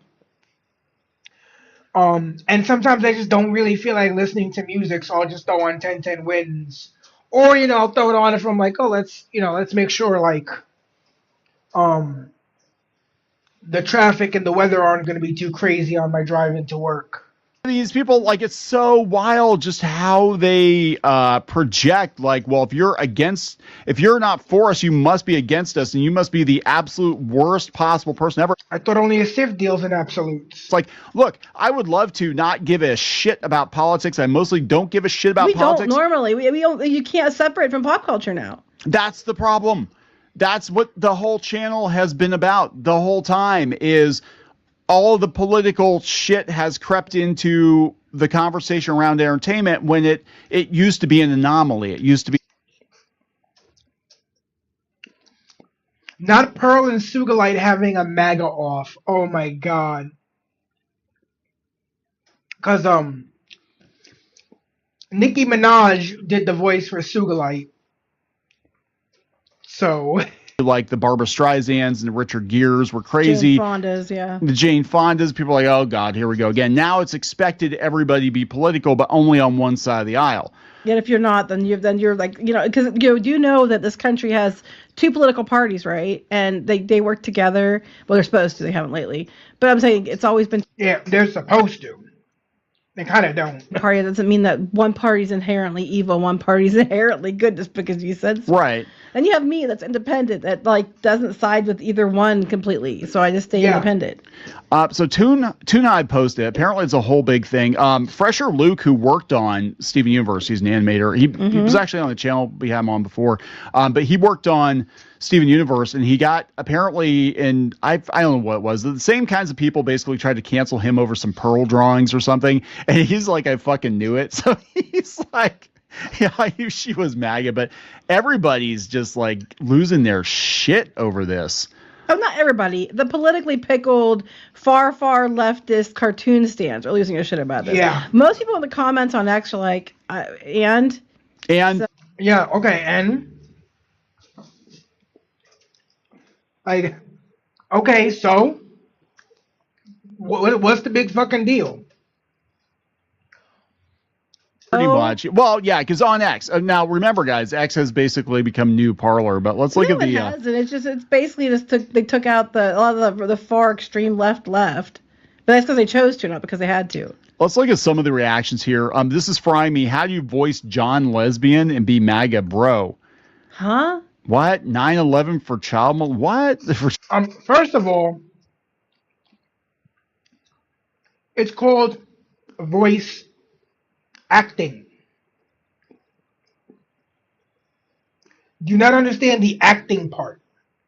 Child molesters of the West hasn't fallen yet, Steven. With the MAGA hat. Actually, Pearl was... Because she was following Charlie Kirk for some reason. It could have been that maybe she knew him personally and met him before and they knew him in some way and they didn't even have to agree politically. The concept, okay, here, this came from Chaos Kid. The concept of supporting MAGA while voicing a lesbian who's helping fight against an empire who wants complete control over everything. They also wanted to hug it out, though. See, that's the difference. You didn't really... The Steven Universe fans didn't learn anything from Steven Universe because Steven Universe, the purpose of it was to see the other person's side and eventually they met kind of in the middle and they were able to hug it out. You could hug talk it out. and then maybe they'd see the light on your side or whatever. But Right. But when you want to kill them, but doing what you guys do, I'm telling you right now, the reason you guys, the Democrats, are like they're shrinking and they're losing stuff is because this kind of shit turns them away. But next thing is, you do understand, right, that there are a lot of LGBTQ people that are not Democrats. You do understand, you know that. Hi, right here. Right? That they tend to lean Republican. You do understand. I lean independent, but I voted mostly Republican for like the last 6 years. But that's in part due to the fact that, for the most part, the offerings on the Democrat side have been absolute fucking dog shit. You know, look, if I go to a fucking buffet, and on one side they have like mashed potatoes and chicken cutlet and cream style corn, and then on the other side they have cat turds. Well, guess what side of the fucking buffet I'm gonna go to? The side with the mashed potatoes and the chicken cutlet and the corn, not the side with the cat turds. That. It's not just because you identify this way you have to be on my side. It's just, first of all, we're all in the same country. That's what makes me mad too. It's like we're all Americans. So why are you being so psychotic? I think there's a whole theory of this. This might be a rabbit hole that we go down someday, maybe on a paywalled episode. We'll talk about it. But there's a lot of projection. People that don't have a lot else going on in their life tend to. Clearly, if they have time to dig through someone's socials for a role they played years ago that no one even gives a shit about anymore. And I'm also several years ago. You're not very good at this cancel culture thing because you should have picked up on this years ago. Well, I don't think you probably followed Charlie Kirk years ago. But it's like, oh my God. Jad here says people are going to fall flat on their backs when they find out that voice actors do the work on the projects they work on. That doesn't mean they necessarily support all the ideals of the creators. Right. Exactly. It's a gig, right? Maybe for her, it was just a paycheck. Well, that's how it is across the board with jobs and stuff. People are very different that work at a company. Someone could be, on the phone helping you with customer service, and they might completely vote opposite you, right? You don't get to say, can I talk to a Democrat on the phone, please? Mm-hmm. But they're even in our country. Steven Universe is MAGA media, by the way. The story is old, so people knew about it before. I don't know. It's making the rounds now. Everybody's losing their shit now. Fiction correlates to reality. I mean, I always found it ironic that Steven Universe, the quote-unquote feminist cartoon, was named after and the story was told exclusively from the viewpoint of a straight white male. That's all I'm going to say on that matter. Your values in fiction correlated to your real life values, says Super Bear Neo. If you believe in this fiction, it means you believe in this reality. Yeah, one of the most leftist shows ever had a hardcore right-winger voice acting in it. This is obviously bullshit. Paycheck. I mean, right? It's like, good job making a feminist show. What's the name of it? Steven Universe? So what's it about? A boy? Okay, that's a choice. Yeah.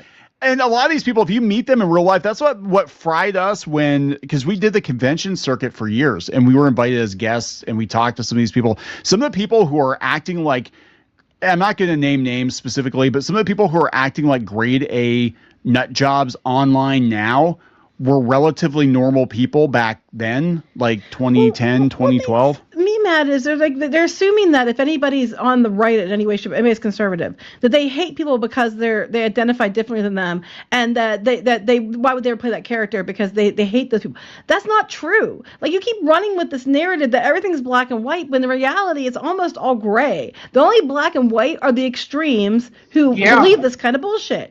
Like, just because and also there's a thing called acting. You don't have to necessarily believe the same things as the character you're portraying, because at the end of the day, you're portraying a character. Right? Votes differently than you doesn't mean that they hate you. Yeah. God, just get a grip. And it's I all mean, the same people, and they're all in this. Do you think James Earl Jones really supported the Empire? Or did he just do the voice of Darth Vader because, they thought his voice would be, and I mean, they were spot on with that assumption, but they thought his voice would be really cool for the character, right? Exactly. Most people are capable of separating the character that they play from the person they are. Same age range, and I'm going to say it's mostly late millennials. I will say that just a casual. Do you think the dude who played Thanos wanted to kill half of all life in the universe? No, he was just playing a part, dude. It's a job, like anything else in this world. People do it to collect a paycheck to pay their bills. Observation, again, as someone who is not MAGA, who really wishes all this shit would just go away, is that one side of the aisle fantasizes about violence more than the other. Yes, that is 100% true. I mean, when I think about I don't like extremes either side, there's a hell of a lot more extremes on one side than the other, if we're being fair. And that's somebody who always leaned left. And even fantasizing, that's where they lost me. Even fantasizing about it constantly gives people ideas, and then it leads to situations like Charlie Kirk. Yeah, and I mean, like I said, I didn't know who this person was. I'm supposed to be like ultra hard MAGA because I don't like a stupid movie or cartoon they do. But these people are so mentally challenged, mentally unstable. That there's a lot of issues. Their first thought is if you don't align with me politically, you hate me. And it's like I might hate you because you're an asshole. But I don't hate you because you identify differently than me. I don't really care. Because, see, people like us and Dee Dee grew up at a time where it was normalized and no one cared. Like, cared. I didn't know. Look, I had two teachers in high school who both turned out to be, one turned out to be gay, the other turned out to be a lesbian. I didn't find out until, like, after everything was said and done. When one day I happened to see, because in the Mark Hamill has definitely fallen off in terms of like being a human being. But I followed a couple of my old teachers on Facebook back in the day, after high school. And one day I got a notification that they got married, and it turned out that one of them got married to another woman, and I was like, oh shit, I didn't know that. Because they didn't wear it on their sleeve. It wasn't all encompassing into their personality. I simply knew them as my chemistry teacher and my computer forensics teacher. Yes, I took computer forensics in high school. There was a time where I wanted to be a detective in the NYPD computer forensics department. I wanted to be a lot of different things, but I wanted being a security guard and a VTuber. I can't stress this enough. It was. I mean, finding of it. I worked for a Republican. I worked under a Republican boss for a company owned by a Democratic senator, and everybody got along just fine. And that was. I mean, we actually were dealing with political stuff, and everybody got along. Stuff. And government stuff. A lot of which I couldn't talk about, but we got along fine. Everybody got along fine. Most people got along fine before, even if you voted differently. This insanity that everybody's out to get you if you're a certain thing, that's just stupid. And it's been like this for years where nobody cared. And you guys undid it in the last 12, 14 years, undid it just to redo it. And now these dumbass that weren't around when no one cared, they are so politically pickled and so outright batshit. And everything has to be their way in their box or they scream. A lot of it, and a lot of the people that are the loudest, that push the hardest for cancel culture are like shut-ins that don't leave their houses. The only power they have is to bitch on the internet about cartoon shows or whatever. It's a very weird. I'm sure there's a whole psychology behind it, but there is on the Venn diagram. And I'm not saying everybody. I want to be very clear. I don't want people to twist what I'm saying. I'm not saying everybody, but there is definitely on the Venn diagram, people that have other mental issues going on. that latch on to cartoon shows in particular, any kind of fandom, cartoon shows, comic books, tabletop games. Transformers now, because Transformers, thanks to IDW, were all fucking each other, which never was a thing, but okay. So they and then what they do is they project themselves into that, and that's their escapism. And then if you destroy their fantasy, or if you say you don't like it, then they take it as you don't like them. You don't like them because they insert themselves into that thing, even though, and the people that get the angriest about, you know, the whole situation with the layoffs and animation, all that, aren't even the animators that are facing job losses. It's the people who watch the cartoons that project themselves, or they want to be animators. They want to be, and they project themselves into that industry, and then they personally get offended because you're telling them that their dream isn't going to happen or whatever. There's a whole theory behind it. It's just, I've noticed it more. It used to be that fans were fans. They were a little quirky. They had other things going on in their lives. They'd dress up like Star Trek characters on the weekends or whatever. And that was pretty much the extent of it. They probably had a bunch of toys in their house, whatever. But they were normal people otherwise. And now you have people that are just, this thing that somebody else made is my identity, which, you know, it's not even the people that make it that get mad. It's the not other even that too. It's just beyond that. It's like out on the internet in general. Like this new identity's been named, and I'm going to be that too. And it's just insane to me because, like, to me, I don't really care how you identify. I don't give a shit. I just want to know if you're an asshole or not, because I don't care. Like, I mean, we grew up at a time where it didn't matter. I mean, I think saying identify as a dog and shit's a little weird. I'm not gonna lie. It's a little weird, but if you're not hurting anybody, therapist, you know, you're not hurting anybody. But I'm not gonna hate you. I might feel bad for you, but I'm not gonna hate you unless you're an asshole. And then if you're an asshole, hell no, bitch. It's on. And that's where I come in, because when I see people getting bullied for just simple, like, opinions, I'm like, fuck that. But Blue Sky, of course, is on the opposite end. You said they were just like, no, here we go. Losing their shit. Yeah. So here's some of them here. Some of these names I recognize, and it does my black heart good to see them. I know Crimson Mayhem was one of the ones that was flipping his shit out, and he hates us with a passion. I don't even know who you are, nor would I care, until you kept harassing everyone. There we go. Crimson Mayhem says, Steven, we can't have these gems coming to Earth and stealing the human jobs. Gemma says, look, Pearl, Steven Universe may be a Charlie Kirk fan, but I can promise you, Pearl, a rotten girl isn't. Basically, Pearl, the character, is not the voice actor. Yeah, because it's not. But they're going to try to cancel her. But this is where it gets sick. I don't think it's going to work now. It would. I don't think it works like it did. They're not going to give two shits. By the way, Dee Dee, I did like you in the Mickey Mouse Club. If you watch this, and I had the party CD. You did have the party CD. Well, you don't know that. I had it when I was a kid. No, I'm saying, surprise, you did have the party CD. I did. You know, it's weird, the Mickey Mouse Club. So Ryan Gosling got fired from the Mickey Mouse Club because they said he wasn't a good actor. Mm-hmm. And a lot of the celebrities and singers we had when growing up were from the Mickey Mouse Club. So they got like half of, it was like the whole, like, this is like a who's who of who's popular now or has been the last 10 years. So funny story, my sister was going to audition for that. And then, you said that, yeah. We weren't able to get her down there. We would also had to move to Florida and stuff. But she was going to audition for it, and then we didn't get to do it. But because she could sing, and she can sing. She's really good, actually. But she could have been canceled too by Steven Universe. Yeah, things had gone differently. We could all join a club together. We can have the canceled squad. So let's see here. Some of the other ones. Well, wow, another character to add to the list. Fuck everything. Well, that's your loss.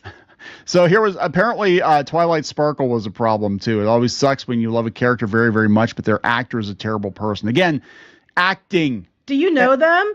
Do you know that they're a terrible person? No, you just know what you're told because so-and-so said. Also, WTF, the lady who voiced Pearl in Steven Universe is a Trump supporter. Such a bummer. Love her performance as Pearl in Steven Universe. So what I'm hearing is she followed Charlie Kirk because she might have met him and knew him or something. And because of that means now that she supports Trump, all this stuff. You're projecting all this stuff on her. You don't even know if it's true. Yeah, so she follows, Charlie Kirk in Turning Point. And again, so what? Mrs. Kirk. But they could be that they know each other or something. You don't maybe. I mean, because in person people aren't what you think they are a lot of times. And so you're projecting all this other shit on there that you don't even know if it's true. And just because someone like talked to Charlie Kirk or like Charlie Kirk or followed Charlie Kirk doesn't mean that they voted Trump and all this other shit. Doesn't mean that. Oh, you don't know. You're just like, this is how pickled and. You know what they say about what happens when you assume, right? Insane you are, and you Yeah. wonder why you guys keep losing shit. Okay, so let me. I'm gonna lose my shit here because this comment. Like, may I have a moment? Toon Brains obviously says finding out Pearl's voice actress is a Charlie Kirk fan legitimately bugs the shit out of me. How the fuck do you voice on Steven Universe, one of the queerest cartoons of all time, and come out supporting horrible people that want the LGBTQ plus community dead? But they don't. Yeah, who wound up dead? And who shot him? I'm just saying. Yeah, but like I have not met anybody. I have never met anyone that has said, "Yeah, I want them all dead." I've never heard that at all. I've never heard that. But like I said, think about what you just said. They want us dead. Think about who is actually dead and who actually committed the act. Okay, and you tell me who's doing what. I'm just saying. Like, if you're going to look at this objectively, but again, it's not about being objective. It's not about being sane. And a lot of these people don't think or can't think. Again, a lot of people who are LGBTQ, whatever, they are not all Democrats. Just so you know, there's a lot of them that aren't.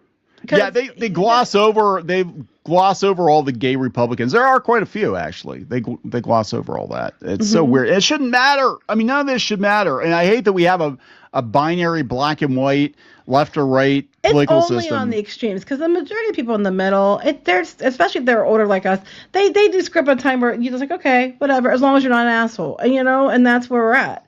But it's almost always millennials. Guarantee that dipshit's a millennial. Want to bet money on it? No offense to millennials, because there's a lot of people who are nice. I'm just saying that the ones that tend to be this insane are usually like the late millennials.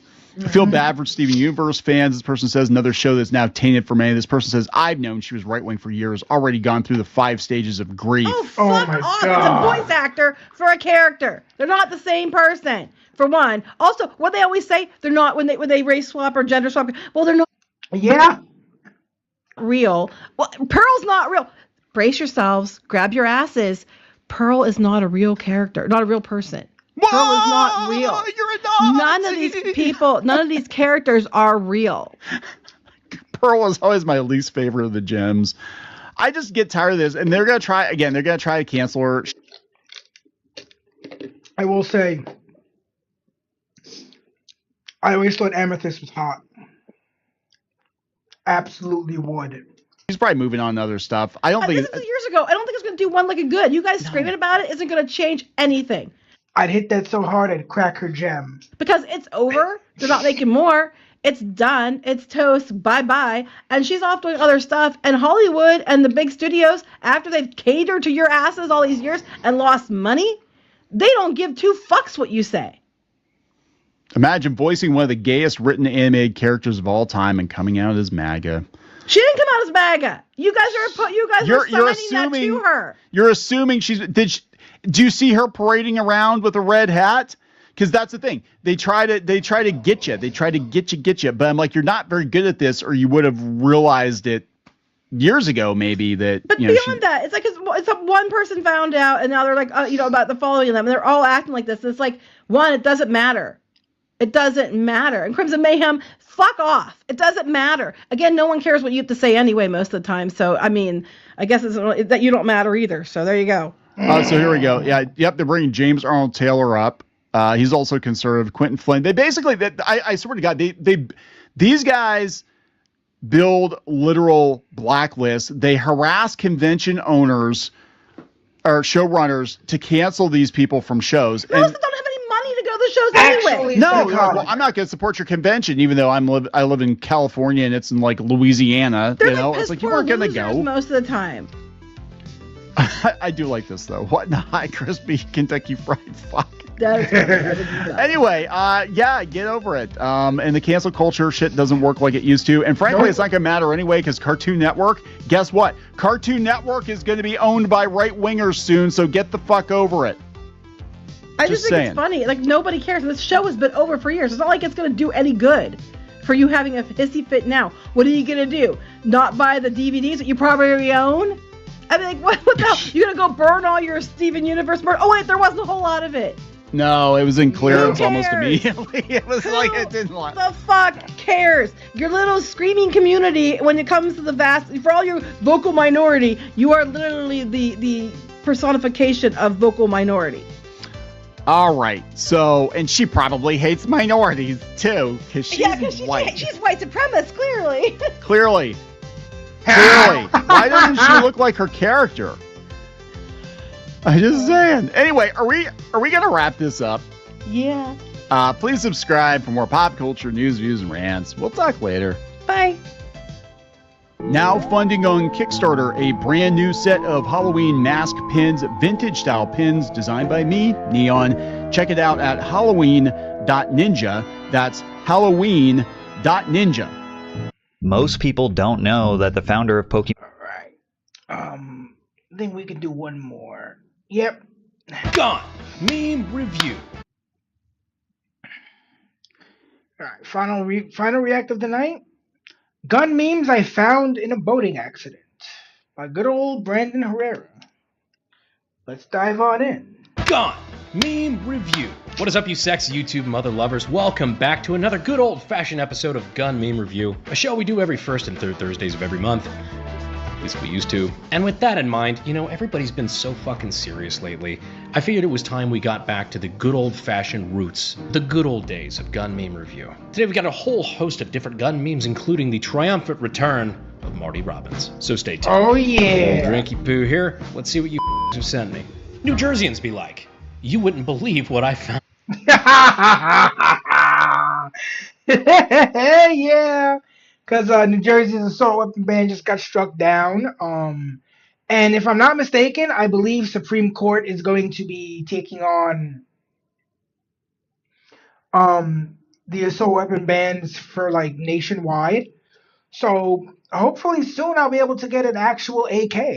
In this lake. Congratulations again to friends of ours in New Jersey. The, I believe, Third Circuit Court of Appeals just decided that their assault weapons ban was unconstitutional.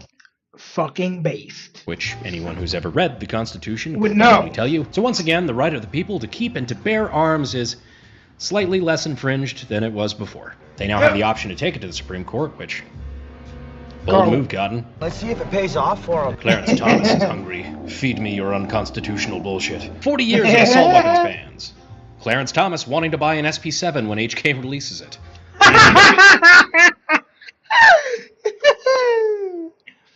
Will call you racist. I just want a regular AK, man. You know, AK, wood furniture, Bakelite mag, iron sights. The cheapest, most corrosive Soviet surplus ammo you can find. Actively having a poster of Clarence Thomas as a dartboard. Don't worry. I mean, shit, I already live in a Brooklyn shithole just like Nico Bellic. Clarence, we got your back. But I hate when that man's off the court. He's truly too based for this world. Silencer discussions in 2026. Why is my can 1 ounce more than advertised weight? This can is unacceptably heavy. Same weight as the RC2. Silencer discussions in 2010. This long piece of machined metal on the end of my gun is heavy. Yup, they do that. Some of y'all motherfuckers never used electrical tape to stick an oil filter on the end of a 22 and it shows. Yeah. See, I haven't done that, but I know of it. I didn't do that either.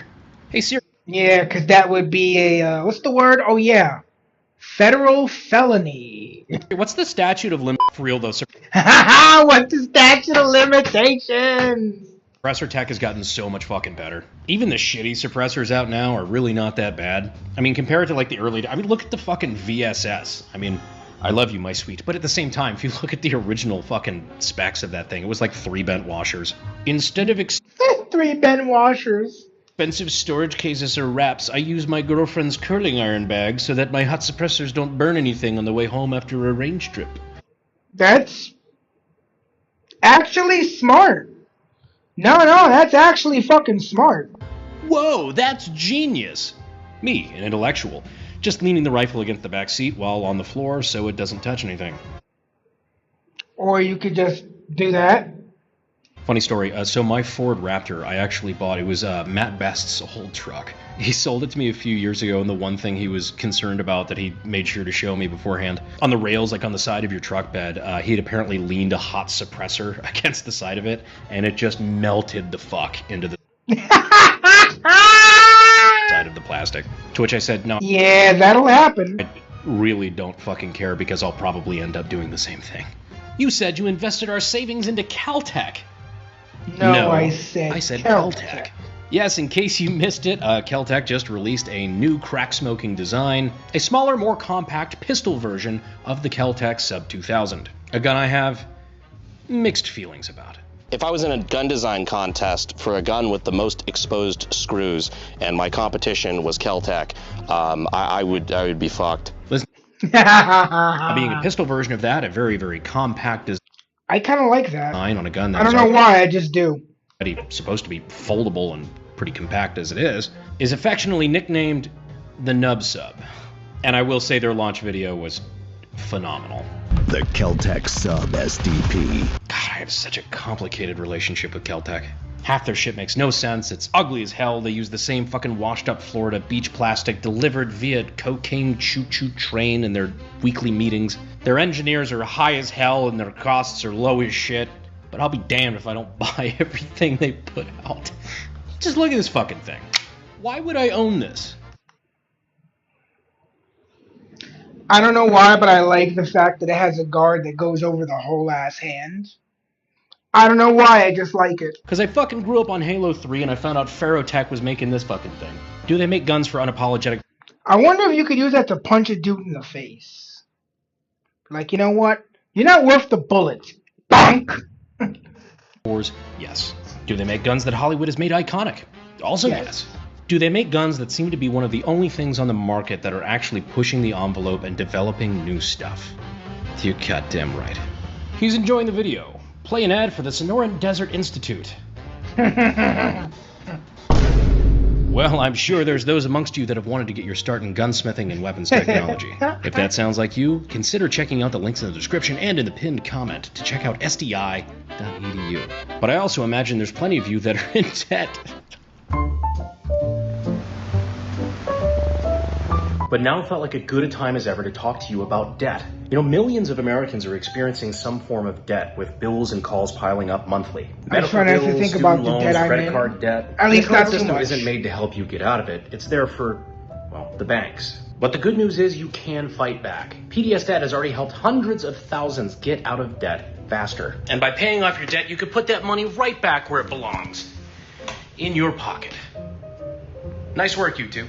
Whether it's student debt, credit cards, personal loans, PDS Debt has a customized solution just for you. There's no minimum credit score required, and they have an A+ rating with the Better Business Bureau and thousands of 5-star reviews. So start taking back control in as little as 30 seconds. You can get your That's a nice hotel room he was in. free debt assessment at pdsdebt.com/ That's a really nice hotel room. Like, I've spent some time in hotel rooms. That's a really nice ass hotel room. I don't know, man. Something about being in a hotel room just makes me wanna... I might get canceled for this, but... makes me wanna beat my dick like a runaway slave. BH.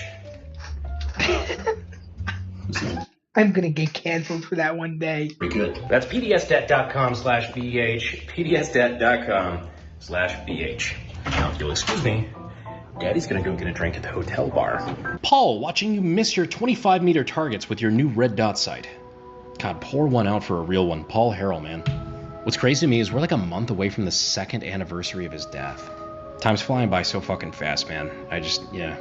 Rest in peace, Paul Harrell. The industry's worse off without him. And now, Marty... we'll save it for later. I do not buy guns based on ballistics or statistics. I buy guns based on sex appeal. If it's not sexy, I don't buy it. Based. I have no idea what that fucking sounds like.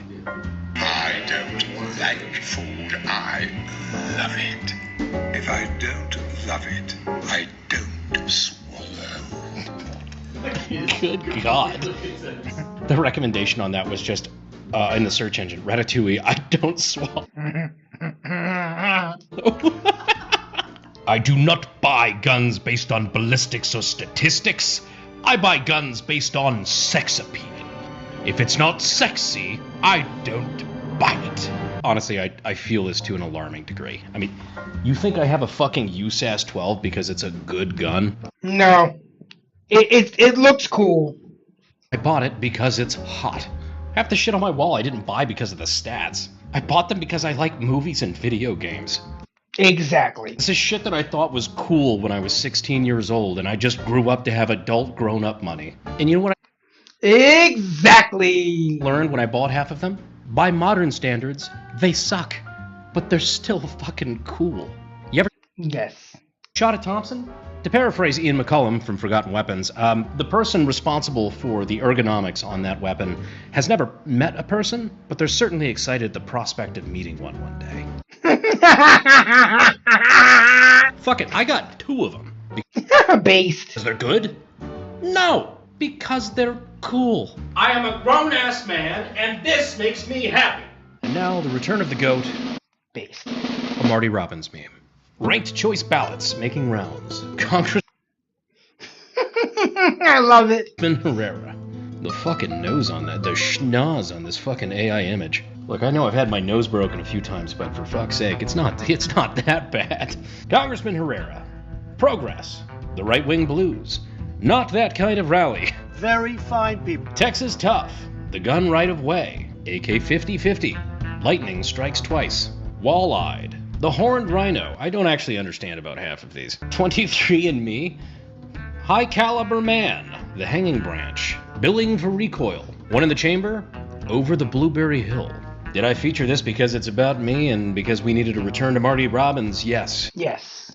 Yes, I did. That being said, if anybody would like to tell me what the fuck half of those were about down in the comments, I would love to know. Op-ed by Garth Strudelfud, political analyst, former hall monitor. I tried firing... Oh my god, the guy who actually made the article this is lampooning, he writes for a fucking urbanist rag in my fucking city. He's actually this loser who goes around like, if your license plate is faded, he'll actually take a Sharpie and shit and fucking like write in. He's such a fucking absolute loser. an AR-15 yesterday. What a fag. I have literally been soiling myself for The dude's name is Gersh Kuntzman. That's all you need to know. 17 straight hours. Do you remember that one video? It was like, oh god, it's gotta be like fucking 8 years ago now. But that reporter was like, I tried firing an AR-15 and I was... This guy. Please, please, please bring up a picture of him. Please, please, please. Like, completely horrified. What was his fucking name? He had a funny name. Please do it! Oh, Brandon, please, I'm begging you. Bring up his name. Bring up his name. Say his name. Say his name! Yes! Yes! Yes! Yes! Yes! Yes! Yes! He did it. Gersh Kuntzman. Because he's a cunt, man. Excuse me? The fucking look on his face. Yes! I tried firing an AR-15 and I was, like, completely horrified. What was his fucking name? He had a funny name. Gersh Kuntzman.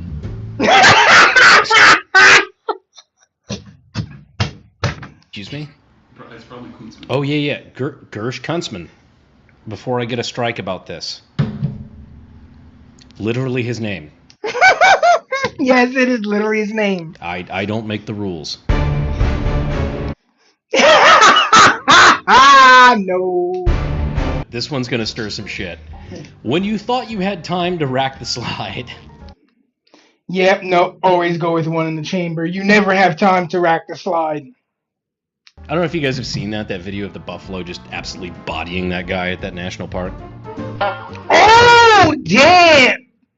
Yo, that's some air, too. Like, homie's at least 4 or 5 feet off the ground and upside down. Homie is not having a good time. Yeah, maybe don't fuck with buffalo. They will fuck your shit up real good and proper. So this is... Bro, look at that. Dude is fucking... You know they say head over heels? Well, this is heels over head. In the subject of some debate amongst my friends, it has come to light that Nick, the fat electrician, one of my favorite people on the planet, he's genuinely a very, very good friend, carries without a round in the chamber. It's funny. Really? Completely organically, I came across this other variant. People who carry without a round in the chamber and never practice the Israeli method. Reality. It's basically like the practice of drawing and chambering at the same time, I suppose. I will say having a live round pointed at my left testicle is like not my favorite thing ever. But the way I've always thought about it is like carrying with one in the chamber is kind of like having a parachute. If you have one and don't need it, you're fine. If you need one and don't have it, you're never going to need one again. Motherfucker. Yeah. And again, the whole issue about, because I want to appendix carry too. You do it with a gun with a physical safety. You know, you make sure you have a gun that disengages the firing pin from the trigger. Me making this decision at 8 and dying. That is very good that he was fine after that bison attack, because I would have assumed he had at least some sort of an injury. Motherfuckers make this decision at 8 and dying with it. Kinda, yeah. With it. Which is funny because I think most people I know that have a strong opinion with AR versus AK had that opinion very early on. AKs. ARs. Which I knew where I stood on that fairly early, and I think we all know which one's right. Yes. Turkish pistols.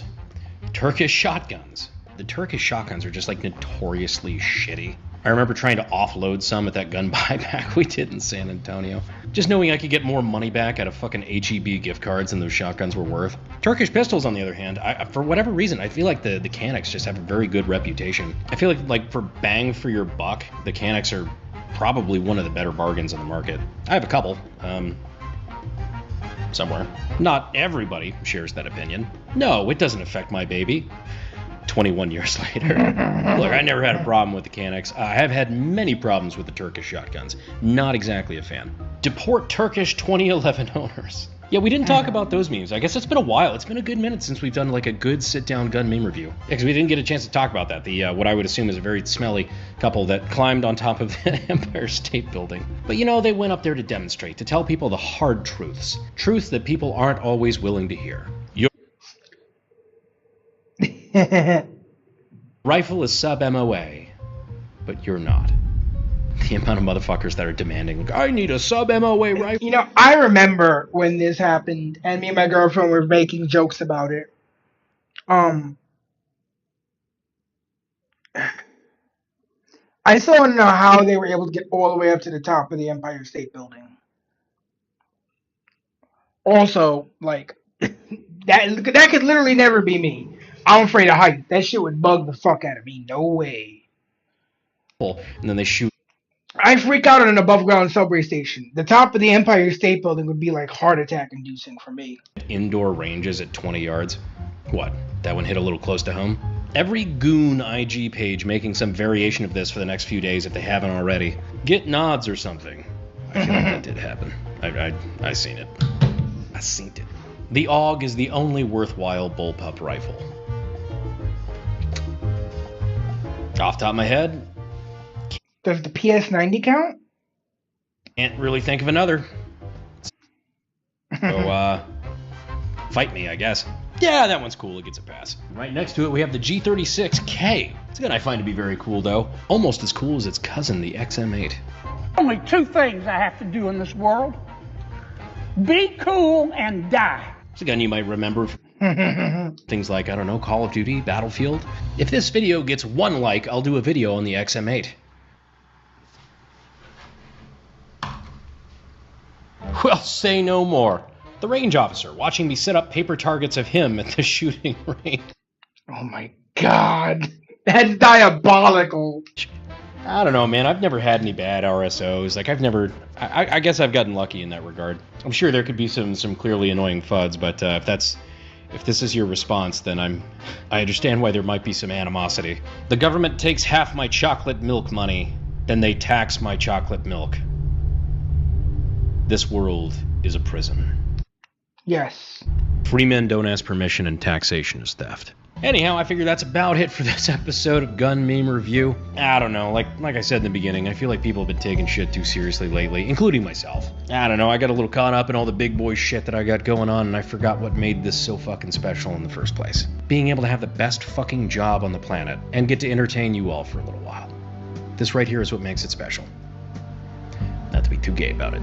So on that note, I appreciate you guys staying all the way to the end of this episode of Gun Meme Review. I appreciate you all. And I will see you sexy YouTube mother lovers on the next one.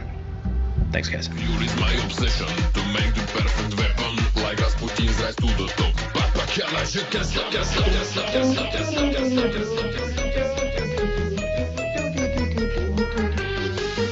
I'm on the edge on that one. That one's gonna get me in trouble. Well, this is a video I never really... Alright, we're gonna check out the rest of those on another stream. I may do a stream in the next couple of days. I might not, but if anything, we will have a Friday and Saturday. We are going to play a little bit of Sour Crystal. We don't have that much time, but I'm hoping we can get to Azalea Town.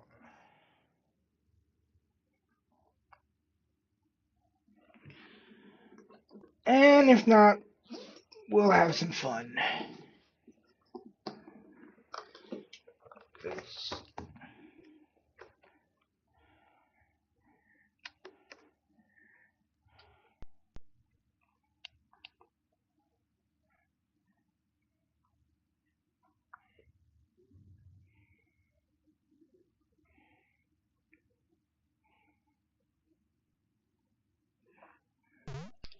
Have a good night, man. Thanks for stopping by.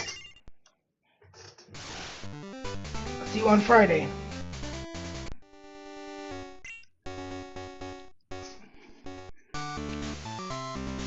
Okay, yeah,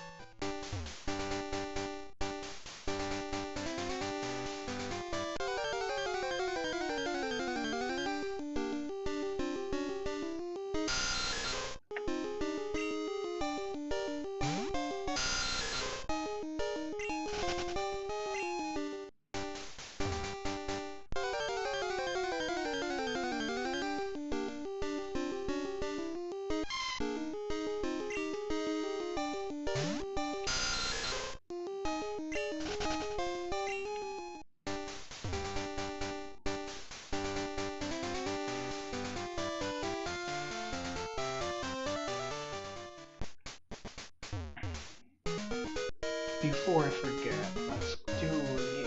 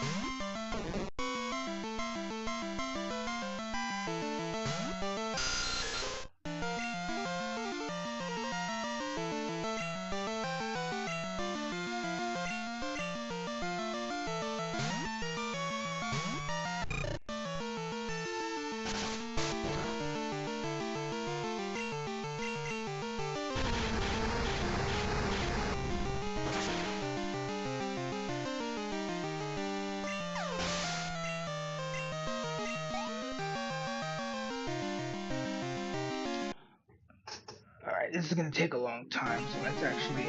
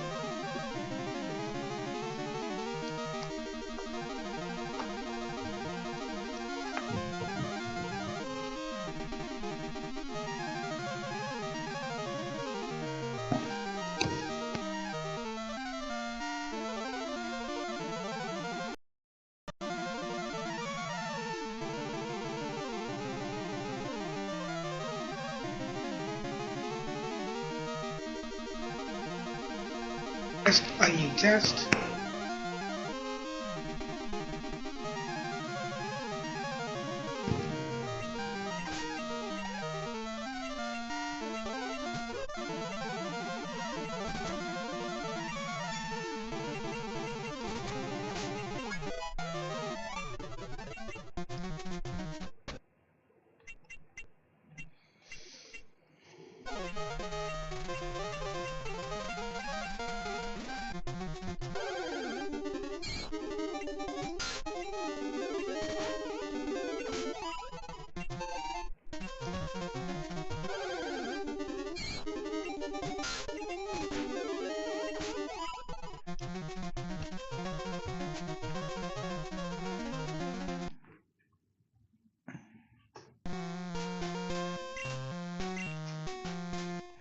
All right.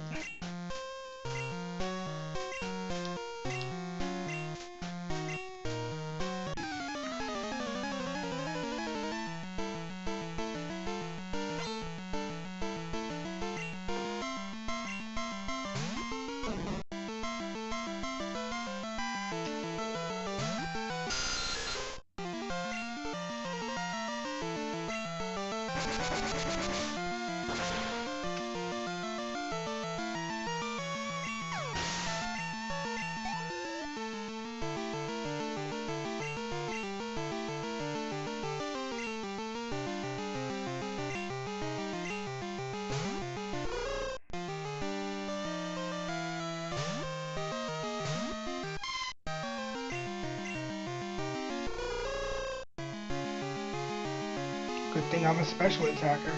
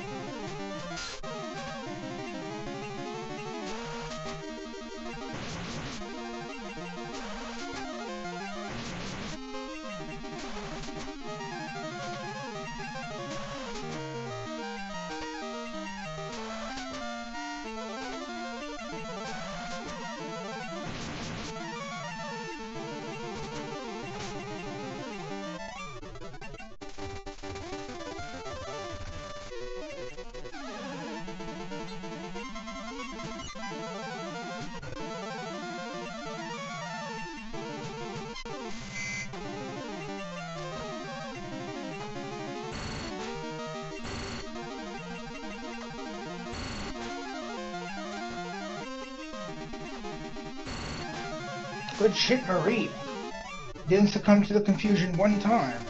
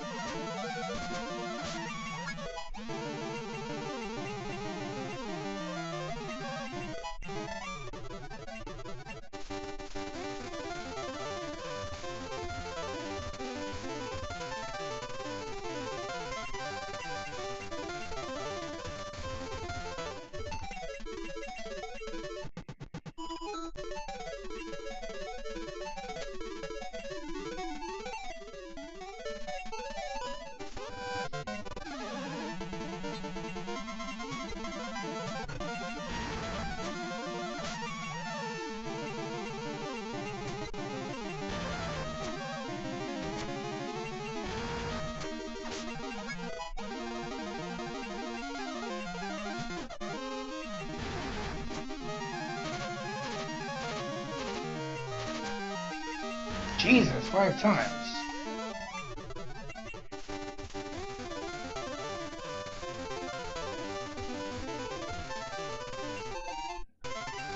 Nice. That'll be helpful later.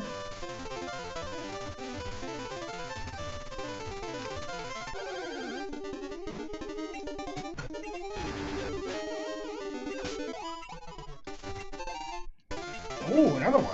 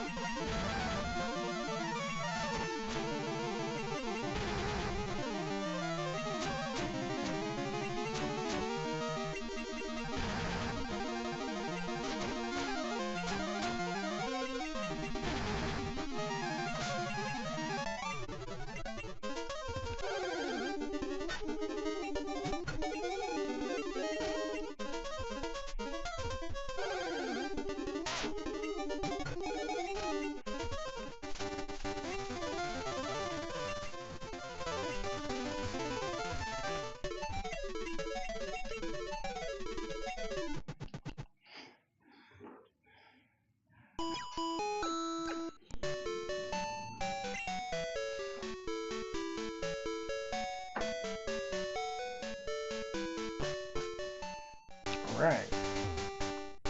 Eggs about to hatch soon, so let's see what we're gonna get.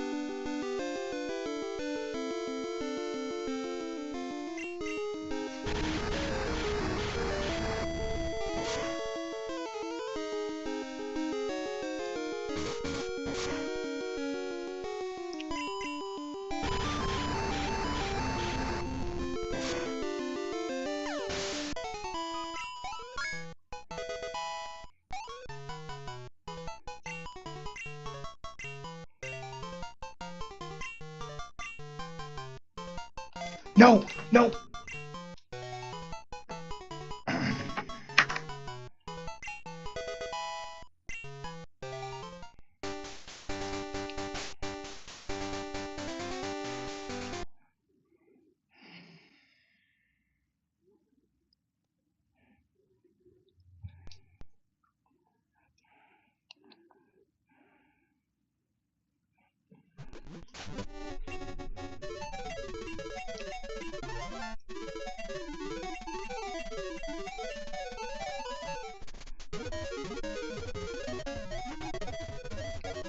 Oh, that sucked. Let's do all that bullshit again.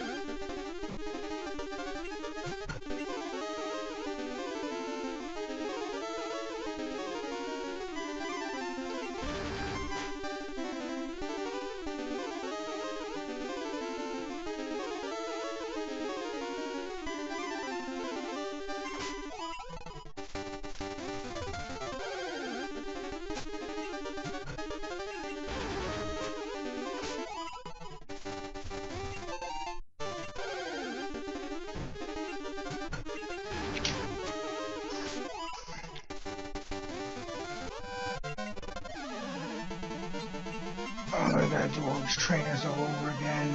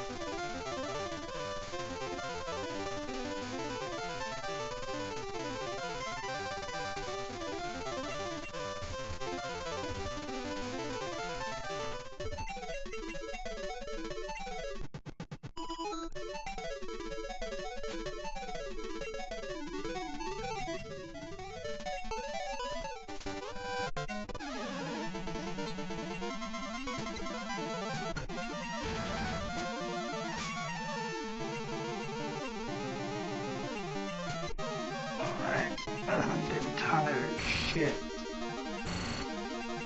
If you give it another like 5-10 minutes and I'm done.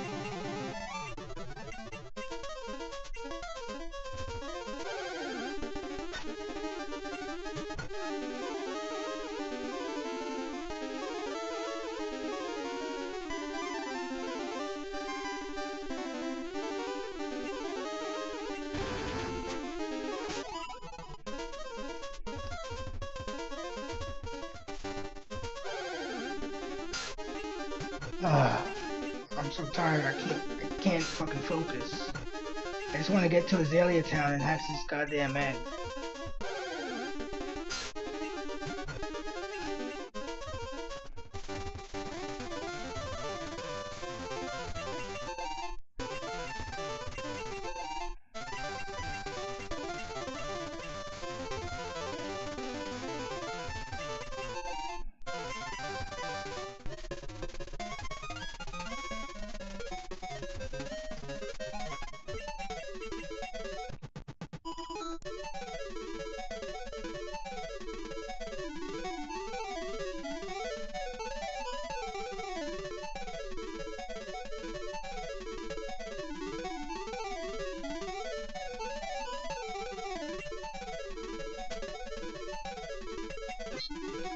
Alright, well that's gonna be it for the night.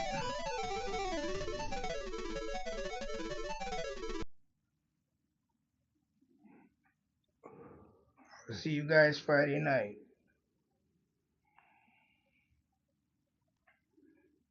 Have a good one.